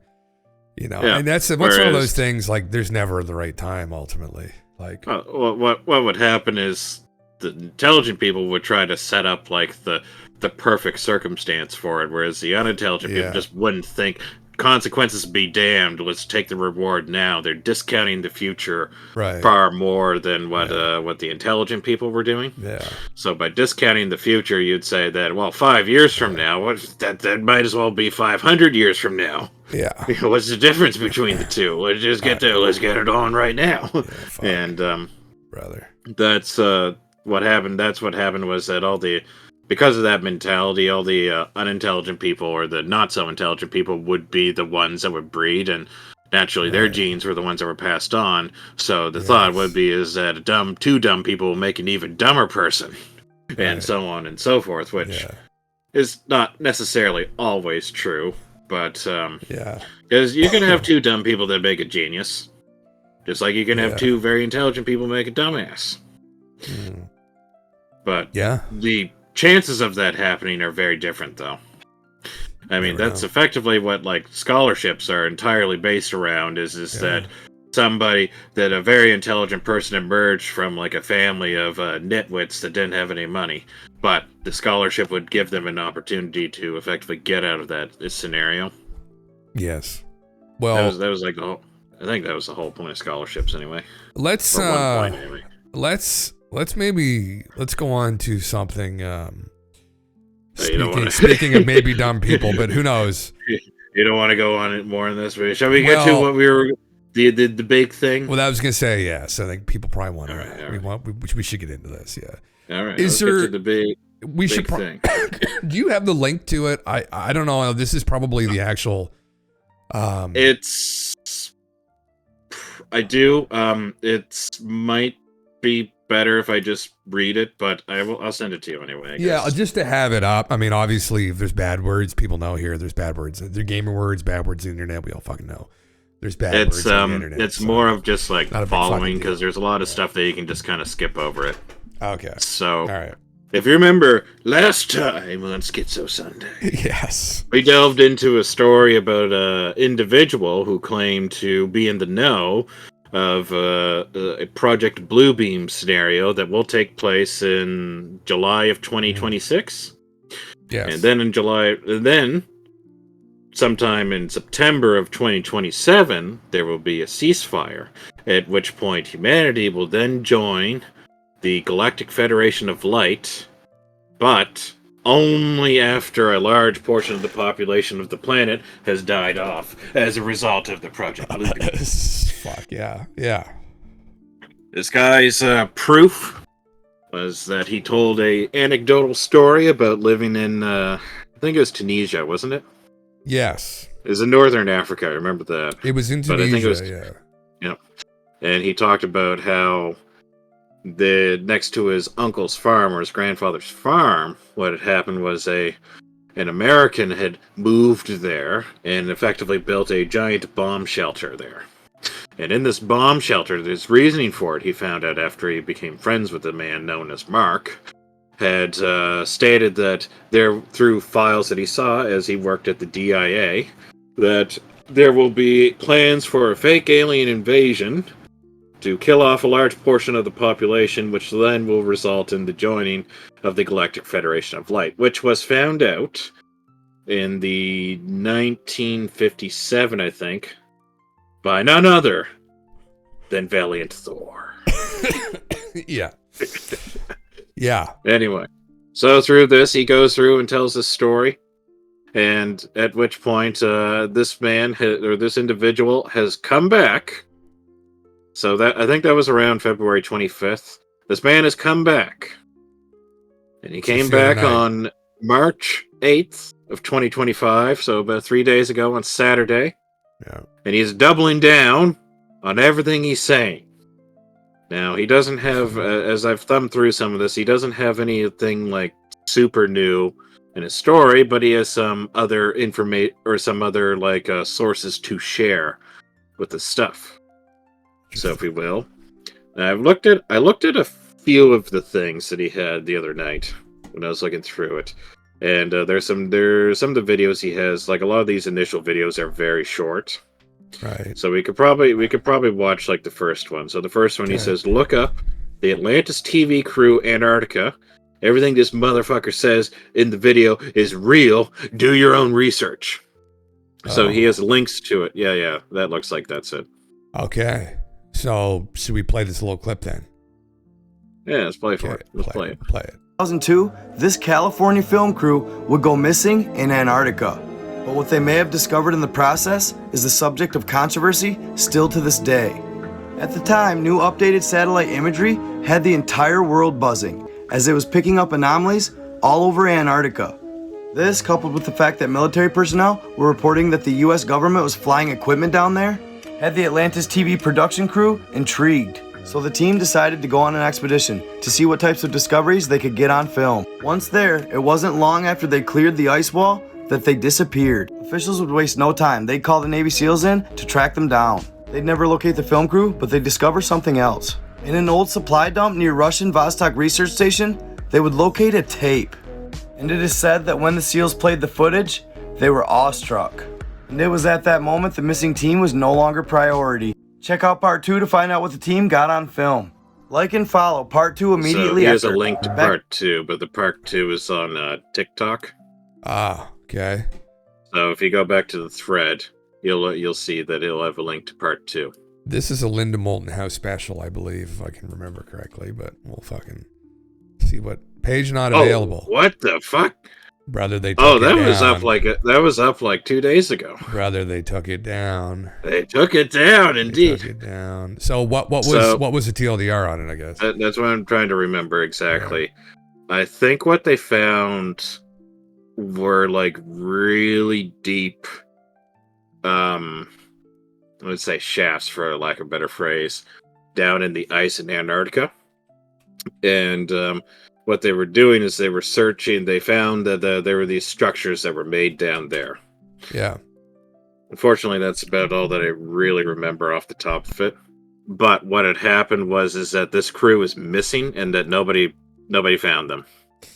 And the implication is that this crew was effectively disappeared, if you will. They filmed a massive ancient city buried beneath the Antarctic ice. Oh, yeah. Fuck, that was it. Yeah, they found these, like, shafts, and then they found the city, and that city was thought to be Atlantis. That was it. Okay. I mean, I could see there possibly being civilization down there. I mean, I'm betting as well that a lot of the megaliths that we see from these different cultures wasn't a result of them. So then that would maybe follow that if it was some advanced group, then they may have been around long enough ago where the Antarctica was without ice or without a lot of ice. So interesting. Yeah, that seems more plausible to me than like, oh, these other fucking crazy stories about Antarctica that we hear. So yeah.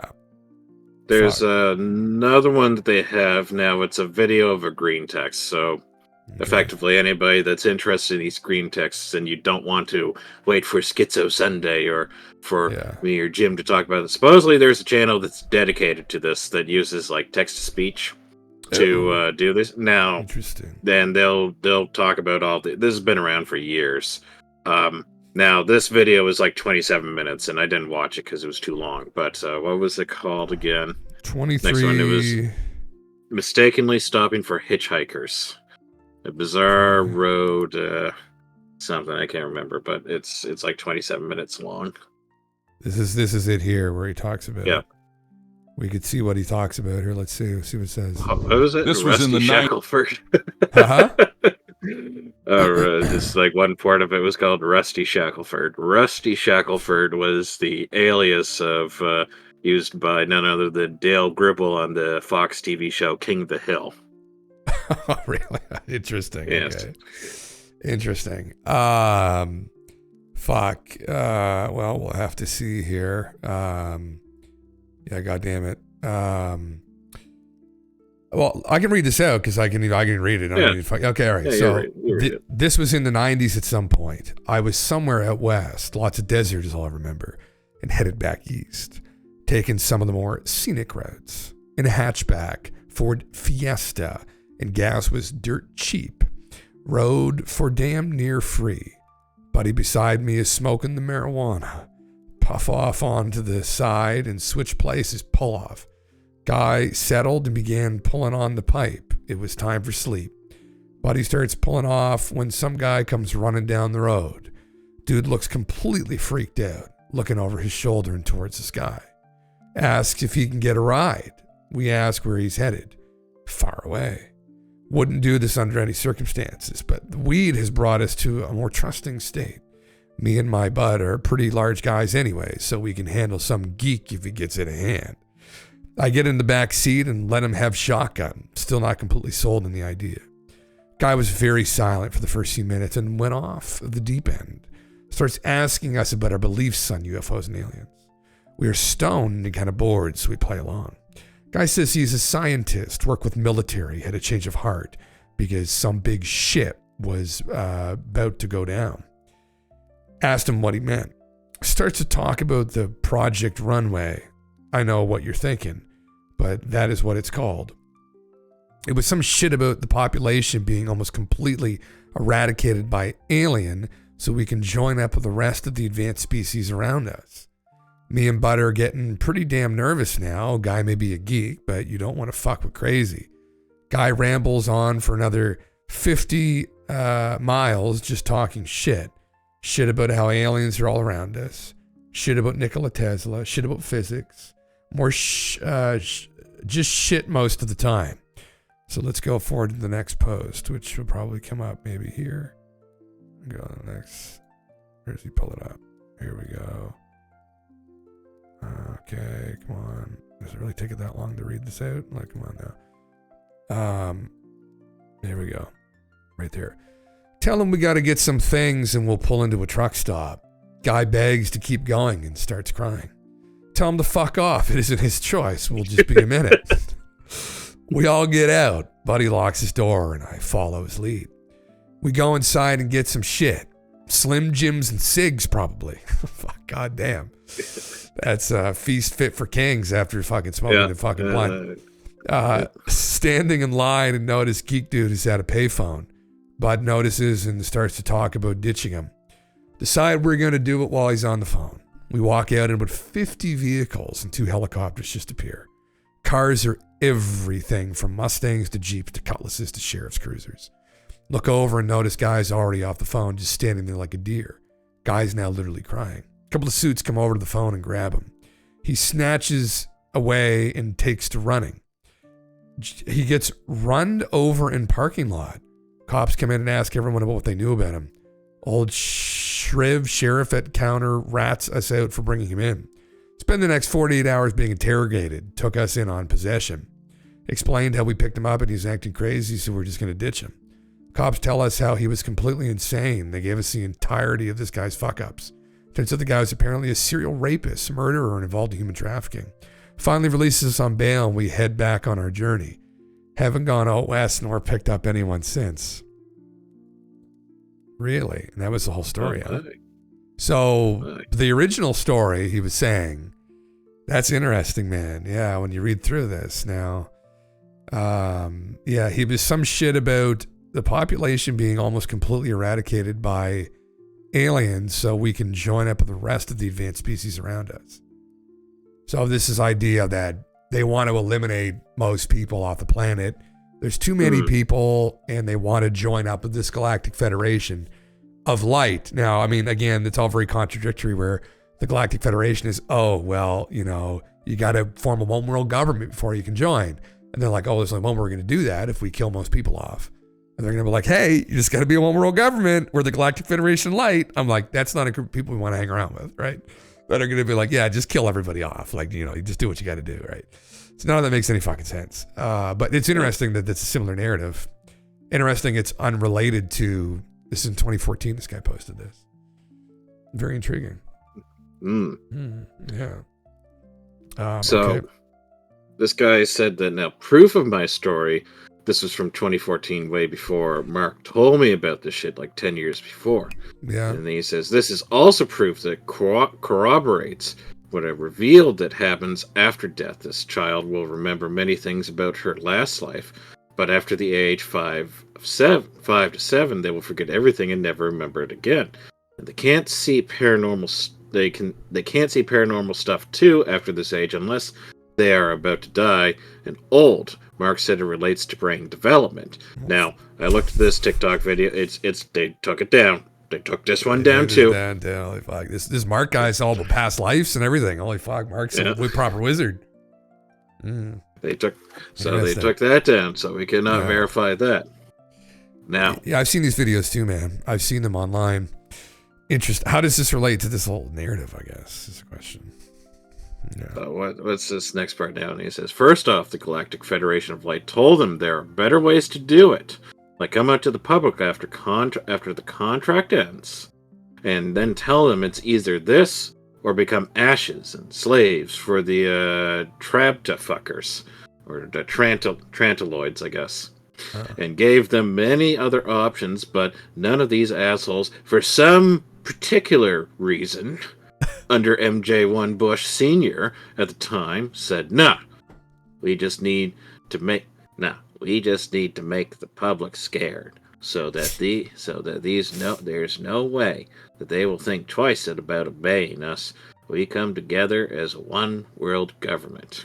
Perfect. Now, perfect. If we recall, Trantiloids are the whole reason why we're in this predicament in the first place. Yes. Trantiloids are these nefarious species that I guess just come in, and much like the crow that came down to get me, they will descend upon the planet in a similar manner. Yes. And there's not going to be, nobody will be spared the wrath of the Trantiloids. That's part one. Now, we went over that. Yeah. No, that was the first part. Now, the contract, if you recall, he talked about was a contract with I think it was a Roswell crash survivor.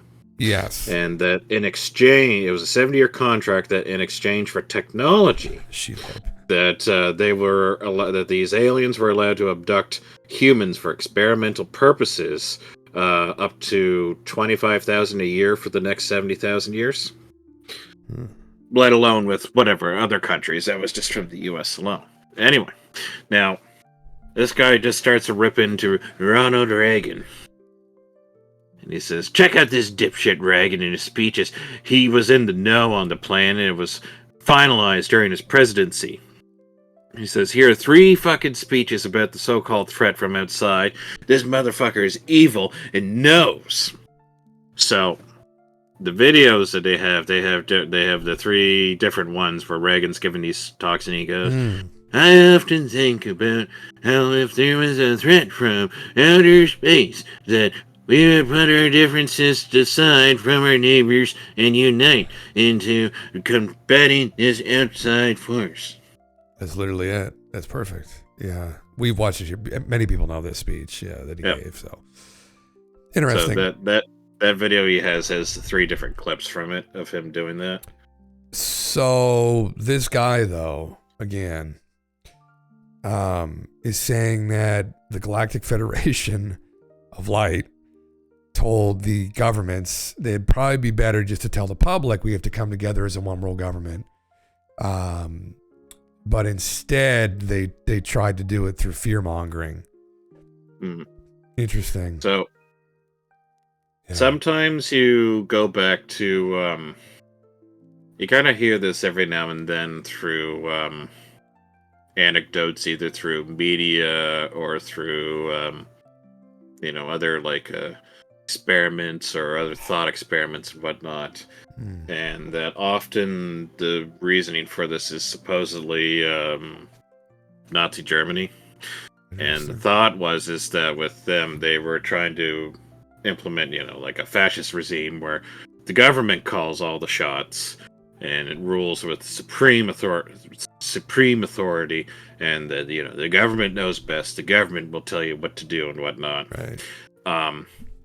And the thought is that you can't do that from people just with saying this is for the best. You have to do it essentially through a sense of fear. So often what happens is you link the events of 9/11. So what happened is that if you remember before 9/11, we were very young, but if you remember before 9/11, that effectively invasion of privacy or the rights of the individual, the privacy and comfort and whatnot were valued higher than total safety. Yes. Until the events of September 11th happened, at which point then you have people willingly give up these rights to privacy and whatnot for supposed safety. Yeah. So you get things I think, what's it called, the Patriot Act? Yes. Where you're effectively just allowed to be detained on suspicion or not even suspicion in the United States. But that was the exchange for heightened security, exchange for heightened sense of safety, and to ensure that something like that, the September 11th attacks, doesn't happen again. The exchange is that you have to give up arguably a bunch of human rights for that, or rights that were thought of to be completely ungiven, not to be that nobody would give up at that point in time. But the reason why they would do it is out of this sense of fear. And because of the sense of fear of that oh, this could happen. I saw it happen. I don't want this to happen ever again. Yeah. Another example that I see in the chat there is that particular thing that happened years ago with Yes. a particular solution to said problem. Yes. That the fear of that you're gonna die if you don't accept this like condition, and that people will willingly say that, oh, okay, well, I'll give this condition, whereas like you wouldn't do that normally. So go back to this case where the Galactic Federation of Light says, well, if you just tell them, come together as a one world government, you definitely would get people that would just be like, what? You mean I gotta live under the same government as those guys are way over on the other side of the globe? No way. They stand for all things that aren't American. Whereas I stand for everything that is American. No way, I'm not doing that. Yeah. But all of a sudden you say, well, if you don't do it, there's a civilization that might come in and butt fuck the entire planet. This is this guy's narrative, yeah. Yeah. So that's like that's where I think the thought process would come by, is that you have to do it. You can only successfully do it out of like a sense of like fear. Is that in exchange of this fear of death, that you're willing to exchange certain we'll say I don't want to say luxuries, but certain like liberties. Yeah. To ward off this fear of death, or that you're willing to give these up. So that's kind of like been a running narrative about like total control, is that you can't, only through fear will like somebody willingly give up like control. This guy has posted a lot on here. There's a lot. Oh yeah, of he posts. posted a lot. There's a lot, and a lot of it is just kind of him like either just like arguing with people, or just like doubling down on what he's talking about. I have some of the quotes of the pictures he has pulled up there. But if you want to go way back up to the top again, yeah, he has he posted one. He said, "This is a picture," and this was towards the end of that other thread that we were looking at. Yeah. He says, this picture is from an anon, and he asked ChatGPT about the likelihood of my story. Oh my god. Building the narrative over time. Holy fuck, brother. Yeah. The elite strategy for a staged alien invasion. The fake alien invasion will ultimately serve as a final deception. Yeah, ChatGPT's not going to fucking deceive. Yeah, we know. That's not a good proof. Yeah, yeah. I mean, I see. Where was he? So he's making all these posts. The other green text he put in was saying that MJ12 won't ever exceed 60%, because any more than 60%, the Galactic Federation of Light will consider that genocide. I'm like, brother, what the fuck? So 59% of the population killed the Galactic Federation. That sounds like of Light. such a 59.9%, 0.99998%. That sounds like bureaucracy. The bureaucratic numbers add up. That's not 60%. Could you imagine that there would be like, if you had this hyper? Do you think you would have like a supremely advanced extraterrestrial intelligence? Do you not think that they would just be the biggest bureaucrats like that you had ever encountered? Maybe. I mean, if they're called the Galactic Federation of Light, I think it's, in this guy's narrative at least, it's a contradiction that they would be like, listen, just don't do 60. You can do 59. Don't do 61. 60 is the cutoff, right? Any more than 60. 60.0001. We're leaving the planet. Or it's too much. Yeah.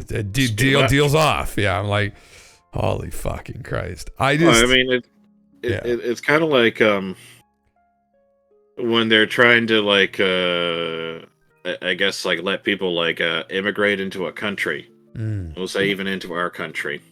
They would look you effectively get a list of like applicants, and then the number would be like would be just like, okay, we have to let it. We'll just say some arbitrary number, like 25,000. It's not going to be that. It's going to be way higher than that for Canada, but we'll just say, just for the sake of argument, 25,000. Yeah. And they're just going through the applicants, and they're just saying approve, disapprove, approve, disapprove. And then all of a sudden they get to 25,000, and then they say, okay, approved. But it turns out that the 25,001st applicant was somebody that really needed to get into the country, like they were going to die if they didn't get into it. Yeah. Whereas the 25,000th applicant was just somebody that could take it or leave it. They just applied on a hunch, or they just applied on an impulse, and they were just whatever, it doesn't matter if I get in. So would you say that you should let in the 25,001st person into the country because they desperately need it? But with the bureaucracy, they're just going to say, well, sorry, there's nothing we can do. We let in our quota of 25,000.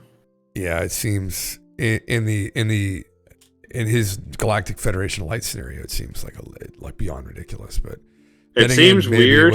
But if they're managing a trillion different living entities, or trillions of different living entities, if they just say 60%. All right, you do 59.99999999998%. Yeah. Then they're just okay, well, that's not 60%. All right, that's fine. And then they do okay, your number says 60%, 60.000001%. Sorry, you've passed it. You've passed the expectation. Yeah. At that point, it's just a number. At that point, I imagine. Yeah. It seems like it would be. Oh boy, what is happening? There's a lot of emotes. Anyway, they're just fucking around with something. Yeah. I mean, who the fuck knows? Ultimately, I have a hard time buying that.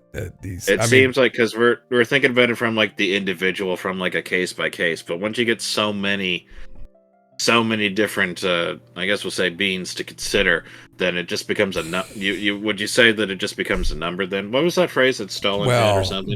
But again, that's looking at it from the perspective of human authority, right?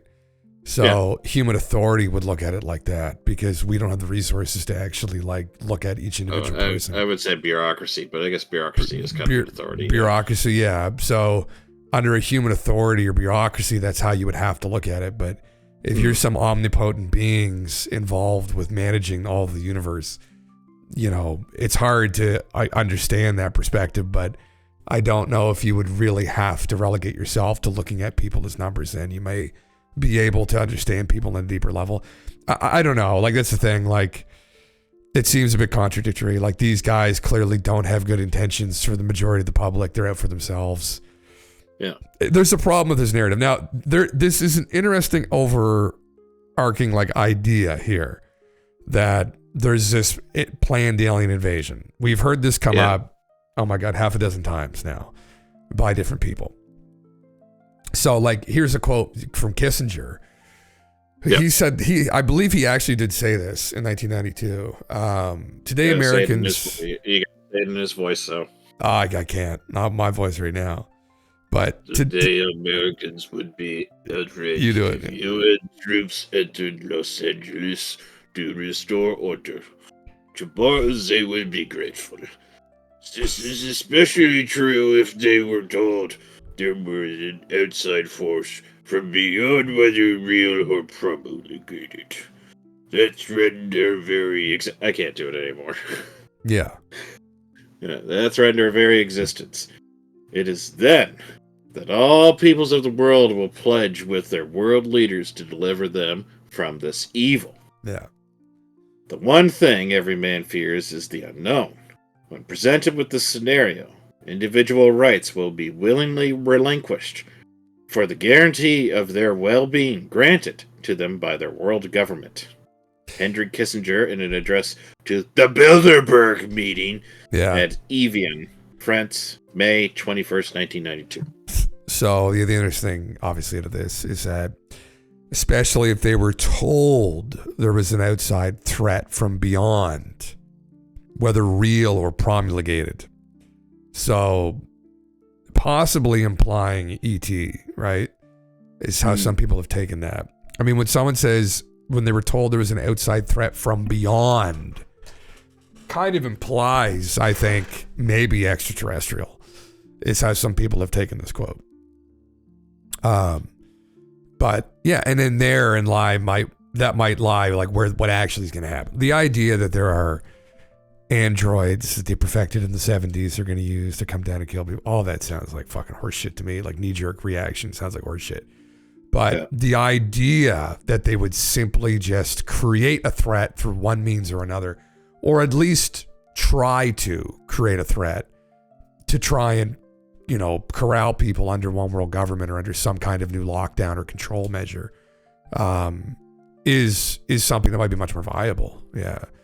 And so Project Blue being fear porn, that's essentially what it is and what it sounds like. And when you think about it, though, like logically, you would come to that conclusion in the end if you were these globalist elite, where you're going to run into boogeymen after a while, right? And if you do have a plan, I mean, the best boogeyman is the one that's from space, because that is in and of itself, that is truly unknown. Hence why he's talking about the fear of the unknown. And I think some people have taken this, and I myself may have taken this as well in the past, to mean that alien is, I think, what he might be actually meaning when you think about it, because that's truly unknown. And like when you think about like a guy from the Middle East, there are people who live in the Middle East that live in North America, right? There are people, someone from Asia, right? Or some extremist, right? We know these people. That is an unknown. But when you think about something that's truly unknown to people, it would be aliens. And that hence all the fear porn in the media over the years, right? Where part of the fear is from the unknown, right? And not knowing what we're dealing with. And I think that will be the perfect threat to concoct to try and do something like this. So anyway, I don't know if this is confirmed anyway, something he 100% said. I think it's, some people are fairly certain it is, but it's speaking again. You could really interpret it as fake alien invasion. Actually, you could if you wanted to, I think. But anyway, yeah, it's not just some horseshit quote. There's some people who believe this is real. So yeah, there's another, I think there's a couple quotes he's got from Kissinger up there. So there's another one I think that's very close to that post you had. Anyway, it says depopulation should be the highest priority of foreign policy towards the third world. Henry Kissinger, 1974. Where did you see that? Which one was that? It was pretty close to that initial quote. It was down from it. White. It might have been that white box that was just underneath the Kissinger. Oh right. Oh yeah. Yeah, it should be the highest priority of foreign policy towards the third world. I mean, who knows? Did he actually say that? I mean, maybe. Yeah. Who knows? Yeah. Man's dead. We can't ask him. Jesus Christ. He just wants them. Man's dead. We can't ask him anymore. Yeah. They just want to shut it down. That'd be one for the Ouija board.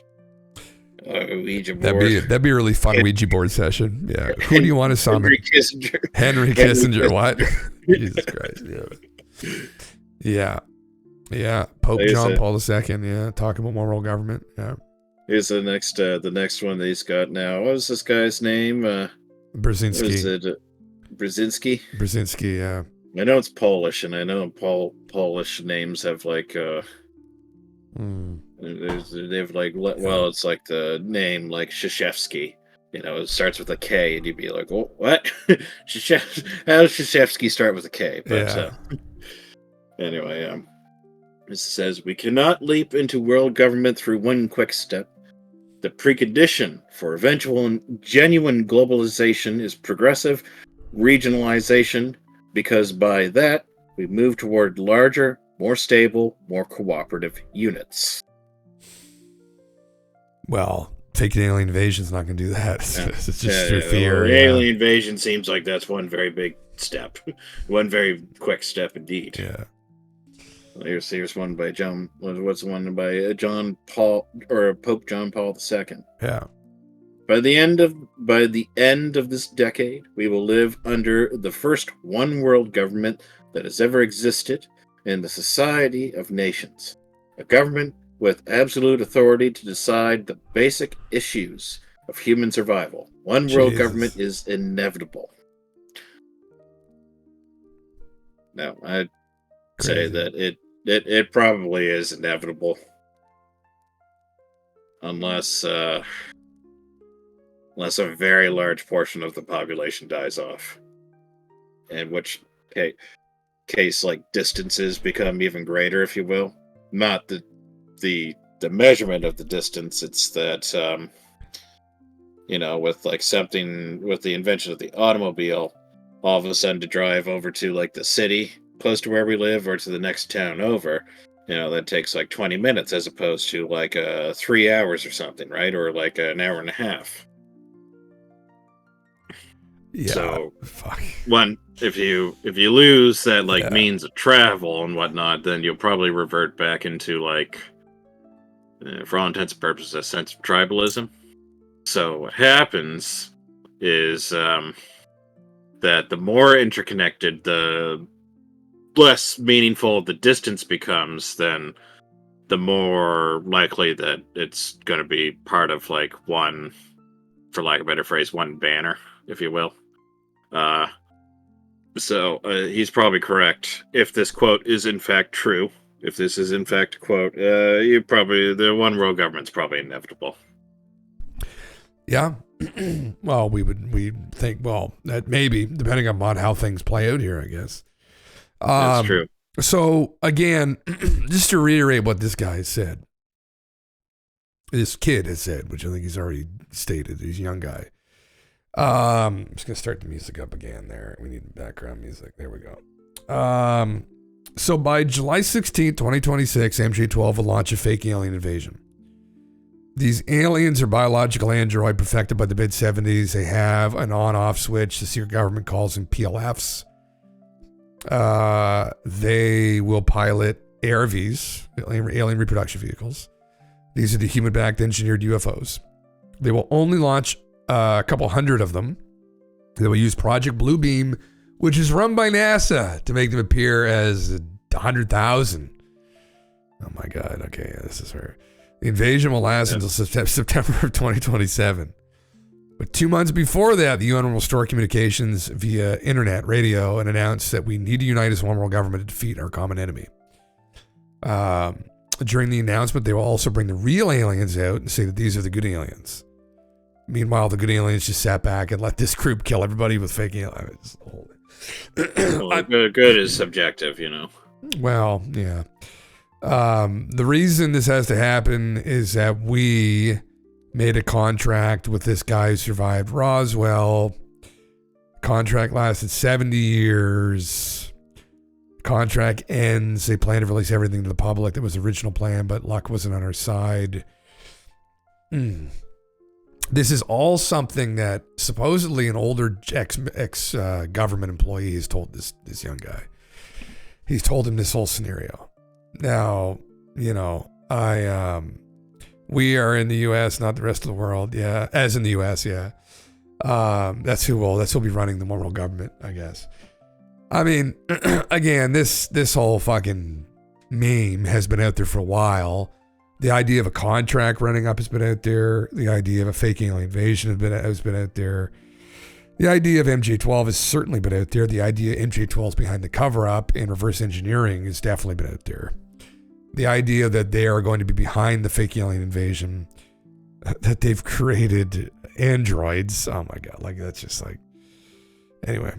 Yeah. So like, what else has he said in here, I guess, GALENTV, that might be like new? Do you know? I don't think there's anything that just strikes me off the top of my head that is new from skimming through it. Yeah. I think it's mostly just reiteration of what he says, and then him arguing with other people like this guy. Like I said 1,000,000 times before on this thread, these motherfuckers are psychopaths. It doesn't matter if they are Americans, Lamau. So you can drop your white American pride aside, because they don't care about races. There are billions of humans out there that have blue, red, green, yellow, black skin colors, and they are not doing it for racial or cultural reasons, they want to equalize the 40% that will be left by race so that all races will have almost equal numbers. Plus, who the fuck said India and China won't be hit, bro? Read my replies before you ask a question. Holy fucking Christ. Yeah, Jesus Christ. Well, he also goes on and he repeatedly uses the phrase. He starts repeatedly using the phrase "baka." What's baka which mean? It's Japanese for like idiot or moron. Oh, okay. Which is a common mean on this because it's used a lot in like anime and whatnot. So, for instance, one here it says it's really ironic that the so-called truth seekers that lurk on X never bothered reading the whole thing, the whole thread, or everything linked to it by the OP when the story is true, but when it's an absolute particular person fucking dog shit story that screams a lie from miles away, they will take their sweet time reading and deciphering it before even thinking of replying "baka." Oh dear fucking Christ. The interesting thing I found with this, and it could just be because this kid is just fucking LARPing, and it's, probably the more likely scenario here, obviously, is that there are other people. This has been talked about, though. We just watched that thing with Stephen Greer, where Stephen just started. I don't know if Stephen had talked about that before, really, but he had just really recently started talking about this. He wanted Alex Jones. He's been doing his media rounds where he's been warning that they're going to try this fake alien invasion. And someone else had said that, though. I forget who it was. It wasn't like Lou Elizondo, like not necessarily someone of that caliber. But they had talked about this recently. And, this is just a culmination of all of these memes, right? These schizo memes about this 2027 date, that something's going to happen. The government internally knows something's going to happen, and it's something to do with aliens. John Ramirez had said that he said he thought it was the date they're coming back.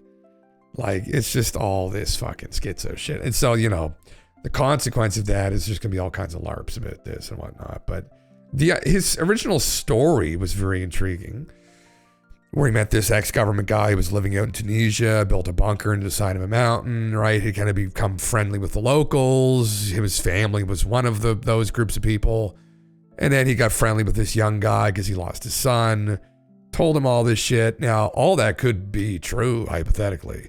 That doesn't mean that any of this information is. The guy even could very well have read something, government documents, and it could be disinformation. He would have no idea, right? So... 2012 all over again, yeah, man. Essentially, yeah. Yeah, this he has one thing that came out here. He said, "Bro, if the GFL killed Bush and Kissinger, what the hell?" What? This sentence is fucking broken. They would have come out publicly. Plus, they would have broken the 70-year contract with ETE 4 and 1. Plus the people I said 40% of humanity is going to live. The 1 million is another separate thing. Plus I never said the jab was good. And I see what it is. Where he's going with this. And there's no harvest, bro.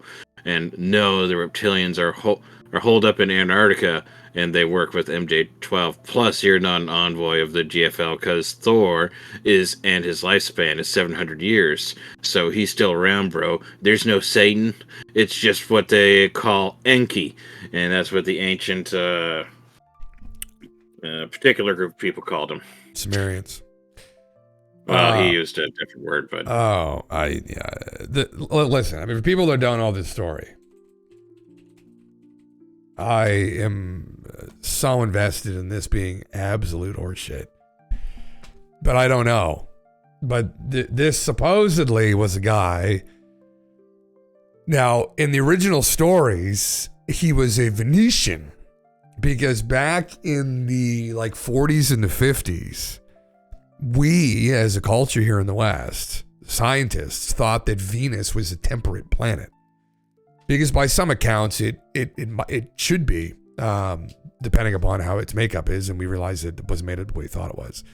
But that we thought that Venus would have an average temperature on the surface of somewhere around 25 degrees Celsius.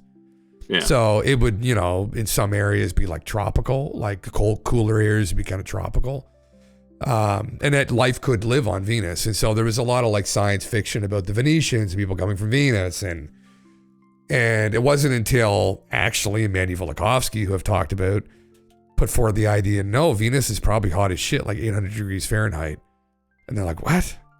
And then they went and checked, and it was. And he came to that conclusion from studying ancient stories of Venus's orbit being perturbed, which is another story. But this story of this valiant Thor crops up, and this guy is supposedly from Venus. So it was like one of these memes back then where, you know, there were, in popular culture, there were people supposedly thinking there were people living on Venus and stuff. Yeah. Phoenician. Yeah. Literally Venetian. Literally Venetian. Yeah. Literally from Venus. And so this guy, yeah. And then Venusian. Phoenician. Yeah. And that supposedly this was a photo of an alien. Now, I'm pretty sure this has been exposed. It's just horse shit in the past. So the fact this kid is latching onto this is probably, you know, pretty suspect to his fucking story here, I'd say. Well, he has a pretty particular statement here, if you will. Oh. To which someone replied and said that they would have broke the contract with ET4 and then he said, except the fucking Greys broke the contract first and said, well, what you gonna do about it? To which this guy replies, Lamau, ETE4 are not Greys, bro.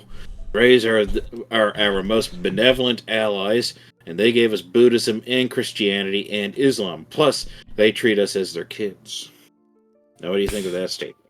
Oh my, that's a Bob Lazar statement. Does he have 6 fingers? I think he only has 5. That's a Bob Lazar statement from fucking S4, supposedly, that they were involved with the prophets and working with humanity to try and enlighten them. Supposedly. That is what Bob read in the document. Now, the document also could be fucking horseshit. Because we have no idea we have no way to corroborate any of this, but I don't know. I mean,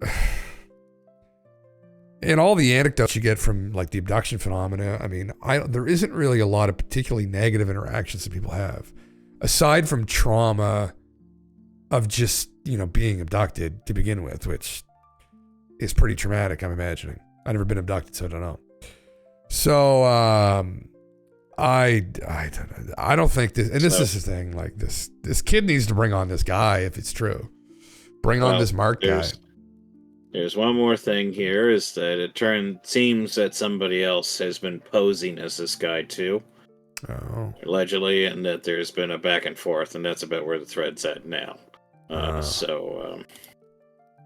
Now, one thing he did also say was that for people to post at some point, I have to scroll back up towards the top, because he said for people to post, similar things, or what was that he said there?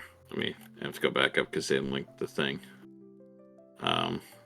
But it was like post things that were like similar or other things that might like verify or something.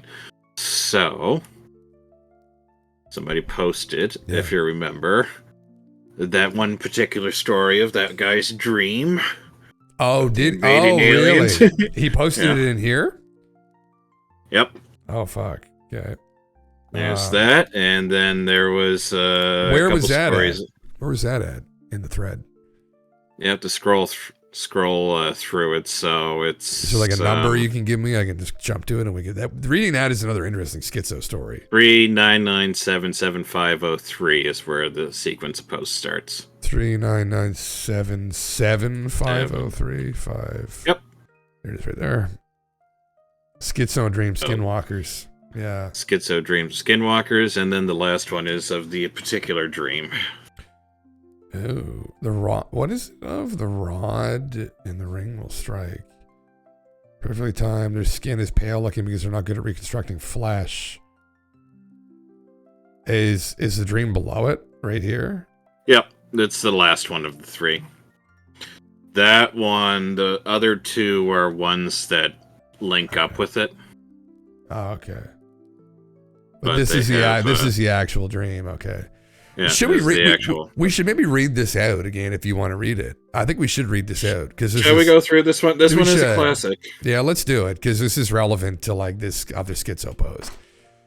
So this is a classic tale that's been going around for a little while. Have I lost my tinfoil? No, it's still up here. It's truly a tinfoil Tuesday. All right, let's fucking go. It is truly. I'll open it up. But so this one's been going around for a little while, and he gives some details of signs that will happen before it. And every now and then, when one of the signs go, you go, "Oh my goodness, is it happening? Is this the world that we live in?" But anyway, yeah. This is all based entirely on a post, and the guy said this came to him in a dream. So make of it what you will.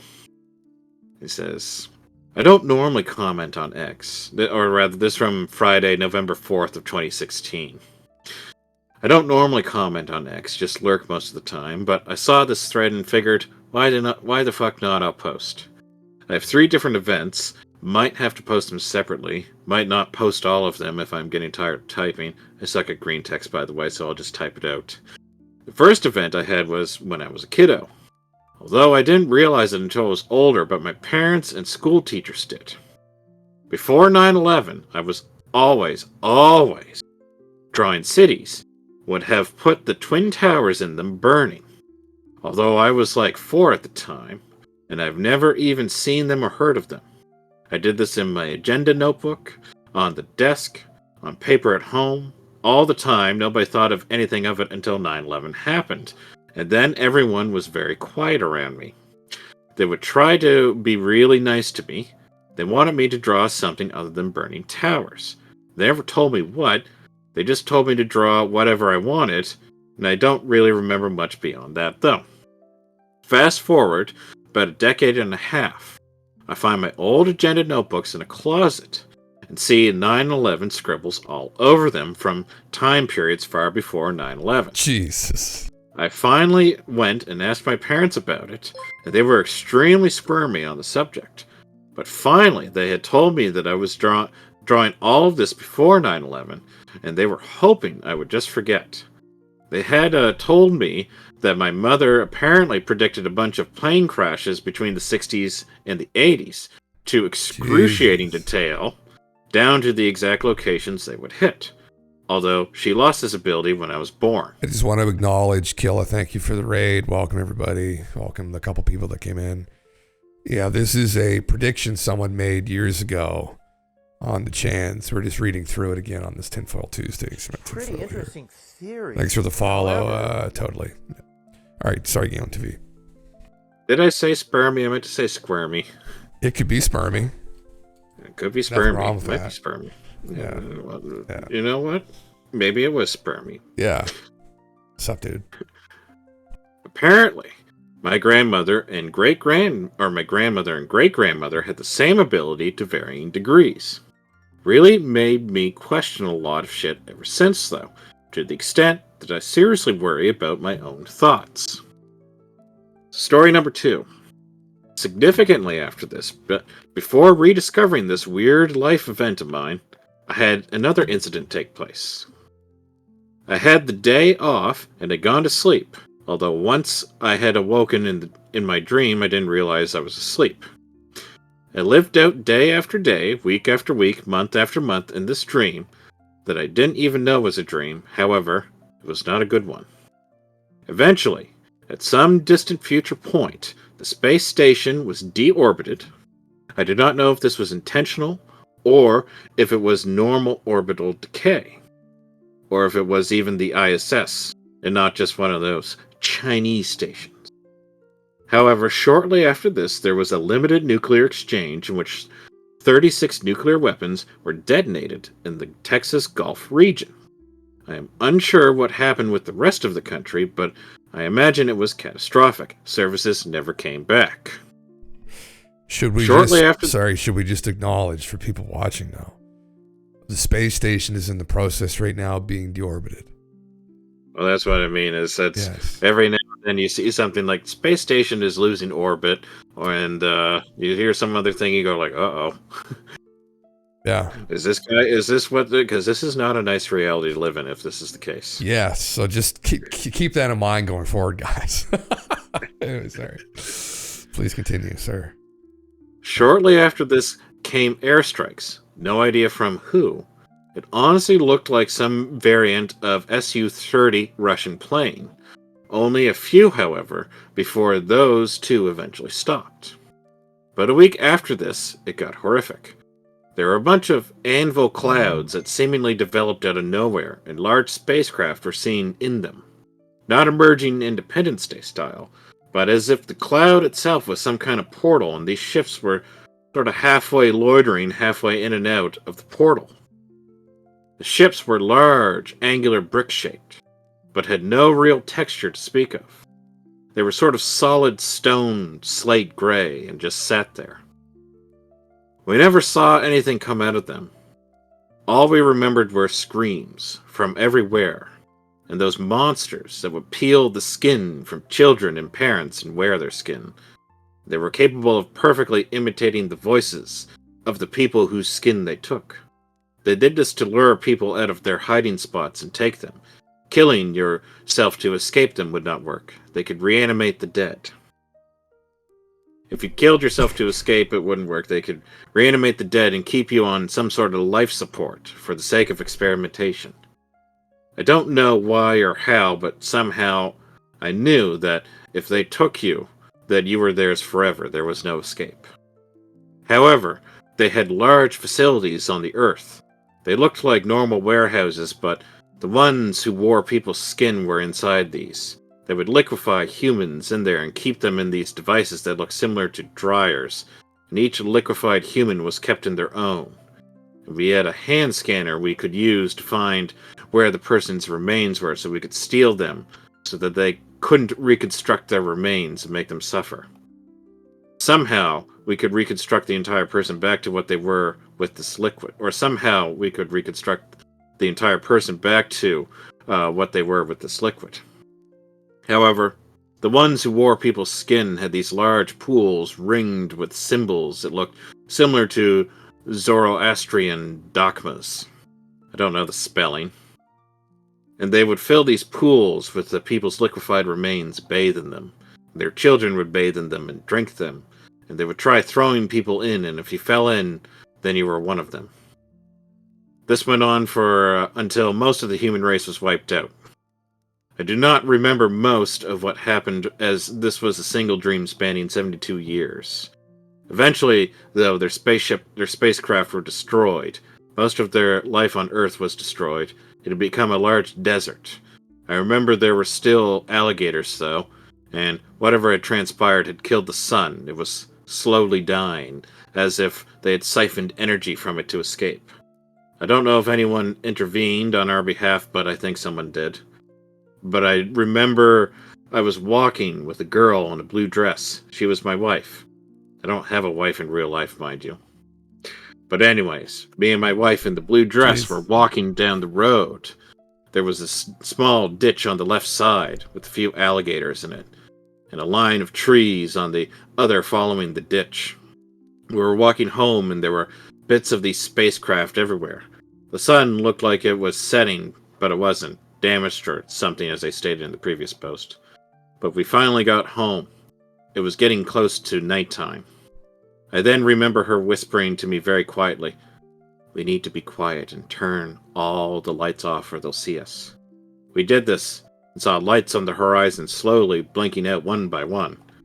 I don't know if the lights were really close or not, but I could swear I heard distant screaming, like there was a reason their lights were going off. As though even in our victory we were still being hunted. I do not know what our enemy was. We all just called it them. I woke up after this and realized I had been asleep for almost 14 hours. I normally sleep 7.5, and that this 72 years of mine had all somehow been a complex fabrication of my imagination. However, every single event leading up to this has happened so far, every single last one, and I fear that I am either once again in the long dream, or that it has become a reality this time, and we are about to see tribulation. Jesus fucking Christ. This is one of those like fucking stories that, again, you really hope doesn't happen. But the space station is deorbiting now, right? I mean, so it might be true. Fucking Christ. So this is kind of a list of the events, some of the events that he gives up, or that he gives. So he says, Russian invasion of Crimea, Iraq falling apart and returning to a fractured state, Syrian intervention.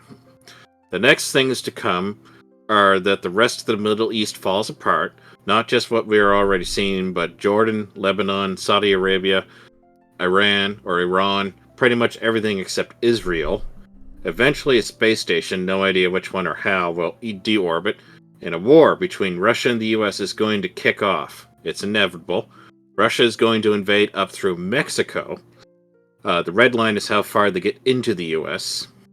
And they end up advancing due to aid from native Mexican population, initiating an insurrection due to the increased nationalism. And a weak quasi-breakup of the US following a civil war. The green circle was a flashpoint where Russia didn't invade at first. They stayed on one side of the ship channel until finally attempting to cross it, and then that's when things go nuclear. 36 nuclear weapons are exchanged in and around the green circle. I have no idea how many are exchanged elsewhere, as this is the last time we have internet or TV ever again. And many other electronic devices and vehicles still worked, however, mostly older ones, and for some reason, as I said, that handheld scanner for finding humans worked. Russia does a few more strikes with aircraft that I assume were hardened against the initial nuclear exchange, although they very quickly stopped, as I imagine they likely ran out of fuel or some such other reason. Very soon after this is when the ships arrived. That's Hawaii, I think, Digi. Yeah. Interesting. Yeah, that would have been Hawaii off on the side, because they have Alaska and Hawaii kind of just like filtered into that, covering up where the other parts of the United States were. But yeah, the invasion up through of the U.S. up through Mexico is I never know about that one. That's a lot of the things that you kind of see in this are kind of like interesting, where you're like, these are like very real possibilities, because the increased sense of nationalism that's been going on big time for the last month or so, particularly in the last month, at least in Canada anyway. I mean, the fighting with Russia doesn't make a lot of sense now with Trump, where they're very close, they're like buddy. So like, and the deorbiting the space station is something that has kind of been in the works for, oh my God, quite a while. So, I mean, even back in 2016, this is being talked about. So, I mean... What about the Middle East falling apart with everything except Israel? Well, it hasn't. I mean, Iran's still fine. Saudi Arabia's definitely fine. I mean, Palestine's like, not in a great spot, but like, so that hasn't really happened either. So, which country was it that had the like the government fell and it's like a new government going on there in the Middle East? But I don't. Is that Syria? Yes, Syria did fall actually. Yeah. So maybe that one you can tick off the bingo card. Yeah. I think Lebanon, I think, was another one that was going through a turmoil right now too. There were a couple. Yeah.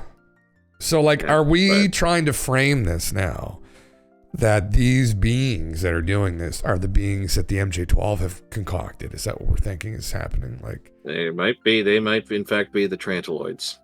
These are the Trantiloids themselves. These are the MJ-12 androids that are going to go and depopulate the planet for them.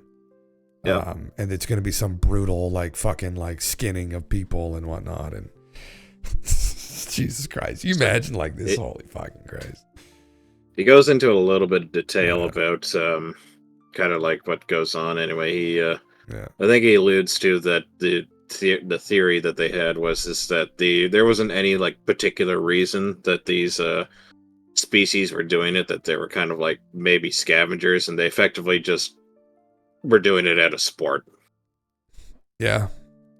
Interesting. All right. Well, we got a little bit more, I guess. We can fucking... They got a little bit more. Yeah, But, all right. So they were able to reanimate the bodies if they're fresh.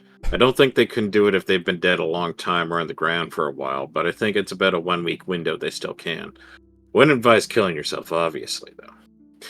I'm not sure what they looked like. They were always wearing human skin when I saw them, although it was sort of loose, and they would walk upright like humans, but they could run faster than any human. They even run faster on all fours. Even the child-sized ones were stronger than any human. There was no way to kill any of them either. I don't mean that figuratively, I mean literally. In my entire time, I had not seen a single one die.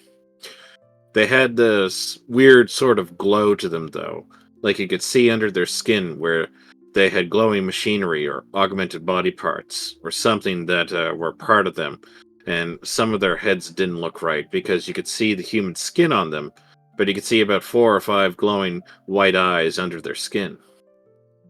The only way to survive was either run, which wasn't advisable because they will catch you on foot, or hide until they leave, but even that wasn't too good because they were extremely quiet, and they would just sit there and wait outside the doors silently until people would open them up and they would take them. The only people who really survived were the ones who had already gotten to the middle of nowhere when the nuclear war went down, or those who had basically given away their own as bait to lure them away while they escaped. Jesus. I would not doubt for a second that by the end of the 72 years, there were probably only a few 100,000 people left on Earth, if even that many. Sounds like your mother-in-law, Aaron. Oh, Jesus Christ. Oh, no. Oh, no. Jesus Christ. Skinwalker. No. Real skinwalker. Fuck Christ. My scanner isn't working, so I can't upload anything I've drawn about this stuff without it being shit-tier quality from what I could tell. Their technology is compartmentalized, as in they have several tiers or hierarchies of technology.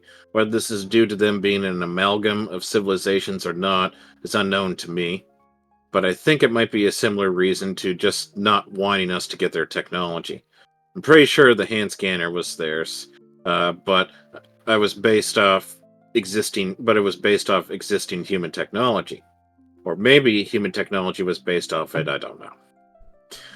Most of their other stuff was absolutely useless to us, though. There was no way for us to use it. Somehow, with these portals being open, they were siphoning some kind of energy that powered the ships completely different from electricity, although I'm not even sure they needed the portals, so to be quite honest. Without this energy, the pieces of their ships were literally nothing more than useless common metals or alloys. They somehow underwent some kind of rapid breakdown without the energy source. I don't remember how the portals closed or how the ships were destroyed. I was in the middle of nowhere at the time. I'm almost certain, 90% anyways, that they're some kind of scavenger civilization. They wait for a civilization to wipe themselves out, and then it's like some kind of cosmic law that, for the most part, everyone is allowed to pick through the remains. Which I think is what happened after the nuclear war, and I think someone didn't like this and kicked them out. But not before they damaged the sun as a final fuck you to humans and whoever helped them. As I said, though, it was not fun. There was something left behind. I don't think it was them, though. I think it was something else. It was something in the long dark that would eat people, and they didn't glow, and I never saw them. I just knew not to ever show any light during nighttime ever, and when it was night, we slept underground. Interesting. You know what? Well, here's another schizo take on this. Well, we're just layering tonight, like the schizo takes on top of the schizo takes. That there are people who say that we are going to ascend as a species into like a higher physical dimension. And that what will happen when we do that is not all people will ascend, right? Only the people who are chosen and of the right orientation ethically to ascend will go up. What will happen in this higher physical dimension is that there will be an Earth that exists in this new world, but the old Earth will still remain. And what will happen is that it isn't just the Earth that ascends into this higher physical dimension, but the sun also ascends. The entire solar system will to some degree ascend. And when this happens, the sun dies. And so that when a sun dies, in some instances, it's because that civilization has been leveled up by the I don't know, architects of the simulation, however you want to take this fucking woo-woo, fucking completely schizo channeling that people have had, so that essentially the good people ascend with the good aliens up to this higher physical realm, and who's left are the undecided or the undesirables, right? That didn't quite make the cut. And then they get stuck on Earth.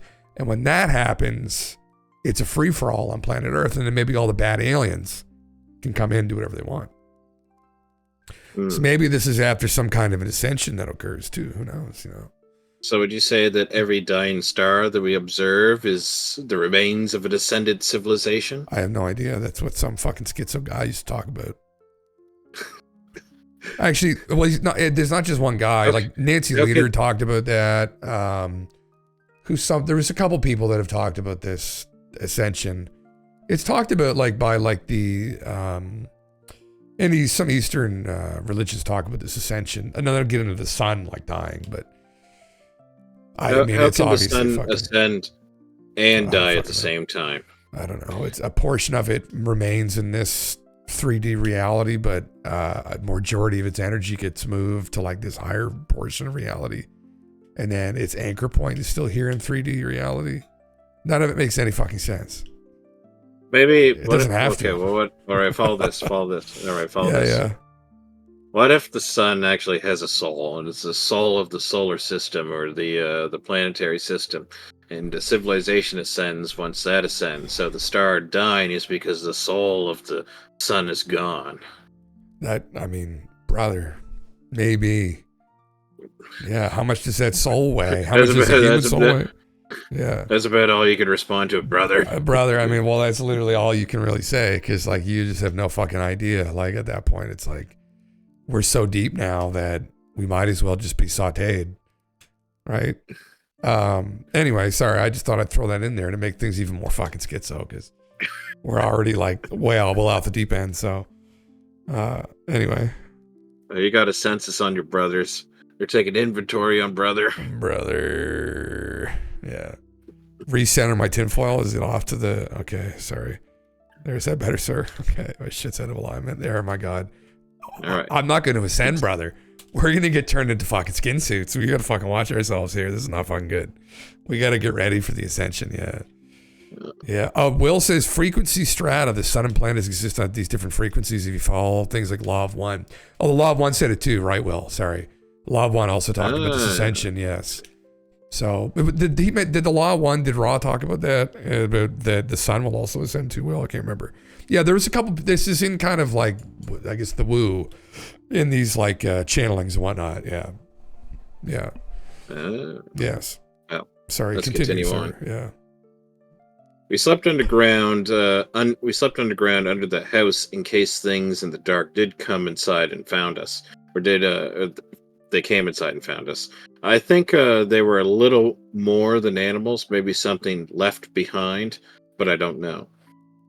I don't even know if the long dark was permanent or not, as that's when the dream ended. The sun was dying. It was possible, in addition to this, that it was nighttime, as it was that the sun had died out, or that they had moved an object in front of it to obfuscate the earth. I can't say that word. Obfuscate. Obfuscate the earth, or maybe it was a residual atmospheric debris from the nuclear war and everything else that had happened. I know for a fact that something did happen to the sun, though, so it could have been a compound mixture of all these events. In addition to this, I remember one time during the stream, a different occasion, where I had gotten onto one of the ships somehow. I saw what had happened to the people who were taken. They were intubated in their back in varying body parts. Not too much unlike the Matrix. However, there were far more cables and other mechanisms that I have no idea what they were. But if you died, then these devices let them bring you back. And most of the people attached to these devices were spliced open with organs showing or missing entire pieces of their bodies. There were a few people who weren't much more than heads with gore sticking out of the bottom. But they were still intubated and kept alive and mostly just screamed.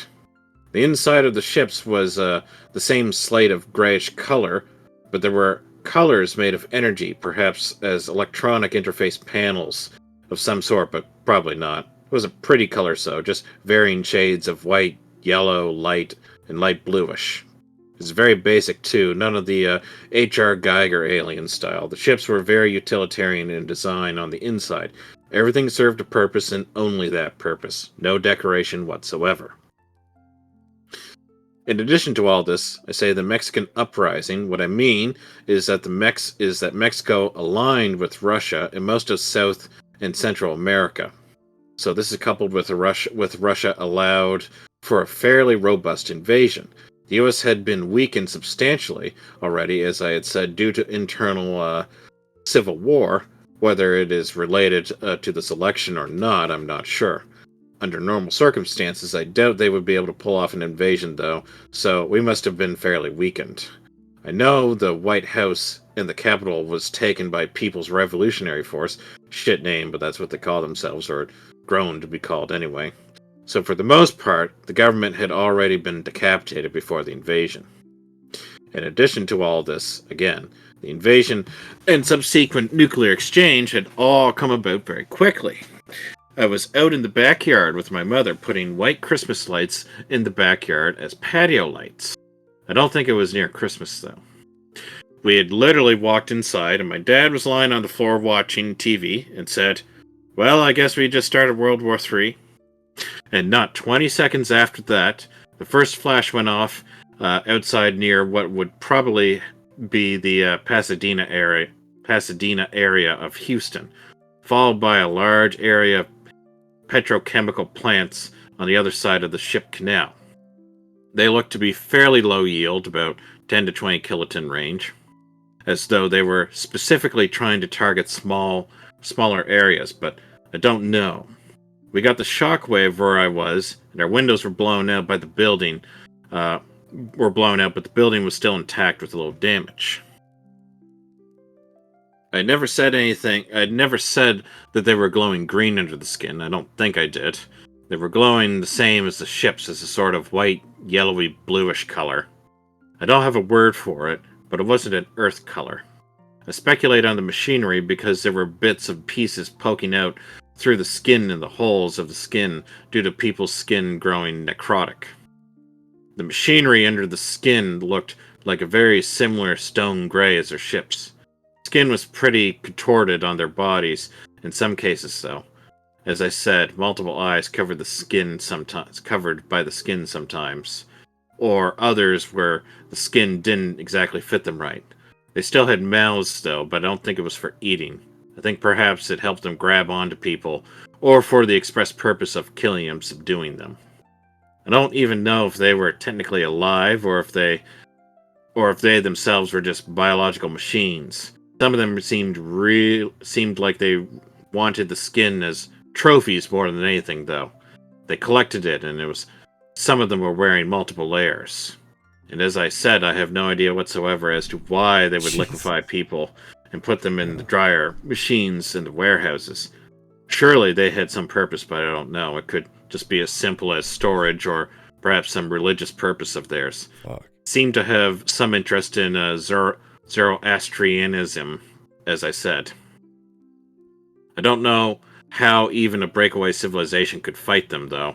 From my understanding, they were possibly the first intelligent species ever throughout all dimensions, or one of the first anyway. I can't imagine anyone from this planet could even fathom a way to fight them.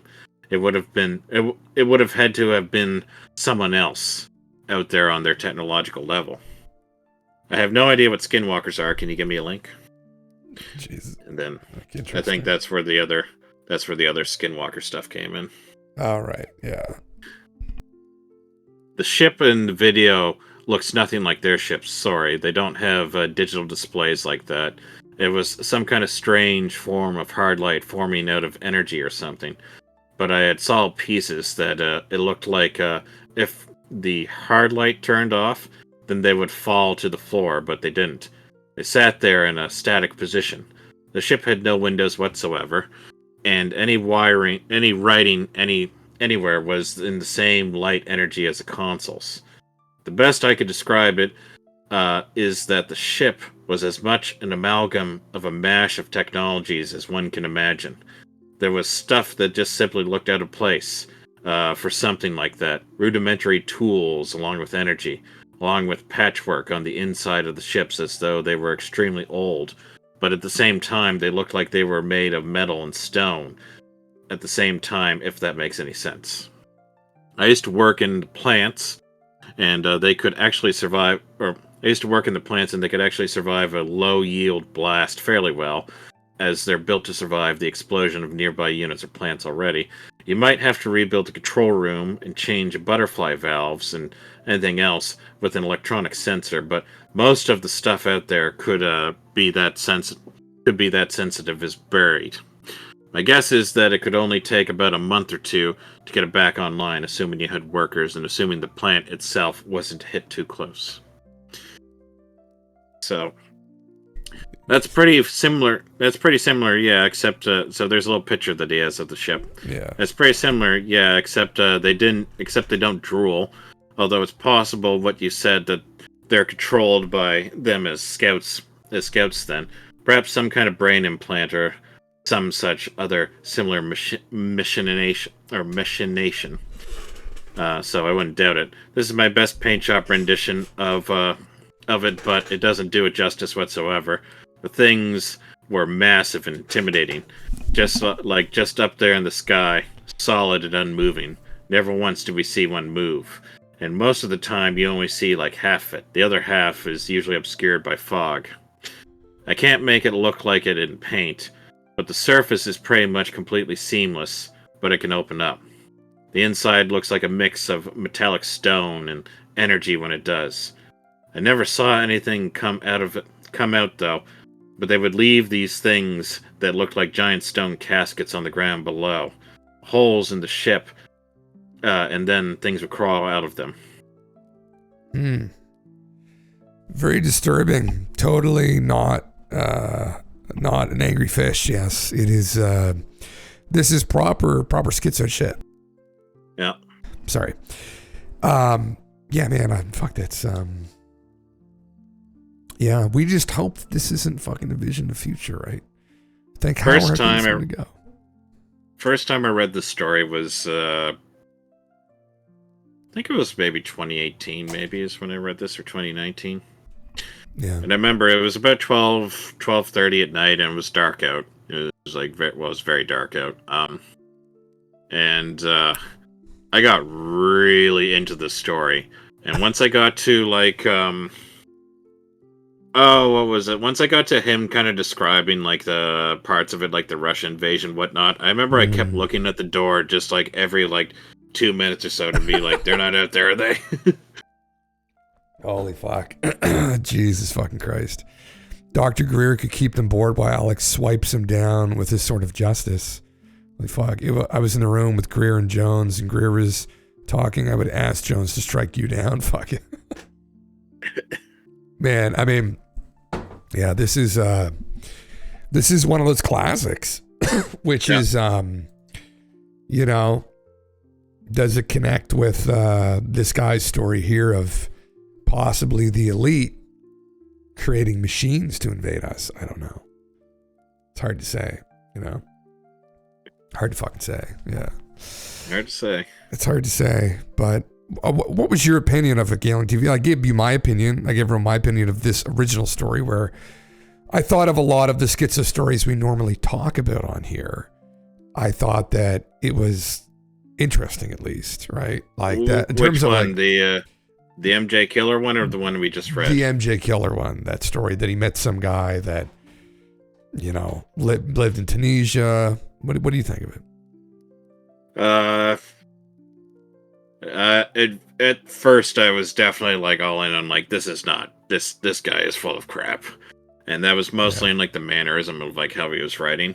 After I read it to you, I was kind of like in your, because I thought for sure I'd be like, okay, I'll bring this on, we'll tell another fantastical tale to Jim Russell, and then you're just like, well, I don't know, and I just went, well, like, oh really, that is not at all what I thought. Now, I'm still leaning much more towards like there's no way this guy's just like full of crap. But yeah, You said something interesting about that, though, about your analysis of it, and you kind of talked about just like the emotion the guy writes with, and that the emotion from what they were writing with, from what you interpret from the writing, is that you don't get the sense that this is somebody that kind of like is they almost kind of feel like they're imploring with like with how they're typing. They're imploring that this is like something that's going to happen now. So to say that maybe they believe it happens, or that we believe that they believe it, but to say that it would happen one way or another. I don't know if stone typing is the one that I would use, but it could be just like some kid that has a very, very good imagination. But the way that it's typed out, it doesn't feel like coherent enough to be like well thought out. Like this one that we just read, the one that we just read though, like this guy probably could have like rehearsed it and then like put something out there, because it feels like it's like pretty coherent to follow. Yeah. The MJ Killer guy though, that just was like incoherent reading. You had to do like double or triple takes on sentences to figure out what was going on. Now, part of that, the explanation he offers is that English isn't his first language. So it might be like that might explain why there would be like bits of like broken English. But one thing that kind of stands out to me was that he starts the first post by saying that he's like new to 4chan, but he uses like all the tropes that you would see on the website. So you'd be like, okay, well, what's going on here? New to posting, maybe. Yeah, I think could be new to posting. Yeah. Yeah, new to posting threads and stuff. Yeah, as Aaron said, unfortunately, I think people meme and test the reception of ideas by response they get. They look to writing their sci-fi novels. Yeah, I think it's I mean, for me, it sounded more like somebody that was unloading something. It's impossible to tell, right? Like we read through these stories as memes. And like you have to treat it as like a meme, like that's because there's no way to independently verify any of it. Obviously, no way to verify it, and like it's effectively just taking their word for it. So yeah, I always, and this is something that over the years I've had to be like really consciously careful, because my gut reaction for any of this stuff is just go, really? Wow, I can't believe that's true. Why would somebody just out and out lie about this? It's got to be true. Which is, as you learn over time, people do and in fact out and out lie about this stuff for a variety of reasons. So I think that's really the way that you look at it. You look at it as like a fan fiction, as we used to call these stories, as fan fiction. That's literally yeah. You kind of entertain the plausibility of like, is it possible? Yeah, I think that's kind of what we were doing. Yeah, we just look at this and, you know, it's one of those things that we're at this disadvantage here in the general public where we're reading that something's coming, or there's something that's going to happen, or these ideas of an alien invasion. Is there any truth to this? Like, where does this come from? Where does it originate from? Are there documents out there that would prove this, that would talk about this, right, with more conviction? Are there people that would see these kinds of things? If people know these things with conviction, right, where are places that they would congregate and talk about this anonymously? And you would look to places like 4chan or something similar. Yep. So there are anecdotes, and we've gone through stories here in the past where, and this, I would bet that's, you know, for instance, the story about, is it Ganymede, I think we talked about, where the Ganymede one. I wouldn't be surprised if there was some truth to that. And I say that because I'm someone that is on this thread that there might be, you know, some other shit going on in our solar system here that the government might be very well aware of. Stuff that happened on Mars, stuff that's happened around the rings of Saturn, maybe these moons of Jupiter and Saturn as well. It was the moon of Saturn or Jupiter? It's Jupiter's moon. I think it's Jupiter. Ganymede, yeah. Ganymede is Jupiter, I think. So that one of the moons had a space station. And even stories of shit found on the moon, like, you know, so that wouldn't like necessarily out and out surprise me if they found out there was like some kind of a base that was out in Ganymede. And there was kind of some weird coincidences along with those posts where The first post was made, the second post was made, and then there was an article that came out around, I think, the craft going and receiving strange messages. And I think that post preceded the article as well. So, yeah. If I recall correctly, the post was in October. Yeah. And then the following January, there was a news article that was released that was very, very close to what the guy described. They were receiving strange transmissions from Ganymede, for people that don't know. And it was in somewhere a couple months before, like October, where the guy made a post where he said they picked up these strange signals and they've come to the conclusion they think it's from some space station. And then that article came out, and then there's a subsequent post that said, we've confirmed that it was a space station. They sent a probe, essentially. They were going to send a probe to investigate. And after the probe went to investigate, another post was made by someone else who said it was a damaged space station. And supposedly they linked a picture of it. Now, that was a little bit more schizo, but the idea that somebody was involved with something classified, somebody was killed over it, somebody was angered that they were killed over this information, and they were anticipating they themselves are going to be killed, so they went in 4chan and told people. And a couple months later, it comes out that, well, there was a signal, right? And that was one of those ones where you're like, ooh. And that's one of the ones, yeah. If I recall correctly, it was that the initial guy claimed that they suicided his friend, his colleague. And I think he said it was Walter was the guy's name. Yeah. And that he had posted that as a dead man switch. That post was a dead man switch, and it said that they had picked up like a radio burst coming from Ganymede, and that they had determined that it was from a derelict space station that had been there for decades or hundreds, possibly thousands of years. Yeah. And that it was not of like human-made origin. And they said that Dead Man Switch also talked about, or this post also talked about how like there are U.S. senators that were aware of it, but they like killed like this one U.S. senator because he blabbed and he told like this one girl that he was fucking. Oh, so it was about yeah.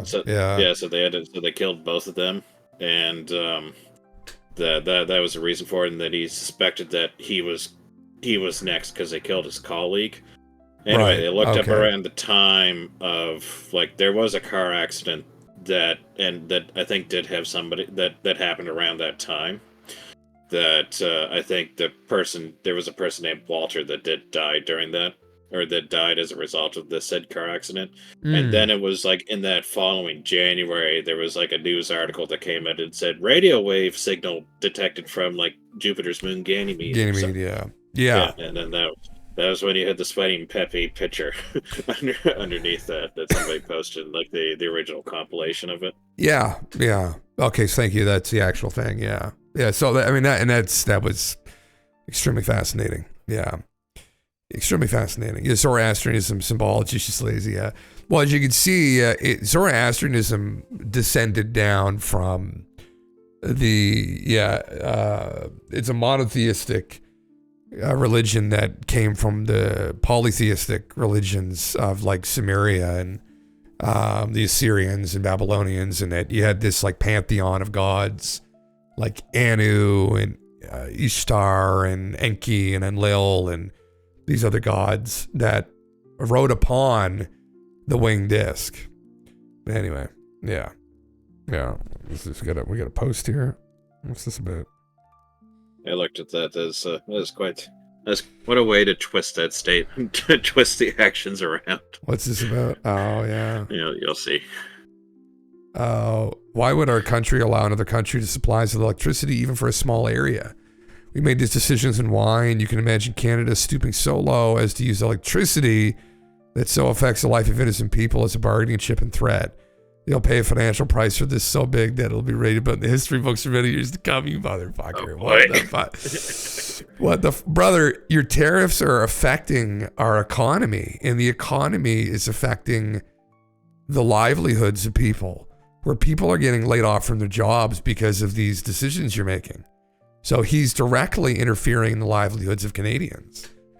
So, like, of course they're going to come back and strike you where it hurts. Like, fucking dickhead. Need to beam wireless DC like Tesla intended from that tinfoil into my head, brother. Holy fuck. Like, what a way to like twist that around. Because you would say that the initial tariff was just that, okay, there'd be goods imported from Canada. Well, the 25% tariff on it, so that affects like a bunch of the businesses. So a bunch of business from the United States that would get goods from Canada are no longer going to do that. So then Canada would naturally respond with like reciprocal tariffs and whatnot. And I think it's the Premier of Ontario. I think it was Doug Ford is the one that's doing the electricity, because I think a lot of the electricity is provided from Ontario. Like Niagara Falls and whatnot would be a big generator of that. In which then he would go around, how could Canada do that to us? We didn't do anything to Canada, you know, and they're just taking our electricity away. The history books are going to see that Canada's the bad guys here, and we got to make them the 51st state, okay? It's an act of war from Canada. Nice. It just seems like it's a weird, like, way to, like, twist around kind of like what's happening, where you, like, leave, like, a pretty important details out of it to sort of victimize yourself. Fucking Christ, Don it's just, like yeah, it's kind of like he's like standing up to the bully of Canada when he arguably was the first one that started it, and Canada was standing up to him, the bully. Don, just take it already, all right? Like we're done with just I listen, our money's worthless now. Like we might as well wipe our ass with it. Just take us. It's not worthless, but it's not looking good. It's not like, just fucking take us. Yeah. What is it now? Yeah, we're still holding at that each US dollar is worth 1.44 Canadian dollars, so it's 144% worth the value of 144% of the Canadian dollar. Yeah, holy fuck, Christ. Yeah, they disarmed us. Yeah, there you go. Yeah, brother, you got this wrong, Will. Fucking where he was anticipating working with 51st State. Yeah, could very well be through Canada, but I think the Canadian border's too wide. Yeah. So I think that's why it'll be through Mexico. But even then, that seems just silly to go through it. One of the claims about like trying to invade the United States is that there's too many natural like choke points in the United States that it's just you can't do a ground invasion of the United States. No. Because of the choke points supposedly. Yeah. You just have to blast them. You just have to blast them. It's the only way. Blast them from afar. Above. Oh my God! Like, and they're so diehard support for this. I'm like, guys, no, this has not been a good decision on his part.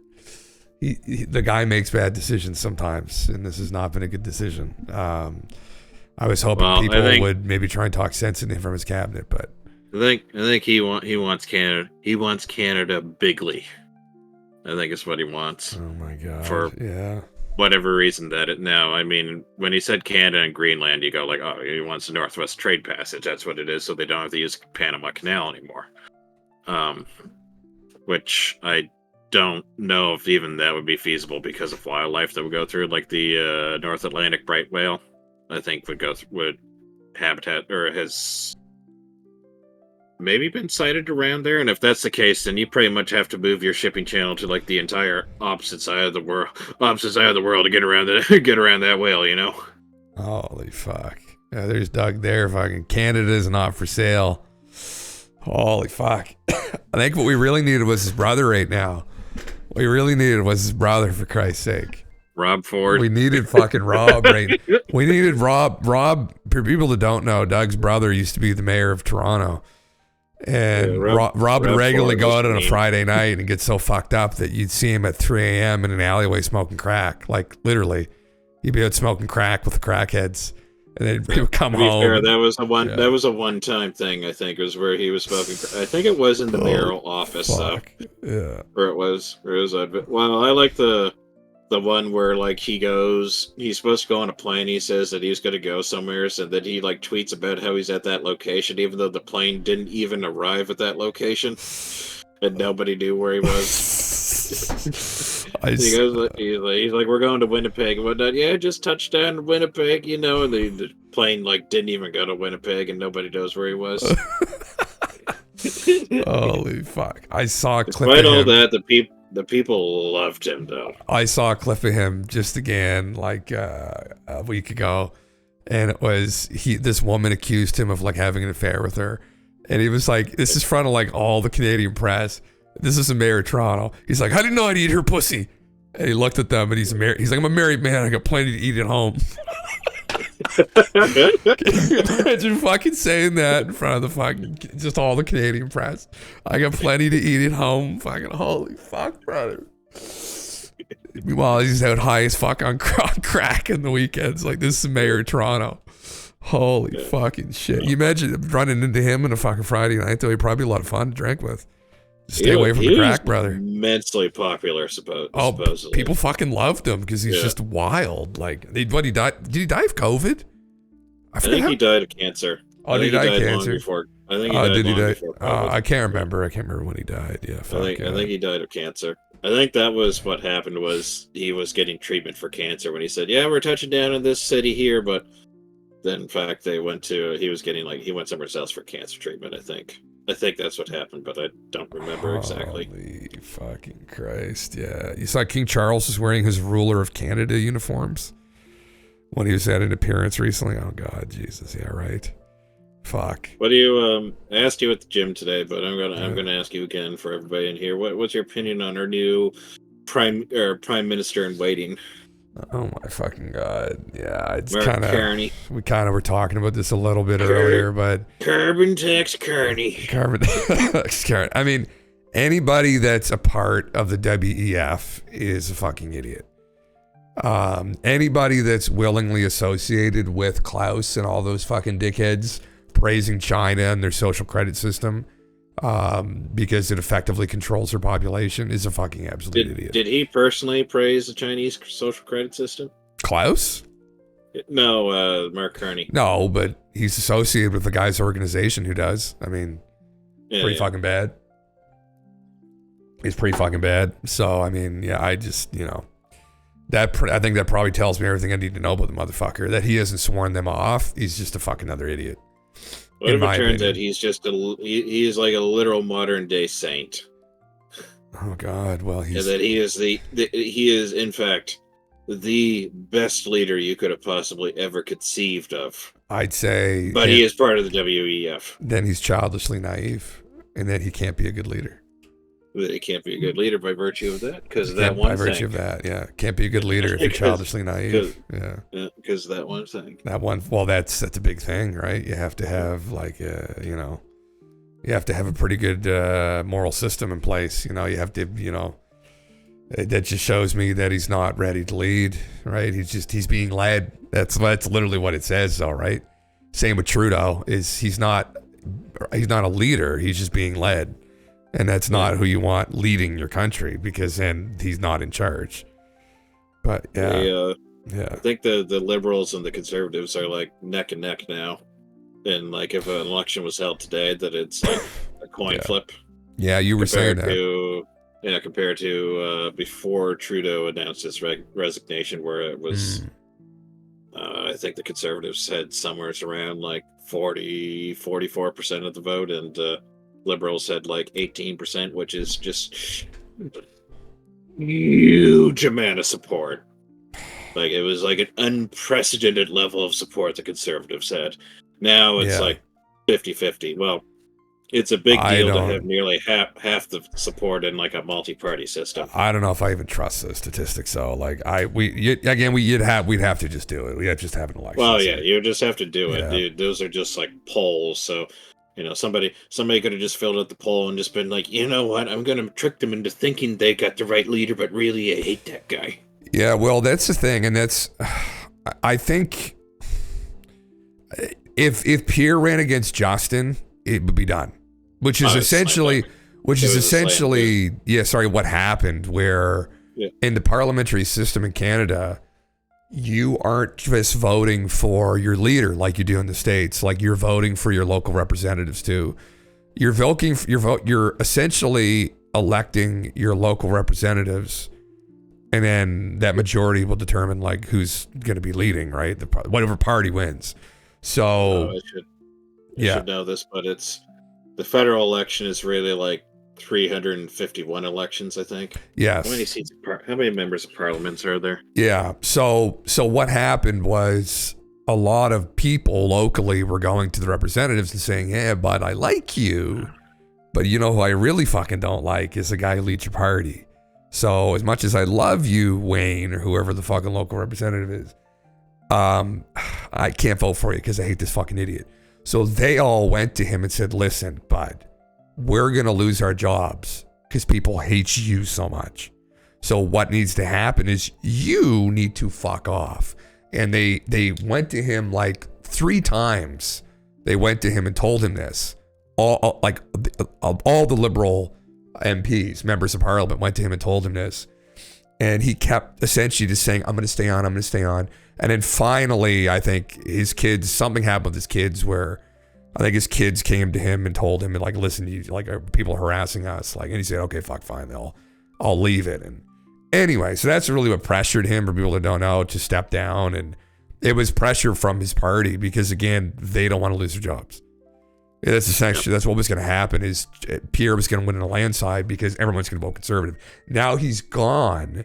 That does weaken Pierre's chances because a lot of people weren't going to vote for their buddy that hangs out with them at the bar on the weekends, right? Because they just didn't like who was leading the party. Now a more modest, less polarizing figure is in play. They're like, "Oh, I'll vote for you again. I don't give a fuck about this guy."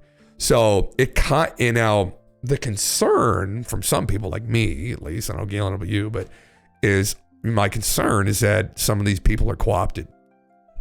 They've co-opted however they've done it, why ever they've done it, I have no idea.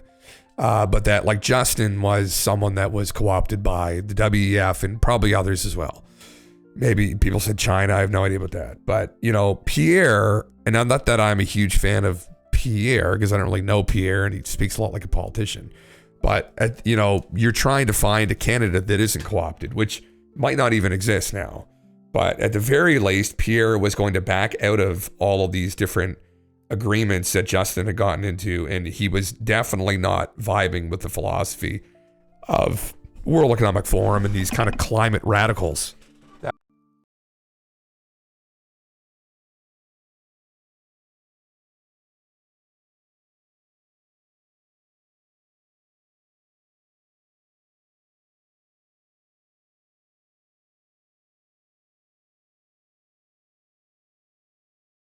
That will be our policy.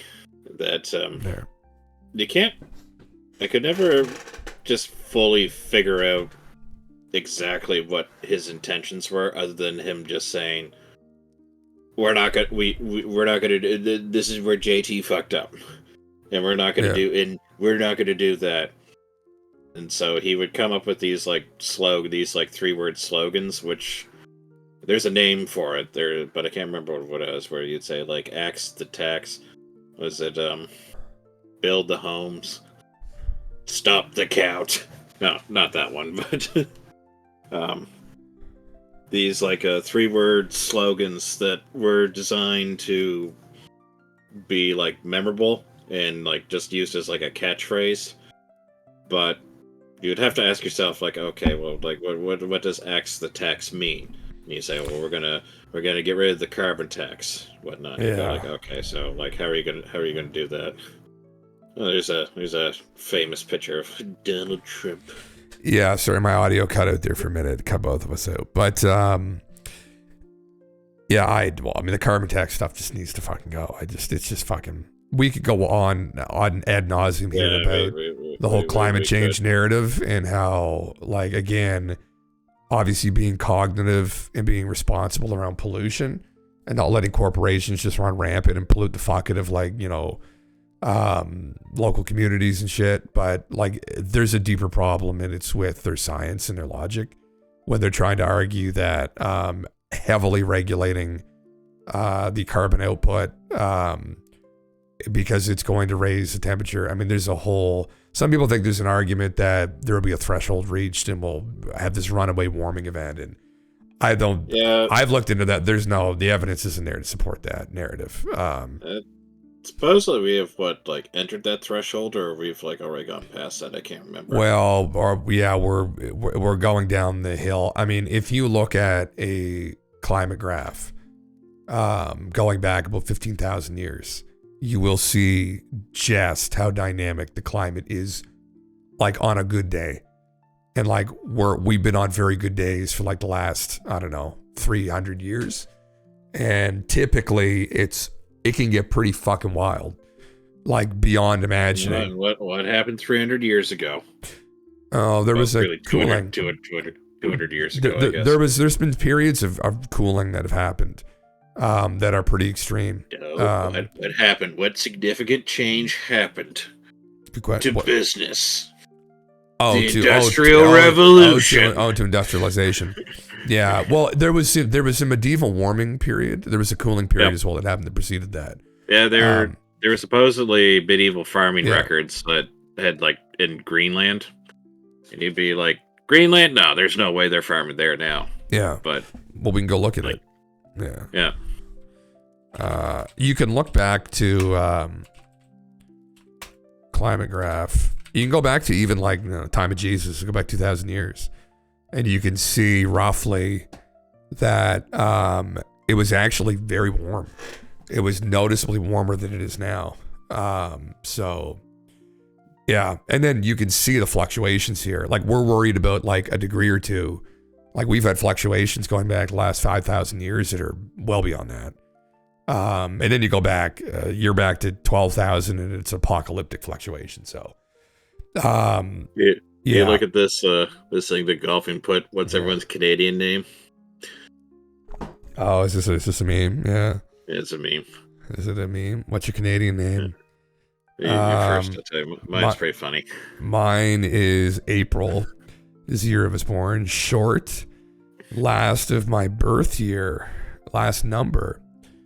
Short Muckluck. Interesting. Mine's Missing Sasquatch. Oh my fuck. There you go. Yeah. God damn it. Fuck. Nice. Same, Galen. Oh, you get the same one. Holy shit. There you go. Yeah. Oh, jeez. Are you 92, baby, too? No, it might be. Well, then we don't dox ourselves, but yeah. Not that really gonna dox yourselves much. Yeah. You're 80. You're 82. 82. Oh, you're a decade older. Yeah. I'm 90. Yeah. First pet name, guys. Oh, if we're going with the first pet name, it's the street that I can't even do mine because it'll dox me probably, my parents' place. Yeah, it's pretty funny though. Mine is actually pretty funny. It's I think I've told GALENTV this maybe, but maybe not. But yeah, I don't think you have. It sounds like a literal fucking porn star name. Sounds like a literal porn star name. It's kind of funny. Yeah. Yeah. You can use the same method to confirm climate change. Ice core sample data. Oh, yes. Lowest CO2 since forever, Aaron. Yeah. Yeah. This is from the ice core data. Yeah. Which is how they figured out that there was this fluctuation that happened. So right there. Yeah. But you can see the fluctuations here. And that tiny little squiggle at the end is us over the last couple hundred years. So you can get an idea of what's gone on, and it's just fucking, it's not that there isn't issues with pollution, but it's this narrative that we're the problem. It's just not to the degree the sun is the problem. Yeah. You ever see you remember back, was this late 2016 or early 2017? There was, remember that guy, Bill Nye, had a variety show on Netflix. I think it was called Bill Nye Saves the World. Oh my God. Geez. It was pretty bad. I stomached through the first episode just purely because I'd seen so many memes about it. Yeah. It was pretty bad. But, so I guess the sequence would be is that he would kind of do some kind of science experiment that would dazzle the eye and capture the mind. And then he would, say, let's get serious for a moment, and he would kind of go on his figurative soapbox and then say something, at which point then somebody in the crowd would agree with him, and then he would have a guest performer, some guest do something, that would come on, and then everyone would kind of like applaud and whatnot. And the format from that, I guess, was just very like very, very woke, we'll say. Holy fuck. So naturally, people made parodies of this, and some of the parodies are pretty fucking funny. And I couldn't ever like find some of them, but some of them were good. One of them was like he would come out and he'd be like, Bill goes onto the stage, he takes a beaker of liquid and pours it into another beaker, and the liquid changes color. The crowd oohs and ahs at this, and then they're record scratching, and Bill says, "Folks, let's get serious for a moment." At which point, then he would say, "Bring out our guest." And then he would have that that guy from MythBusters. He'd come out and he'd bring like a guy with like a burlap sack on his head. And then Bill would be like, "There's only one thing I hate more than climate change deniers." And he would take he would pull out like a pistol and then take the burlap sack off the guy's head and be like, "Folks, we have a climate change denier here. What do you have to?" He's like, "What do you have to say?" Moves a microphone to him, and the guy just sobs and goes, "Hockey stick graph," and then Bill like pistol whips him on the stage. Holy fucking Christ! What the hell? And then they're just like, "Folks, we can't accept this." Like the thing, I can't remember how he goes, but he just goes like, "Folks, the argument is done," and then he just like shoots a guy in the head. He says, "The argument is over now," or "The science is settled." Shoots the guy in the head. The argument is over. That's essentially it. It's like the science. Some of those are so funny though. It's just a cult though, just to highlight how much of cult-like behavior it is, and it's just. The science is settled. It's like, oh my fucking God. Like, you stupid motherfuckers. Like, oh my God. They're so fucking stupid. It's hard to even, like, fathom their stupidity. Yeah, the phrases like "the science is settled" or, like, "trust the science." I know that was a slogan for a while. Those were... Science is a methodology. Like, it's not those something... never sat right with me, because you would say like, well, what exactly does that mean there? As you said, like the science is the methodology into finding what the answer is. Yeah, there was I'm gonna find the fucking post here through all my fucking memes. Where did I put it? I may have just posted it in fucking Discord. I can't remember. All right, here. Yeah, this is it here. This is the important thing to remember. Yeah, an important scientific study proves that the result of a scientific study depends entirely on where its funding comes from. It's like the dark reality that like things are more complicated than some people like want them to be, and that ultimately like money talks, right? And and there's problems also with it. Isn't just with science, but there are other forces that interfere with science, and there's a business too that can interfere with science. And the business is involved very much so when it comes to things like this as well, right? As well as people's prevailing philosophies that, but the people are the problem. The people must eat the bugs, and they will not eat the bugs if you tell them that they are not the problem. It's like, okay. So like there's a lot of things that kind of going on, and it's like, I wish, wouldn't it be wonderful if things were this simple and things weren't complicated and they weren't completely corrupted, and it's like that would be a wonderful world to live in, and that's a world that people live in who live up in ivory towers and who are childishly fucking naive, and like that's not reality, and therefore that's not something that we should strive to live in because it's an illusion. That reality is unfortunately very complicated and sometimes grim and bleak and dark and not just complicated, but corrupted also. That's the other part about all of this, is that there's corruption, and that's my frustration too with, like, I was arguing with some guy over the weekend on Twitter again, and it's just people, occasionally I run into these people at these accounts, and they'll use words like conspiracy theorist. I'm like, oh man, don't, like, and I get the trope that like it's the guy in fucking the trailer with the pickles, and he's got the fucking map, right, with Atlantis, and he's got all the lines connecting all the different fucking theories together. But like, brother, there are real conspiracies in this world, and like if you've convinced yourself that there are not, you are in a very dangerous predicament, because that might segue into another thing I have up here. I don't know if you want to. This might be a bit too graphic to share on Twitch, but sorry, what is it? As I was telling you, the other thing that I was reading this weekend. So I found this other post from that, and then I happened across the file for the lawsuit on Sean Diddy Combs. Oh, with the fucking, accounts my fucking god! with the account of from some new things. Dear God, now, I don't know if you want to. It's pretty graphic. Well, I mean, we might as well. I mean, we might as well. You want to go into it?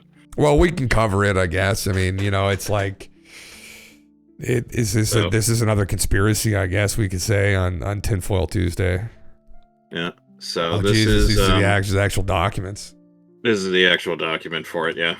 It took a while to find. I couldn't because I lost the link to the other one that I had, so I had to actually look around. This took a while to find the PDF for it. Jesus Christ. This is all testimony? These are this is the claims. This is the legal filing of the claims. Oh man. They had they give the account of the story. So you kind of get the story in a very succinct just factual presentation of what it was. But you get it gets pretty fucking graphic on some of the things. Yeah, please place that hat back on my head again. Yeah, we're gonna need this for this one, I guess, aren't we, guys? Fucking need this little fucking piece of tinfoil again just to fucking get through it. I mean, yeah, for people that don't know, this has been floating around on Twitter at least. So this is some spicy meat. This guy I've seen on Twitter, just for people that don't know, it's this Drusky guy. Let me just pull a picture of him up. Now, to be fair to this gentleman, we are broadcasting this on Twitch. These are accusations. This has not been proven. So we don't know. This is just the legal filing of the claim by the plaintiffs. And I think, and I actually found after looking at some of this, so I think this Drewski's guy and then the football player I told you about, they both have come out and just said this is blatantly false.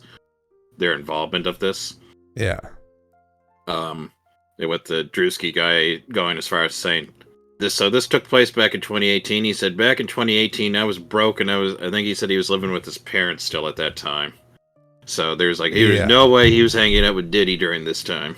Yeah, so that's what you have to take all this shit with a grain of salt. This is just the legal filing. This is all this is. What was significant about this one is that there were names that were redacted before that are in there now. Oh. Now, to me, I think the Drewski guy was one of them, and then, as I told you, the gridiron football player Odell Beckham Jr. was another one that was redacted that is now public. To me, the interesting one was the defendant John Lawrence Peltier, or defendant Peltier. So, you remember the Las Vegas mass murder that happened? Yes. Back in 2017. So I guess this guy, this Peltier guy, was the head. He was the guy that ran the operation to try to track down that shooter. Oh, really? Yeah, that he was the head. This is a guy that has some prominent credentials in the law enforcement. Oh. That he heads. Yeah, so because I started to look into just some of the names just to see, is is this just some celebrity? Now the Peltier guy, he's made a name for himself in his career in law enforcement. Interesting. So he's one of the defendants. So the defendants are the plaintiffs are the people making the claim, and there's three plaintiffs. There's the one Ashley Parham, John Doe, and Jane Doe. So the John Doe and Jane Doe are just oh my god. What's the word I'm looking for it? Alias, I guess.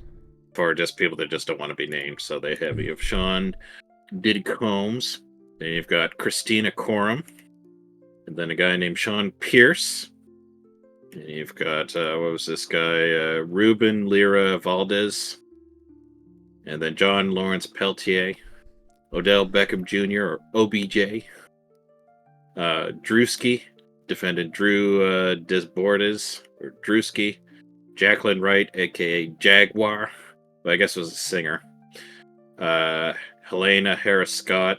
I can't remember what she did, but I think she had a claim against the Michael Jackson estate from like 15 years ago or something. I guess that would have been.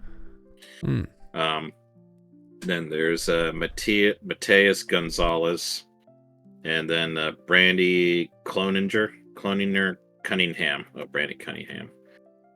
Janice Combs, so I guess is Diddy's mom, and then what's this guy? Keith Lux, or AKA Big Homie CC. I think was Diddy. I think that was his bodyguard. And then they have defendant John and Jane Doe's 1 through 10. I'm just looking at this, Lemon, the claim that one of Jeffrey Epstein's accusers said that he shapeshifted while he orgasmed recently. Or she made this claim recently that he turned into a reptilian. Oh my, well, maybe that's why we weren't allowed to see the body. Oh, Jesus Christ. Maybe that's why they had to kill him with the cameras off. Is because they knew he was gonna shapeshift. Saw him shapeshift. Sorry, I'm just gonna we'll continue with this, but this is it here. People are wondering. Someone had just interviewed her when I was in the bedroom with him because he used to take me into that small bedroom. It was always dark and really cold, and then it was almost like when he was orgasming or something, like I looked at him and suddenly his face grew big like this, and then I saw these huge black eyes and a big mouth with a horrible tongue and like sort of dragon horn stuff. It's almost like the devil. Holy fuck, brother. He may have manifested the devil there. God damn. His sexual magic. God damn. I mean, hey, like, literal reptilian, brother. Okay. Well, Frank, we were talking about, like UNICEF and like those other like, non-profit organizations that I guess for, I don't want to say money laundering, but oh yeah, they're effective. Yeah. It was USAID. USAID was who the Doge team investigated.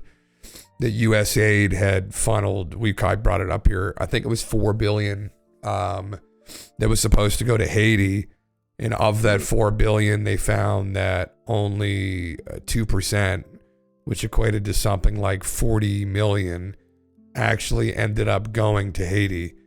And that the rest of it, like the 98%, essentially went to these like NGOs and these companies in DC. And they think that, well, I think they know that like around 84 million of that money went to the Clinton Foundation. Which is fucking great. Now the Clinton Foundation worked with Haiti too, but I think it was in the pockets is where people think it went. I thought it went. Jeez. Fucking crazy shit either way that most of the money, and it was some ridiculous figure like 57% was unaccounted for.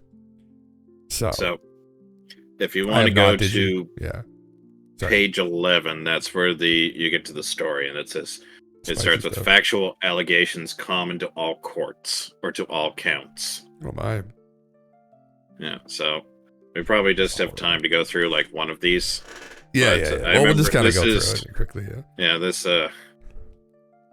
Even though I talk about like half the things I read about, I got just like so into it and whatnot. Usually, I'm like pretty objective. I remember I actually like felt angry reading this and like parts of it. Anyway.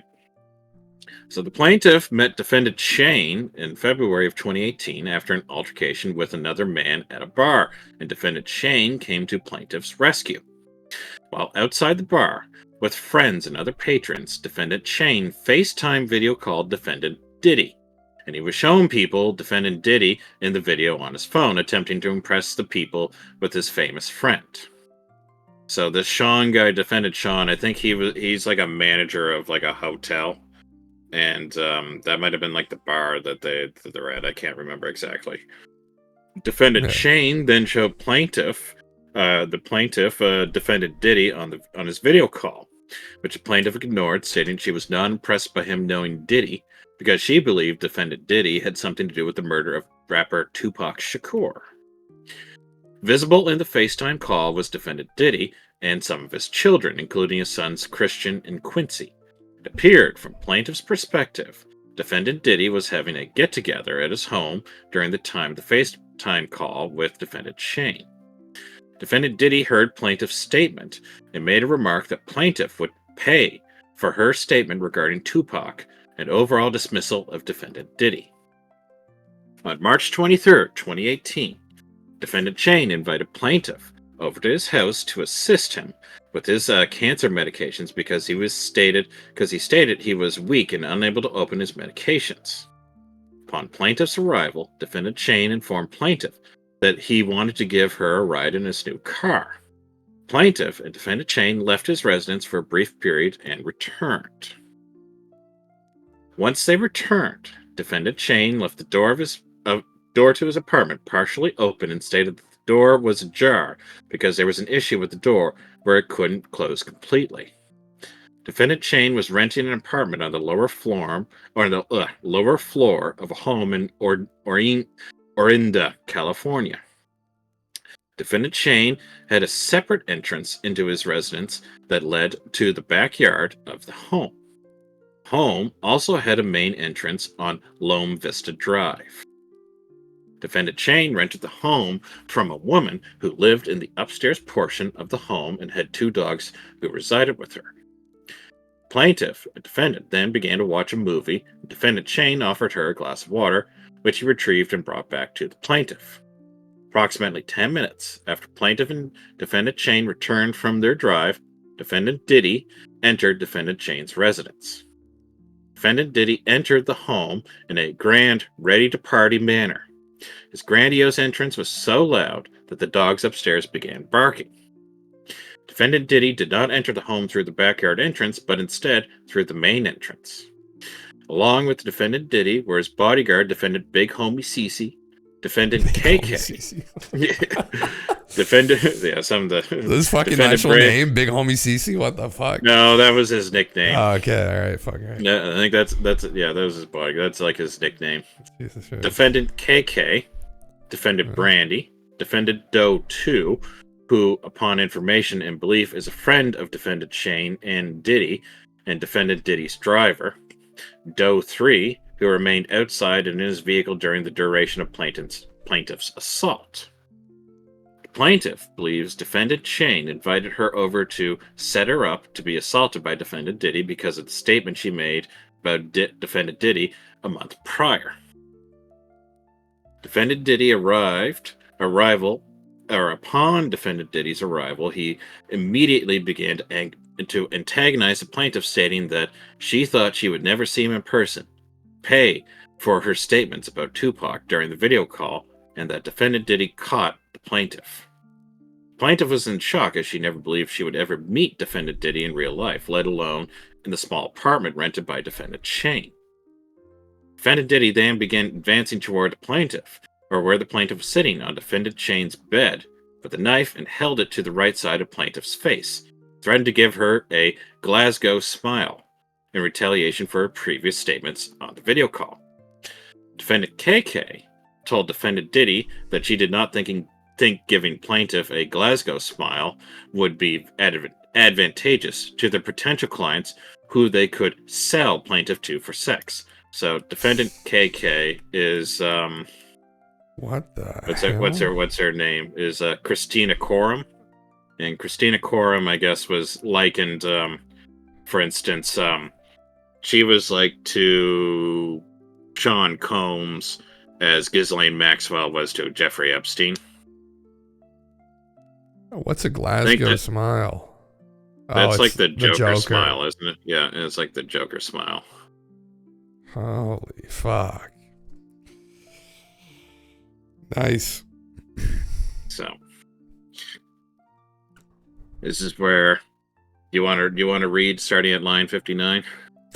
Do I want to? Yeah, I can. Yeah.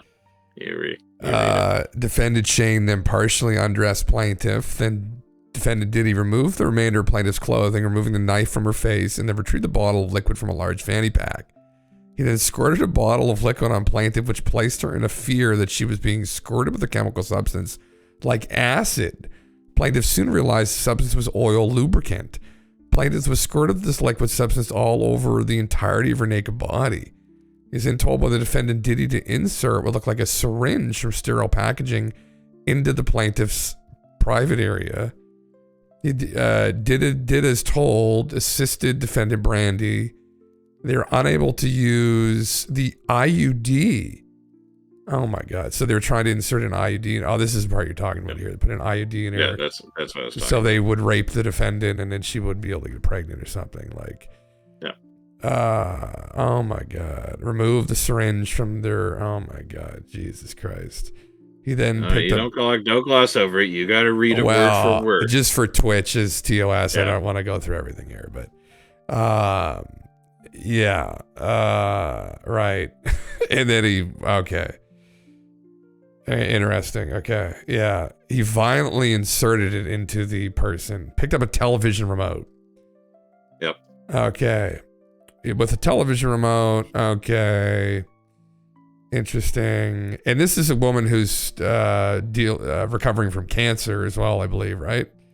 No, that was the defendant Shane. Okay. Interesting. Okay, to put a pillow over her head. Okay, we probably don't want to read all this on stream, honestly. It's a bit much. I told you, it's graphic. It's pretty horrific shit. Yeah. That's maybe the TLDR of it, is that this guy's a fucking monster. Yeah. Well, to get the full effect of the claim, you do have to read it. But yeah, there was they effectively went into detail about how they raped her, both vaginally and anally, and that they described different characters in this. So instead of, for instance, they said instead of immediately raping the plaintiff, defendant Drewski doused the plaintiff with more lubricant and oil and then jumped on top of the plaintiff's naked and oiled body, treating it like a slip and slide, knocking the wind out of the plaintiff due to his enormous size. And then they keep going on in such fashion. She tried to grab a phone, but was unable to grab it because of the lubricant. And then they put some pill in her mouth, which which then knocked her out. They gave her a bunch of drugs. Now let's see if we can get to. So what they had is defendant KK examined a plaintiff to see if she needed assistance and was about to give the plaintiff an IV fluid. Plaintiff cannot be certain. We're on line or statement 86. Okay. We're at. She could not be certain if she did or did not receive such an intravenous fluid. Defendant KK then opened a different bag, different other than the one defendant Diddy removed the oil from, where the plaintiff observed several medicine bottles, IV fluid bags, and other unidentifiable powder-like drugs. Defendant KK then removed a pill from one of the medicine bottles and gave it to defendant Diddy. At which point, defendant Diddy then inserted the pill into plaintiff's mouth and down her throat, where the plaintiff had no choice but to ingest the unknown pill. Then the defendants Diddy, Shane, KK, Odell, and Drewski then exited the residence to the backyard, where they all smoked marijuana and cigarettes. So she remained almost lifeless in the defendant's bedroom until she finally regained her bodily functions.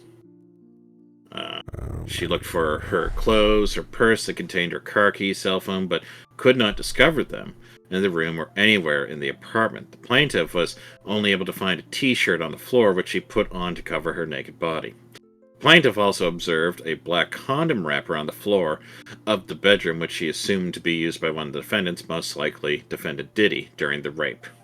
The plaintiff then found a knife with the assistance of the Doe plaintiffs, and then headed to the backyard where the defendants were smoking, as that was the only exit to the premises onto the street. So that's where in the second part of it, the other plaintiffs talk about how they got to that. So they're all in the same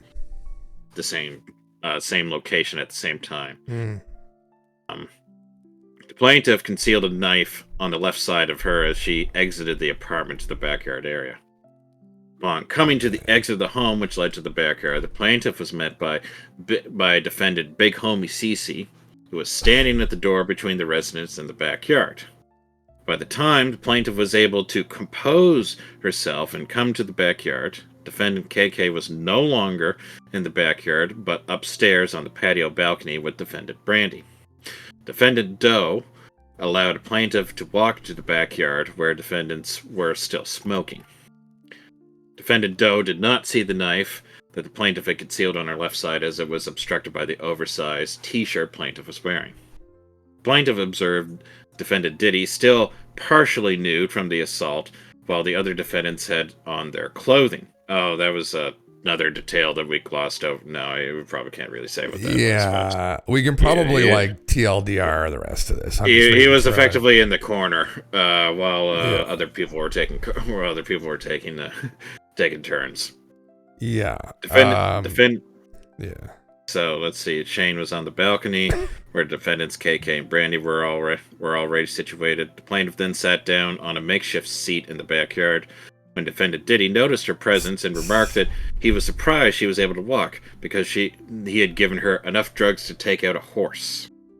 The plaintiff then asked Diddy what he gave her, and he laughed and did not provide a response.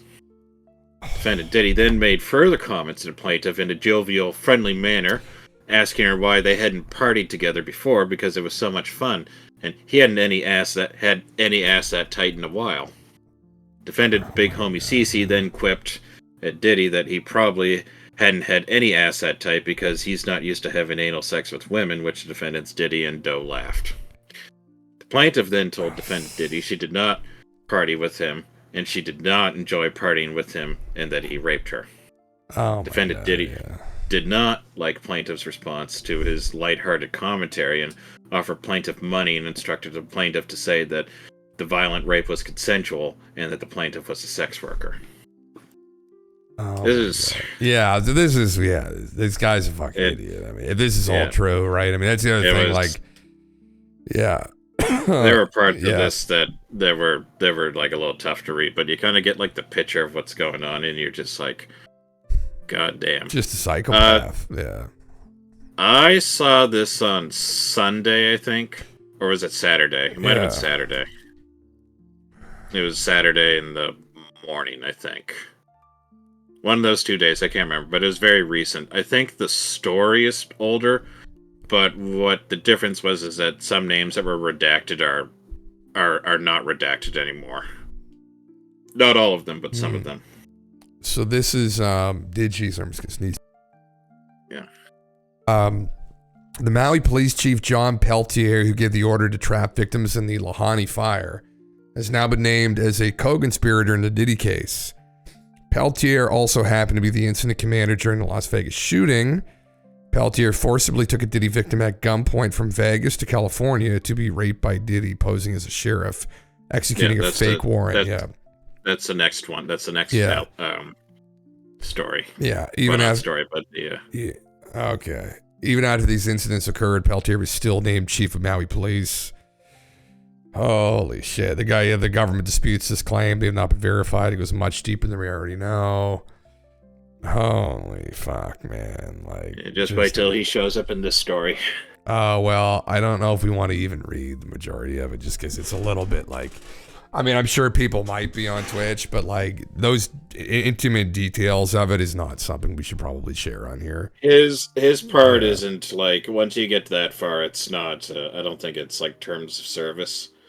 Yeah. Some of this stuff there's a little bit of the stuff that we'll skip over, but I think his part is his part. You could probably go into what his part was without really having to worry about.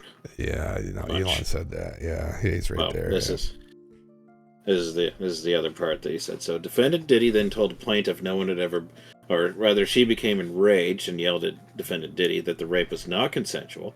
She was not a sex worker, and she refused to take money from him and would tell the police he had raped her. Defendant Diddy then told the police that no one would believe her. She had been raped by him, and if she did tell anyone, that they would harm her family. So at which point then defendant Big Homie Cece then showed the plaintiff on his phone, which looked as if it was outside of the plaintiff's estranged sister's residence, as she could see her sister sitting on the couch and her sister's spouse on the balcony. It looked as if someone was waiting outside the residence streaming this video to defendant Big Homie CC's phone. Plaintiff, while rattled by what she was seeing, was on defendant Big Homie CC's phone, was still angry about the gang rape, or being gang raped, and was not comply with the defendant Diddy's request to take the money, being offered to say the rape was consensual. Defendant Diddy then called over defendant Janice, who I think that's his mom, in an effort to further convince the plaintiff not to report her assault. Defendant Janice yelled at the plaintiff to not hurt her son, and the plaintiff told defendant Janice that her son had violated and raped the plaintiff. Defendant Janice, seemingly unfazed by the statement, then continued her demands of the plaintiff to take the money being offered and not report the rape to law enforcement. Defendant Diddy then made further threats that had gotten off from bigger crimes, and that this was referred to Tupac, again further antagonizing the plaintiff. So this is when the bodyguard pulls the gun on Diddy and then says, like, "What'd you say about Tupac?" And then they were kind of exchanging words. And then a neighbor saw the commotion and whatnot, in which they both pulled out guns and told him to get inside, get back into your house, and then... Jesus Christ. Okay. So where's the part about the Maui sheriff that's where I'm getting I'm getting to. Because I'm just screwing up. There was commotion, there was a bit of a struggle and whatnot, and then the plaintiff was able to get to a neighbor's house. And I'm just trying to see when they call in. Yeah, so they said they fled to a car where a neighbor was also taking cover and lost the sight of defendant Doe because there was a gunshot. I think there was a couple gunshots at that point. The plaintiff then heard an SUV screeching and speeding, leaving the residence. Plaintiff then entered the home of a neighbor who had informed her that they had already called the police. Plaintiff informed the neighbor that it was Sean Combs who had raped her and shot at them, but the neighbor was unaware of who defendant Diddy was. Shortly thereafter, sheriff from the Contra Costa Sheriff's Department arrived at the home. Plaintiff identified the person who arrived at the neighbor's home, posing as Contra Costa Sheriff, was in fact defendant Peltier. So, plaintiff told defendant Peltier, believing he was a sheriff from the local police, she had been violently gang raped by defendant Diddy and others, and that she did not have her clothes, phone, purse, keys, or cell phone. No, she said phone twice. Defendant Peltier, falsely posing as the Contra Costa Sheriff, told plaintiff and the neighbor that they had received several noise complaints prior to the neighbor's call, and instructed the plaintiff to find a way to get home. The sheriff, defendant Peltier, did not offer to take the plaintiff home, nor did he call for emergency services, including an ambulance, nor any offer to take the plaintiff to the hospital, nor any offer to help the plaintiff recover her clothes or effects from the defendant Shane's residence. The Contra Costa sheriffs have confirmed that a police report was made that night by plaintiff Parham. The Contra Costa sheriffs have refused to release any information related to the complaint on the night in question to any source, despite numerous attempts made via the Freedom of Information Act. Plaintiff observed that defendant Peltier had something to hand something to the neighbor, what looked to be an envelope, at the door of the defendant Peltier. At the door as defendant Peltier exited. The neighbor went to a nearby room and quickly returned empty-handed. The plaintiff believes the envelope contained cash. The neighbor offered to let plaintiff sleep on his couch until she could figure out a way to get her possessions and get home, but the plaintiff declined, uneasy and unsure about the exchange with the police and the neighbor and police, and only remained at the neighbor's residence for a short period of time once defendant Peltier, posing as the law enforcement, left. Plaintiff then went back to defendant Shane's residence, where she found the door open and her clothes were readily accessible inside. Which I think then she kind of talks to the defendant Shane, who just kind of passes it off as like nothing happened. And she's kind of like in a daze. She ends up sleeping or staying over at his place, not like sleeping with him, but just like resting. And then I think she finds a way to get home after that, but she made like a couple like reports to the police and whatnot, and I guess like all the reports were just kind of like waved off or like hand waved off and whatnot. So that's kind of like the gist of what it was. That she made like a bunch of like follow-ups to it, and she was just effectively getting stonewalled. Holy shit. Yeah, it's twisted shit. If this is true, he's a twisted guy. And, you know, there's other claims. Like the other claim was that was put forward. The other accusation was by a 13-year-old girl that supposedly was gang raped by her and Jay-Z at the MTV Music Awards like years ago. Oh, yeah, that's right. Yeah. So, like, you're dealing with kids, like, just, and this guy's just, they're just fucking psychopaths, like, actual psychopaths. If this claim is in fact true. If it's true, yeah, he's an actual psychopath. He's an absolute psychopath, yeah. This is just the legal document. I don't like the document to say, like, this is what the claim is. I just, man, like, it's miraculous that they get away with stuff like that. I mean, you know, they probably target these poor women that don't have any partners or family. They don't have anyone that can help them. Like, man, I mean, unbelievable shit. But I guess now in the end, maybe there are people they found that help them that have led to this guy's arrest. But like, what do you do with these people after they've done all this stuff is the question always in my mind, right? Like, ethically, what are the repercussions for this? Like, I don't like what he gets he'll live in a high security prison, right? Which he'll be segregated away from the general public because they would just like fucking, you know, he would stab him or something. So he's gonna live kind of like how what's Buddy's name there? Oh my God, he did the Ponzi schemes. They live in like a luxurious Bernie prison. Madoff? Yes, they live in like a luxurious fucking prison. Like he's banked with Sam Bankman-Fried, Buddy, who did the other scam there. Is he actually? Yeah, I know is. he's like in a holding facility in Brooklyn, I think. I mean, that's like where he's at, but like, I just, as a culture, like, what do we do with these people? It's a real question. Like, what do you do with monsters like this? Well, there's, to add one more detail to it, this is in the the next story. So the next story, I'm not gonna read it, but just the next one is that it's with a mother and son, and how they were like effectively kidnapped from Las Vegas and then taken to that spot in California. Yeah. And one of the things that they noted that I remember reading was that when I think it was a son observed this, that it was likely that they had like Sean Combs or Diddy's kids were like outside while this whole thing was happening.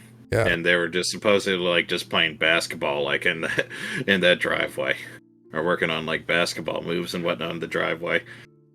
Like what kind of like take all the like even all this like aside, like if you're gonna do like this malicious thing, like, but you take your kids like at the same time, like you gotta have just no conscience at all to like even disassociate like that.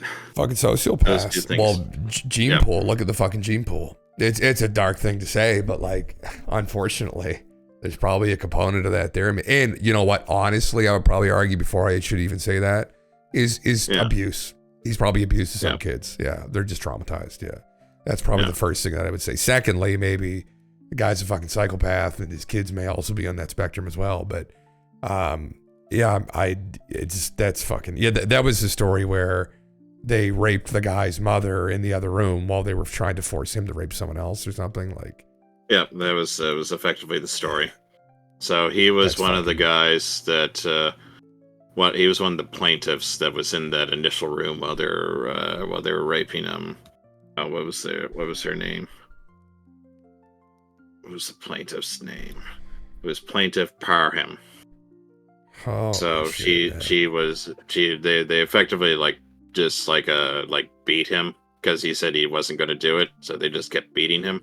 Meanwhile, his mom, who was the third plaintiff, I guess, was being assaulted in like another room over, and I don't know. It's as much as we talked about like how can someone be like evil? If this is true, this seems like this is like true evil. Oh, it's malevolence. Absolutely. Oh, Yeah, absolute because malevolence. this doesn't seem like there's any like thing that's like good that comes out of it. This just seems pure malevolence. Oh, it's pure malevolence. Yeah, I know. Well, so what do you do, Rabbit? You hang them? I mean, I think that's really the solution, because what you don't want to do as a culture is like get too excessive with it, and like they used to like draw and quarter people. You don't want to do something horrendous like that. But I think the only solution, if you were to actually find someone guilty of this level of malevolence, is to get them the fuck off the planet. Yeah, that would be the only thing. I think that would be the only justifiable solution. Are you suggesting that we use Elon Musk's program to get people to Mars as a sense of like a prison? Yeah, where we send we make Mars the convict planet. Yeah, we'll tell the general public that we're sending them up, and then what we won't tell them is that this is a test, and then it might blow up, and then it blows up, and you're like, oh my god, what a tragedy! All the fucking convicts murderers. They're gonna change the name of Mars. They're gonna call it Planet Australia. That's what they're gonna call it. Well, I mean, that was what I remember on Stephen Molyneux's philosophy show. He used to have these talks about this, and you're talking like ethically, what do you do with horrendous people? And what some cultures in the past would do is they would just send them out of the walls of the city or wherever, their community, and they would just let them fend for themselves, or they would put them in a dangerous area and let them fend for themselves, and they would let nature decide. So what Stefan would talk about as well, instead of giving them a warm place to live, right, and treating them, well, is you would just put them up in the Arctic Circle, put them up in polar bear territory, and let nature decide what happens to them. If they can survive up there, right, and build, whatever, fucking an igloo up in the north or whatever, then so be it. But they can try and live off the land, but we'll let disease get them. We'll let nature deal with them. We won't deal with them anymore. But now the problem with that is that you end up, you put Luigi there, holy fuck, yeah. Fuck. Or you fucking, or now they would just find a way back, but that's fucking, yeah.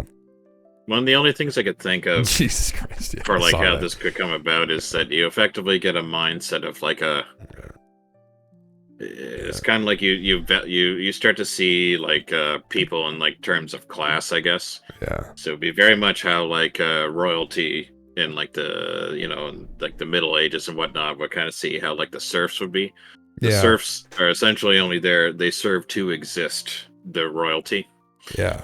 And that their existence outside of that is like meaningless. So like, if the desire of the royalty is to go and gang rape the serfs, then that's like the serf's duty or something, because of the nature of like the class inequality, like that and that. Yeah.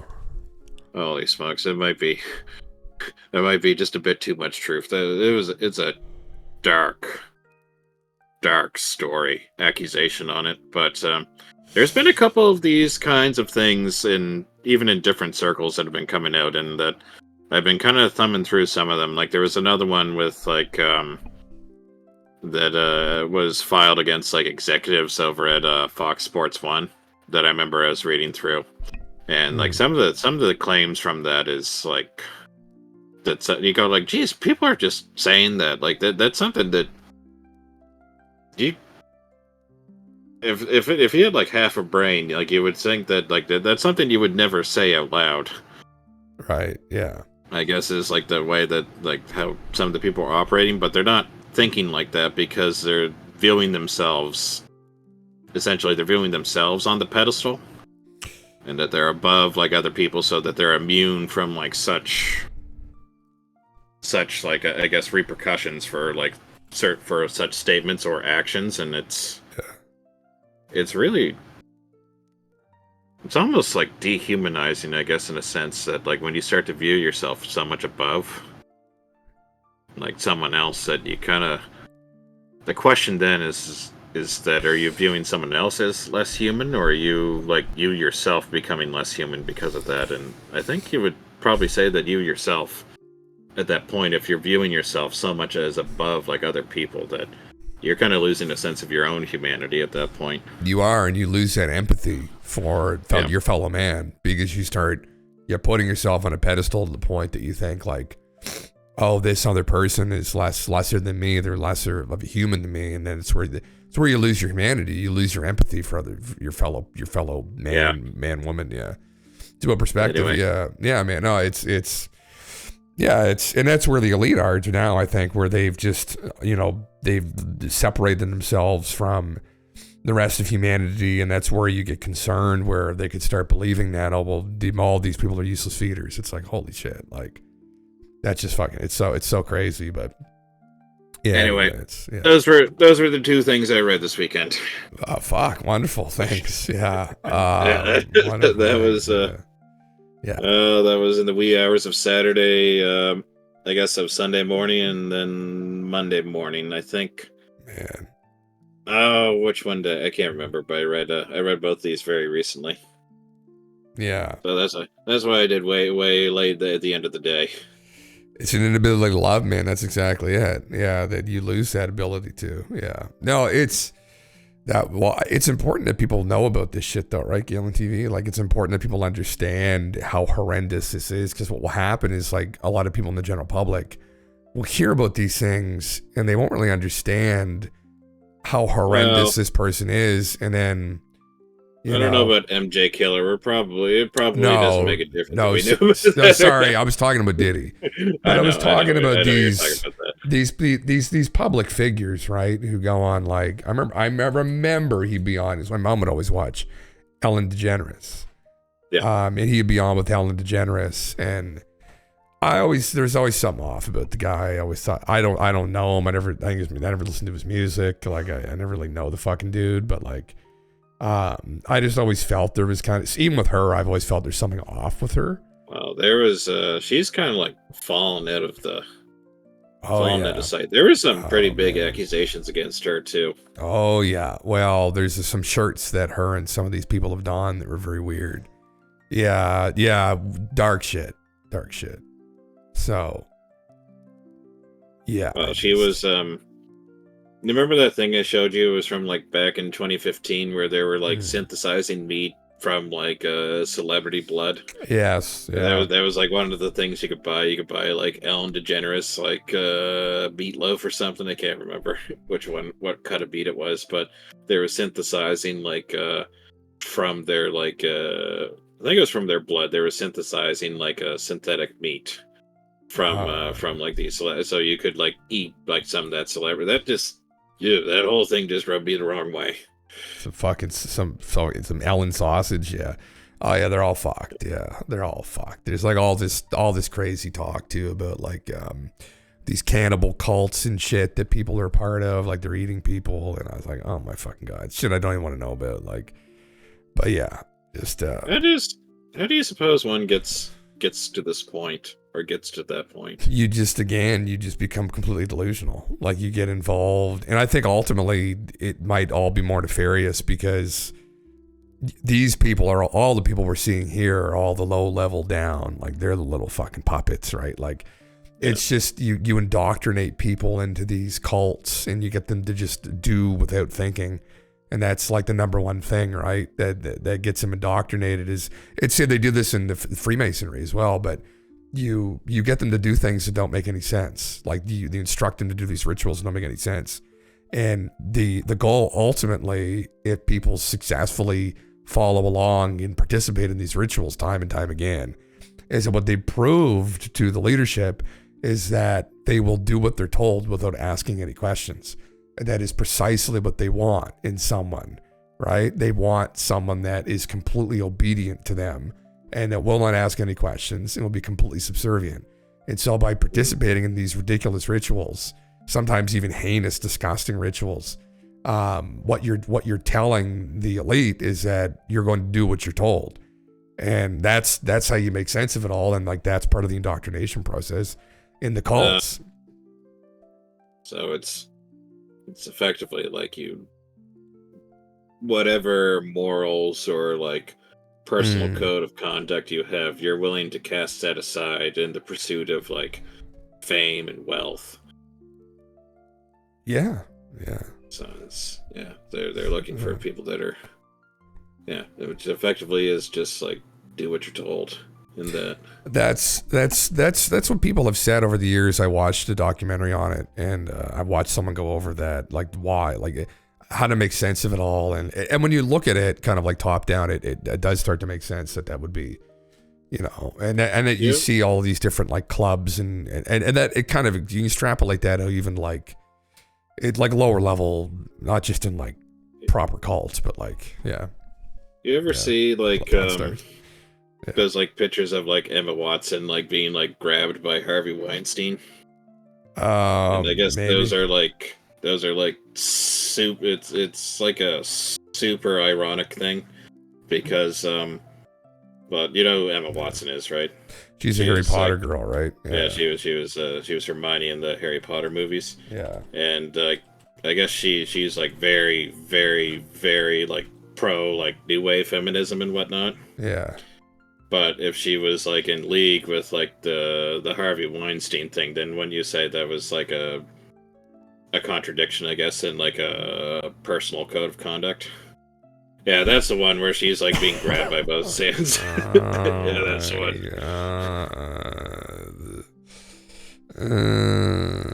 Jesus, best friends with old Harvey. Yeah. Oh, that grosses me the fuck out. It makes me feel very sad for her because she was just a kid in Hollywood. I don't even want to know what they endured. Any kid in Hollywood, man. Chumley lose weight, fuck, good for him. I don't even want to know what they had endured because it probably was pretty horrific. Yeah, the Wizarding World of Weinstein. We just watched through the Harry Potter series again. Actually, is that right? We did. Yeah, my partner had never seen the last two movies. She had never seen our the last couple movies. Yeah, and I'd only seen them a couple times, to be honest. So there is like a period now. I know I'm going to say this like my old man statement for today, but but on like on TV whatnot, they friggin' had them like the series on like every weekend for a good like 3 or 4 months, I remember. So they were just like constantly on. I never would watch them that much. So it's been a while since I've just watched a movie in general. Like what was the last movie that I did watch? And I'm not talking about like any of like these like docu-series or anything. It might have been Dune, the first Dune, not the second one. That might have been and that was a long movie. That was a long time to sit through. Well, I think I watched it because our guy Harry Calvarium kept we'll say he kept shilling it at me. He's like, you gotta watch it. And I haven't watched the second one yet, though. But I mean, I don't know. I think you and I are kind of like similar in that, where we're both just like, oh fuck, if it's like over 90 minutes, I don't want to watch it. I got other things to do that I want to do. Yeah, I'm not a big movie guy. Like if it's I know I have to. It's funny because certain movies like Lord of the Rings, I'm a huge fan of, and I will sit through that and love it. But certain things that like really pique my interest. But yeah, like big cinematic experiences like that, I'll sometimes fall asleep. If there's not enough booms, and I'm usually out. I'm usually fucking gone. I need those booms and those bangs and shit. And if I don't get that, then it's like fuck, brother. Like I'm off to fucking dreamland. Like, yeah. Is that Elon dressed as the guy from Shrek? Elon Ma. Yes, yeah, it looks like it. Yeah, some of you may die, but it is a sacrifice I'm willing to make. Yeah, holy fucking Christ. Have we ever heard of yachting? What's yachting, Golf? I don't know what yachting is. Although I may. One could hazard a guess at maybe what it is, but Twitch blocked it. What the fuck is it? Why? What is? Oh Jesus. Okay, interesting. You go to Urban Dictionary for this. Twitch didn't even pop a mod comment. Let me see. I'll look it up. Twitch is very. It's funny that Twitch streamers can call for the death of people and only get a ban for a day of public figures, but then what? Really? You didn't hear about that whole deal? Yeah. Oh, it's a Kiwi Farms. Well, which public figure was it? Is a term for C-list celebrities who need money to supplement their incomes in order to keep appearances. They'll go on a yacht, typically owned by a millionaire or billionaire, and do what said millionaire billionaire wants, mostly sexual wants. They'll be caught by the paparazzi on the yacht, and people will think the celeb has paid. C-lister is yachting again to pay her bills and get to the front page. Oh, okay. Well, you might be a Z-tier celebrity now. You could probably do this. Holy fucking Christ. Somehow I doubt it. No, I'm not even on the spectrum. I will never consider myself that. Fuck, man. Jesus Christ. I'm at this point. I might be Z tier. You're like a Y tier celebrity. You're above me. Oh, Jesus fucking Christ. Yeah. It's the A tier, the A-lister Twitch streamers that get the exemptions and the fucking I couldn't believe that shit. But anyway. Yeah. It was Hassan who made the comment, and I don't know, I don't even care what the context is, honestly. But he made a comment about killing this guy, Rick Scott, or some shit. And Twitch only banned him for a day. I was like, brother, like, you can't make comments like that. Huh? How many viewers does he get usually? Oh, huge. Like, oh, fuck, I don't know, 30,000+ at least, minimum, I think. And whenever I'm on, I'll look, and sometimes at who's on, and I see they're in the top page. Figure he talked about? Huh? Was it a Republican? I think he may be. Yeah, he's a guy's a piece of shit. Like, the guy's a piece of shit. But that doesn't excuse that behavior. And then he did something else too recently, where he tweeted at some guy he was having an argument about, this politician. He tweeted the handmade gun that was used to assassinate the Japanese prime minister through COVID. That someone used a handmade gun to assassinate the prime minister of Japan during COVID, which is another interesting rabbit hole to go down as to why he was killed. He wasn't complying with a lot of the edicts that the other countries were complying with. But anyway, and I was like, holy fucking Christ, dude. Like, that is not good. Like, anyway. I watched the content nuke that Ethan Klein did on him, and I talked with Terrain Beast. I don't know the guy. I don't know what he believes. I don't watch his channel. I've never really watched anything that he's in, so I didn't know what the deal was, but fuck, he made him look pretty bad. But Ethan has a tendency to do that with anyone, and I'm not really super familiar with Ethan either, but Ethan has a history of being a dink on the internet as well, so I mean, you know. There was a basketball player years ago. What was his last name? I can't remember, but he used, we'll say the K word, while he was streaming Call of Duty, and I think he was pretty much blacklisted from the NBA and from Twitch after that. Oh, really? Oh, Jesus, yeah. I would think that you fucking would. I mean, yeah, fucking Christ, yeah. Oh, that's a fucking deal, Bones. Holy shit, brother. Fucking right. There you go. It's just interesting how calling for, like, the death of somebody got one guy a day. I mean, now, I think the actual context, I don't know if he intended to say it like that.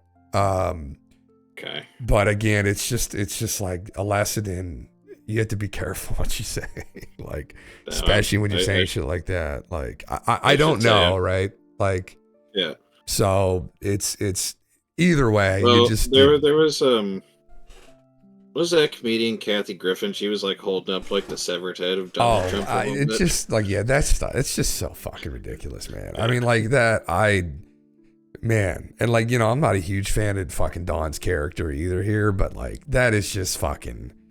That's just so bad. I mean, it's just unbelievable. It's just extremism. It's unnecessary, and there's no place for that.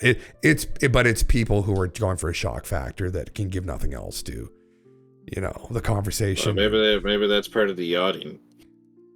Well, yes, clearly in that instance, I guess. That was part of the yachting. Maybe that's where that is. It's all coming together now. Just desperate attention whores that just will do anything for attention, even if it means like creating, you know, it was just a horrible thing. Yeah.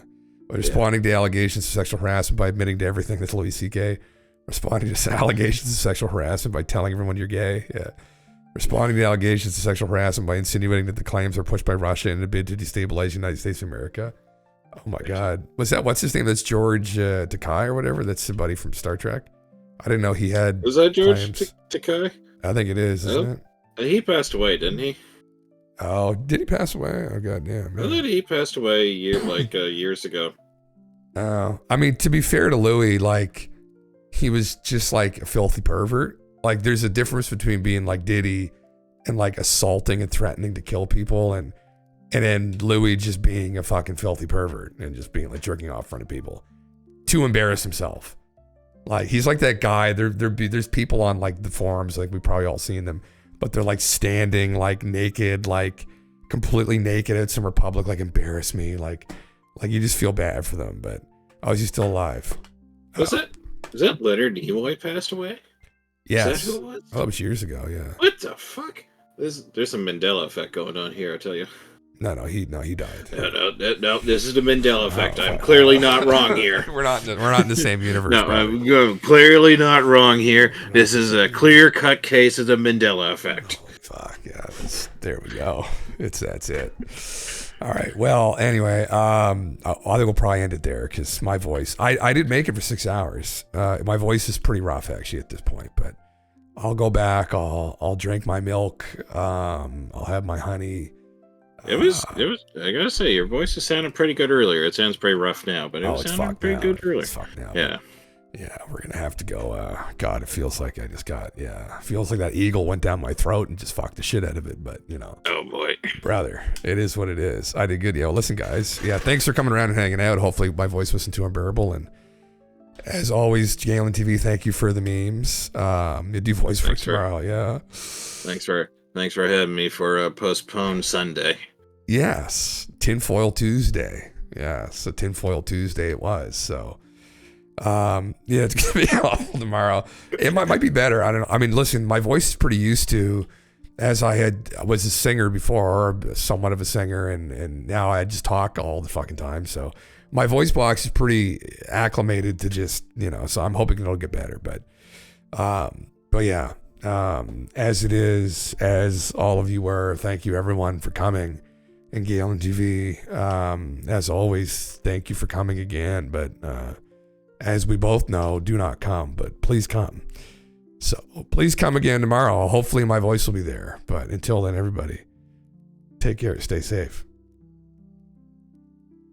Till next time at 3 a.m. It's 7 in the evening and everything is fine. I'm not expecting visitors, so I can stream all night. I'll take my stream deck out from where I'm playing Fortnite.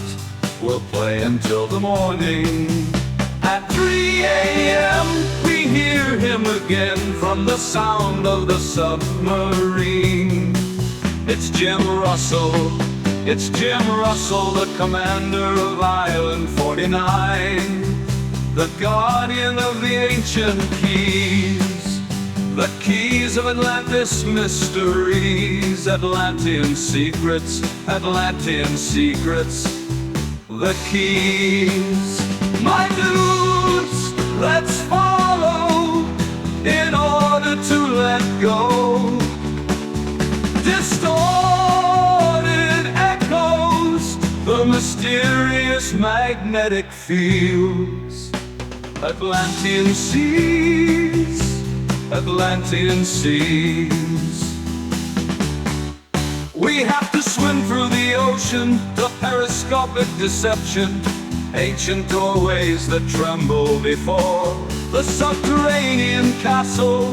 He calls us, my dudes, robots and erudites. 'Cause at 3 a.m. we hear him again from the sound of the almond shells. It's Jim Russell, Union leader of Sorceric Knights, and he parts in the breaking dawn.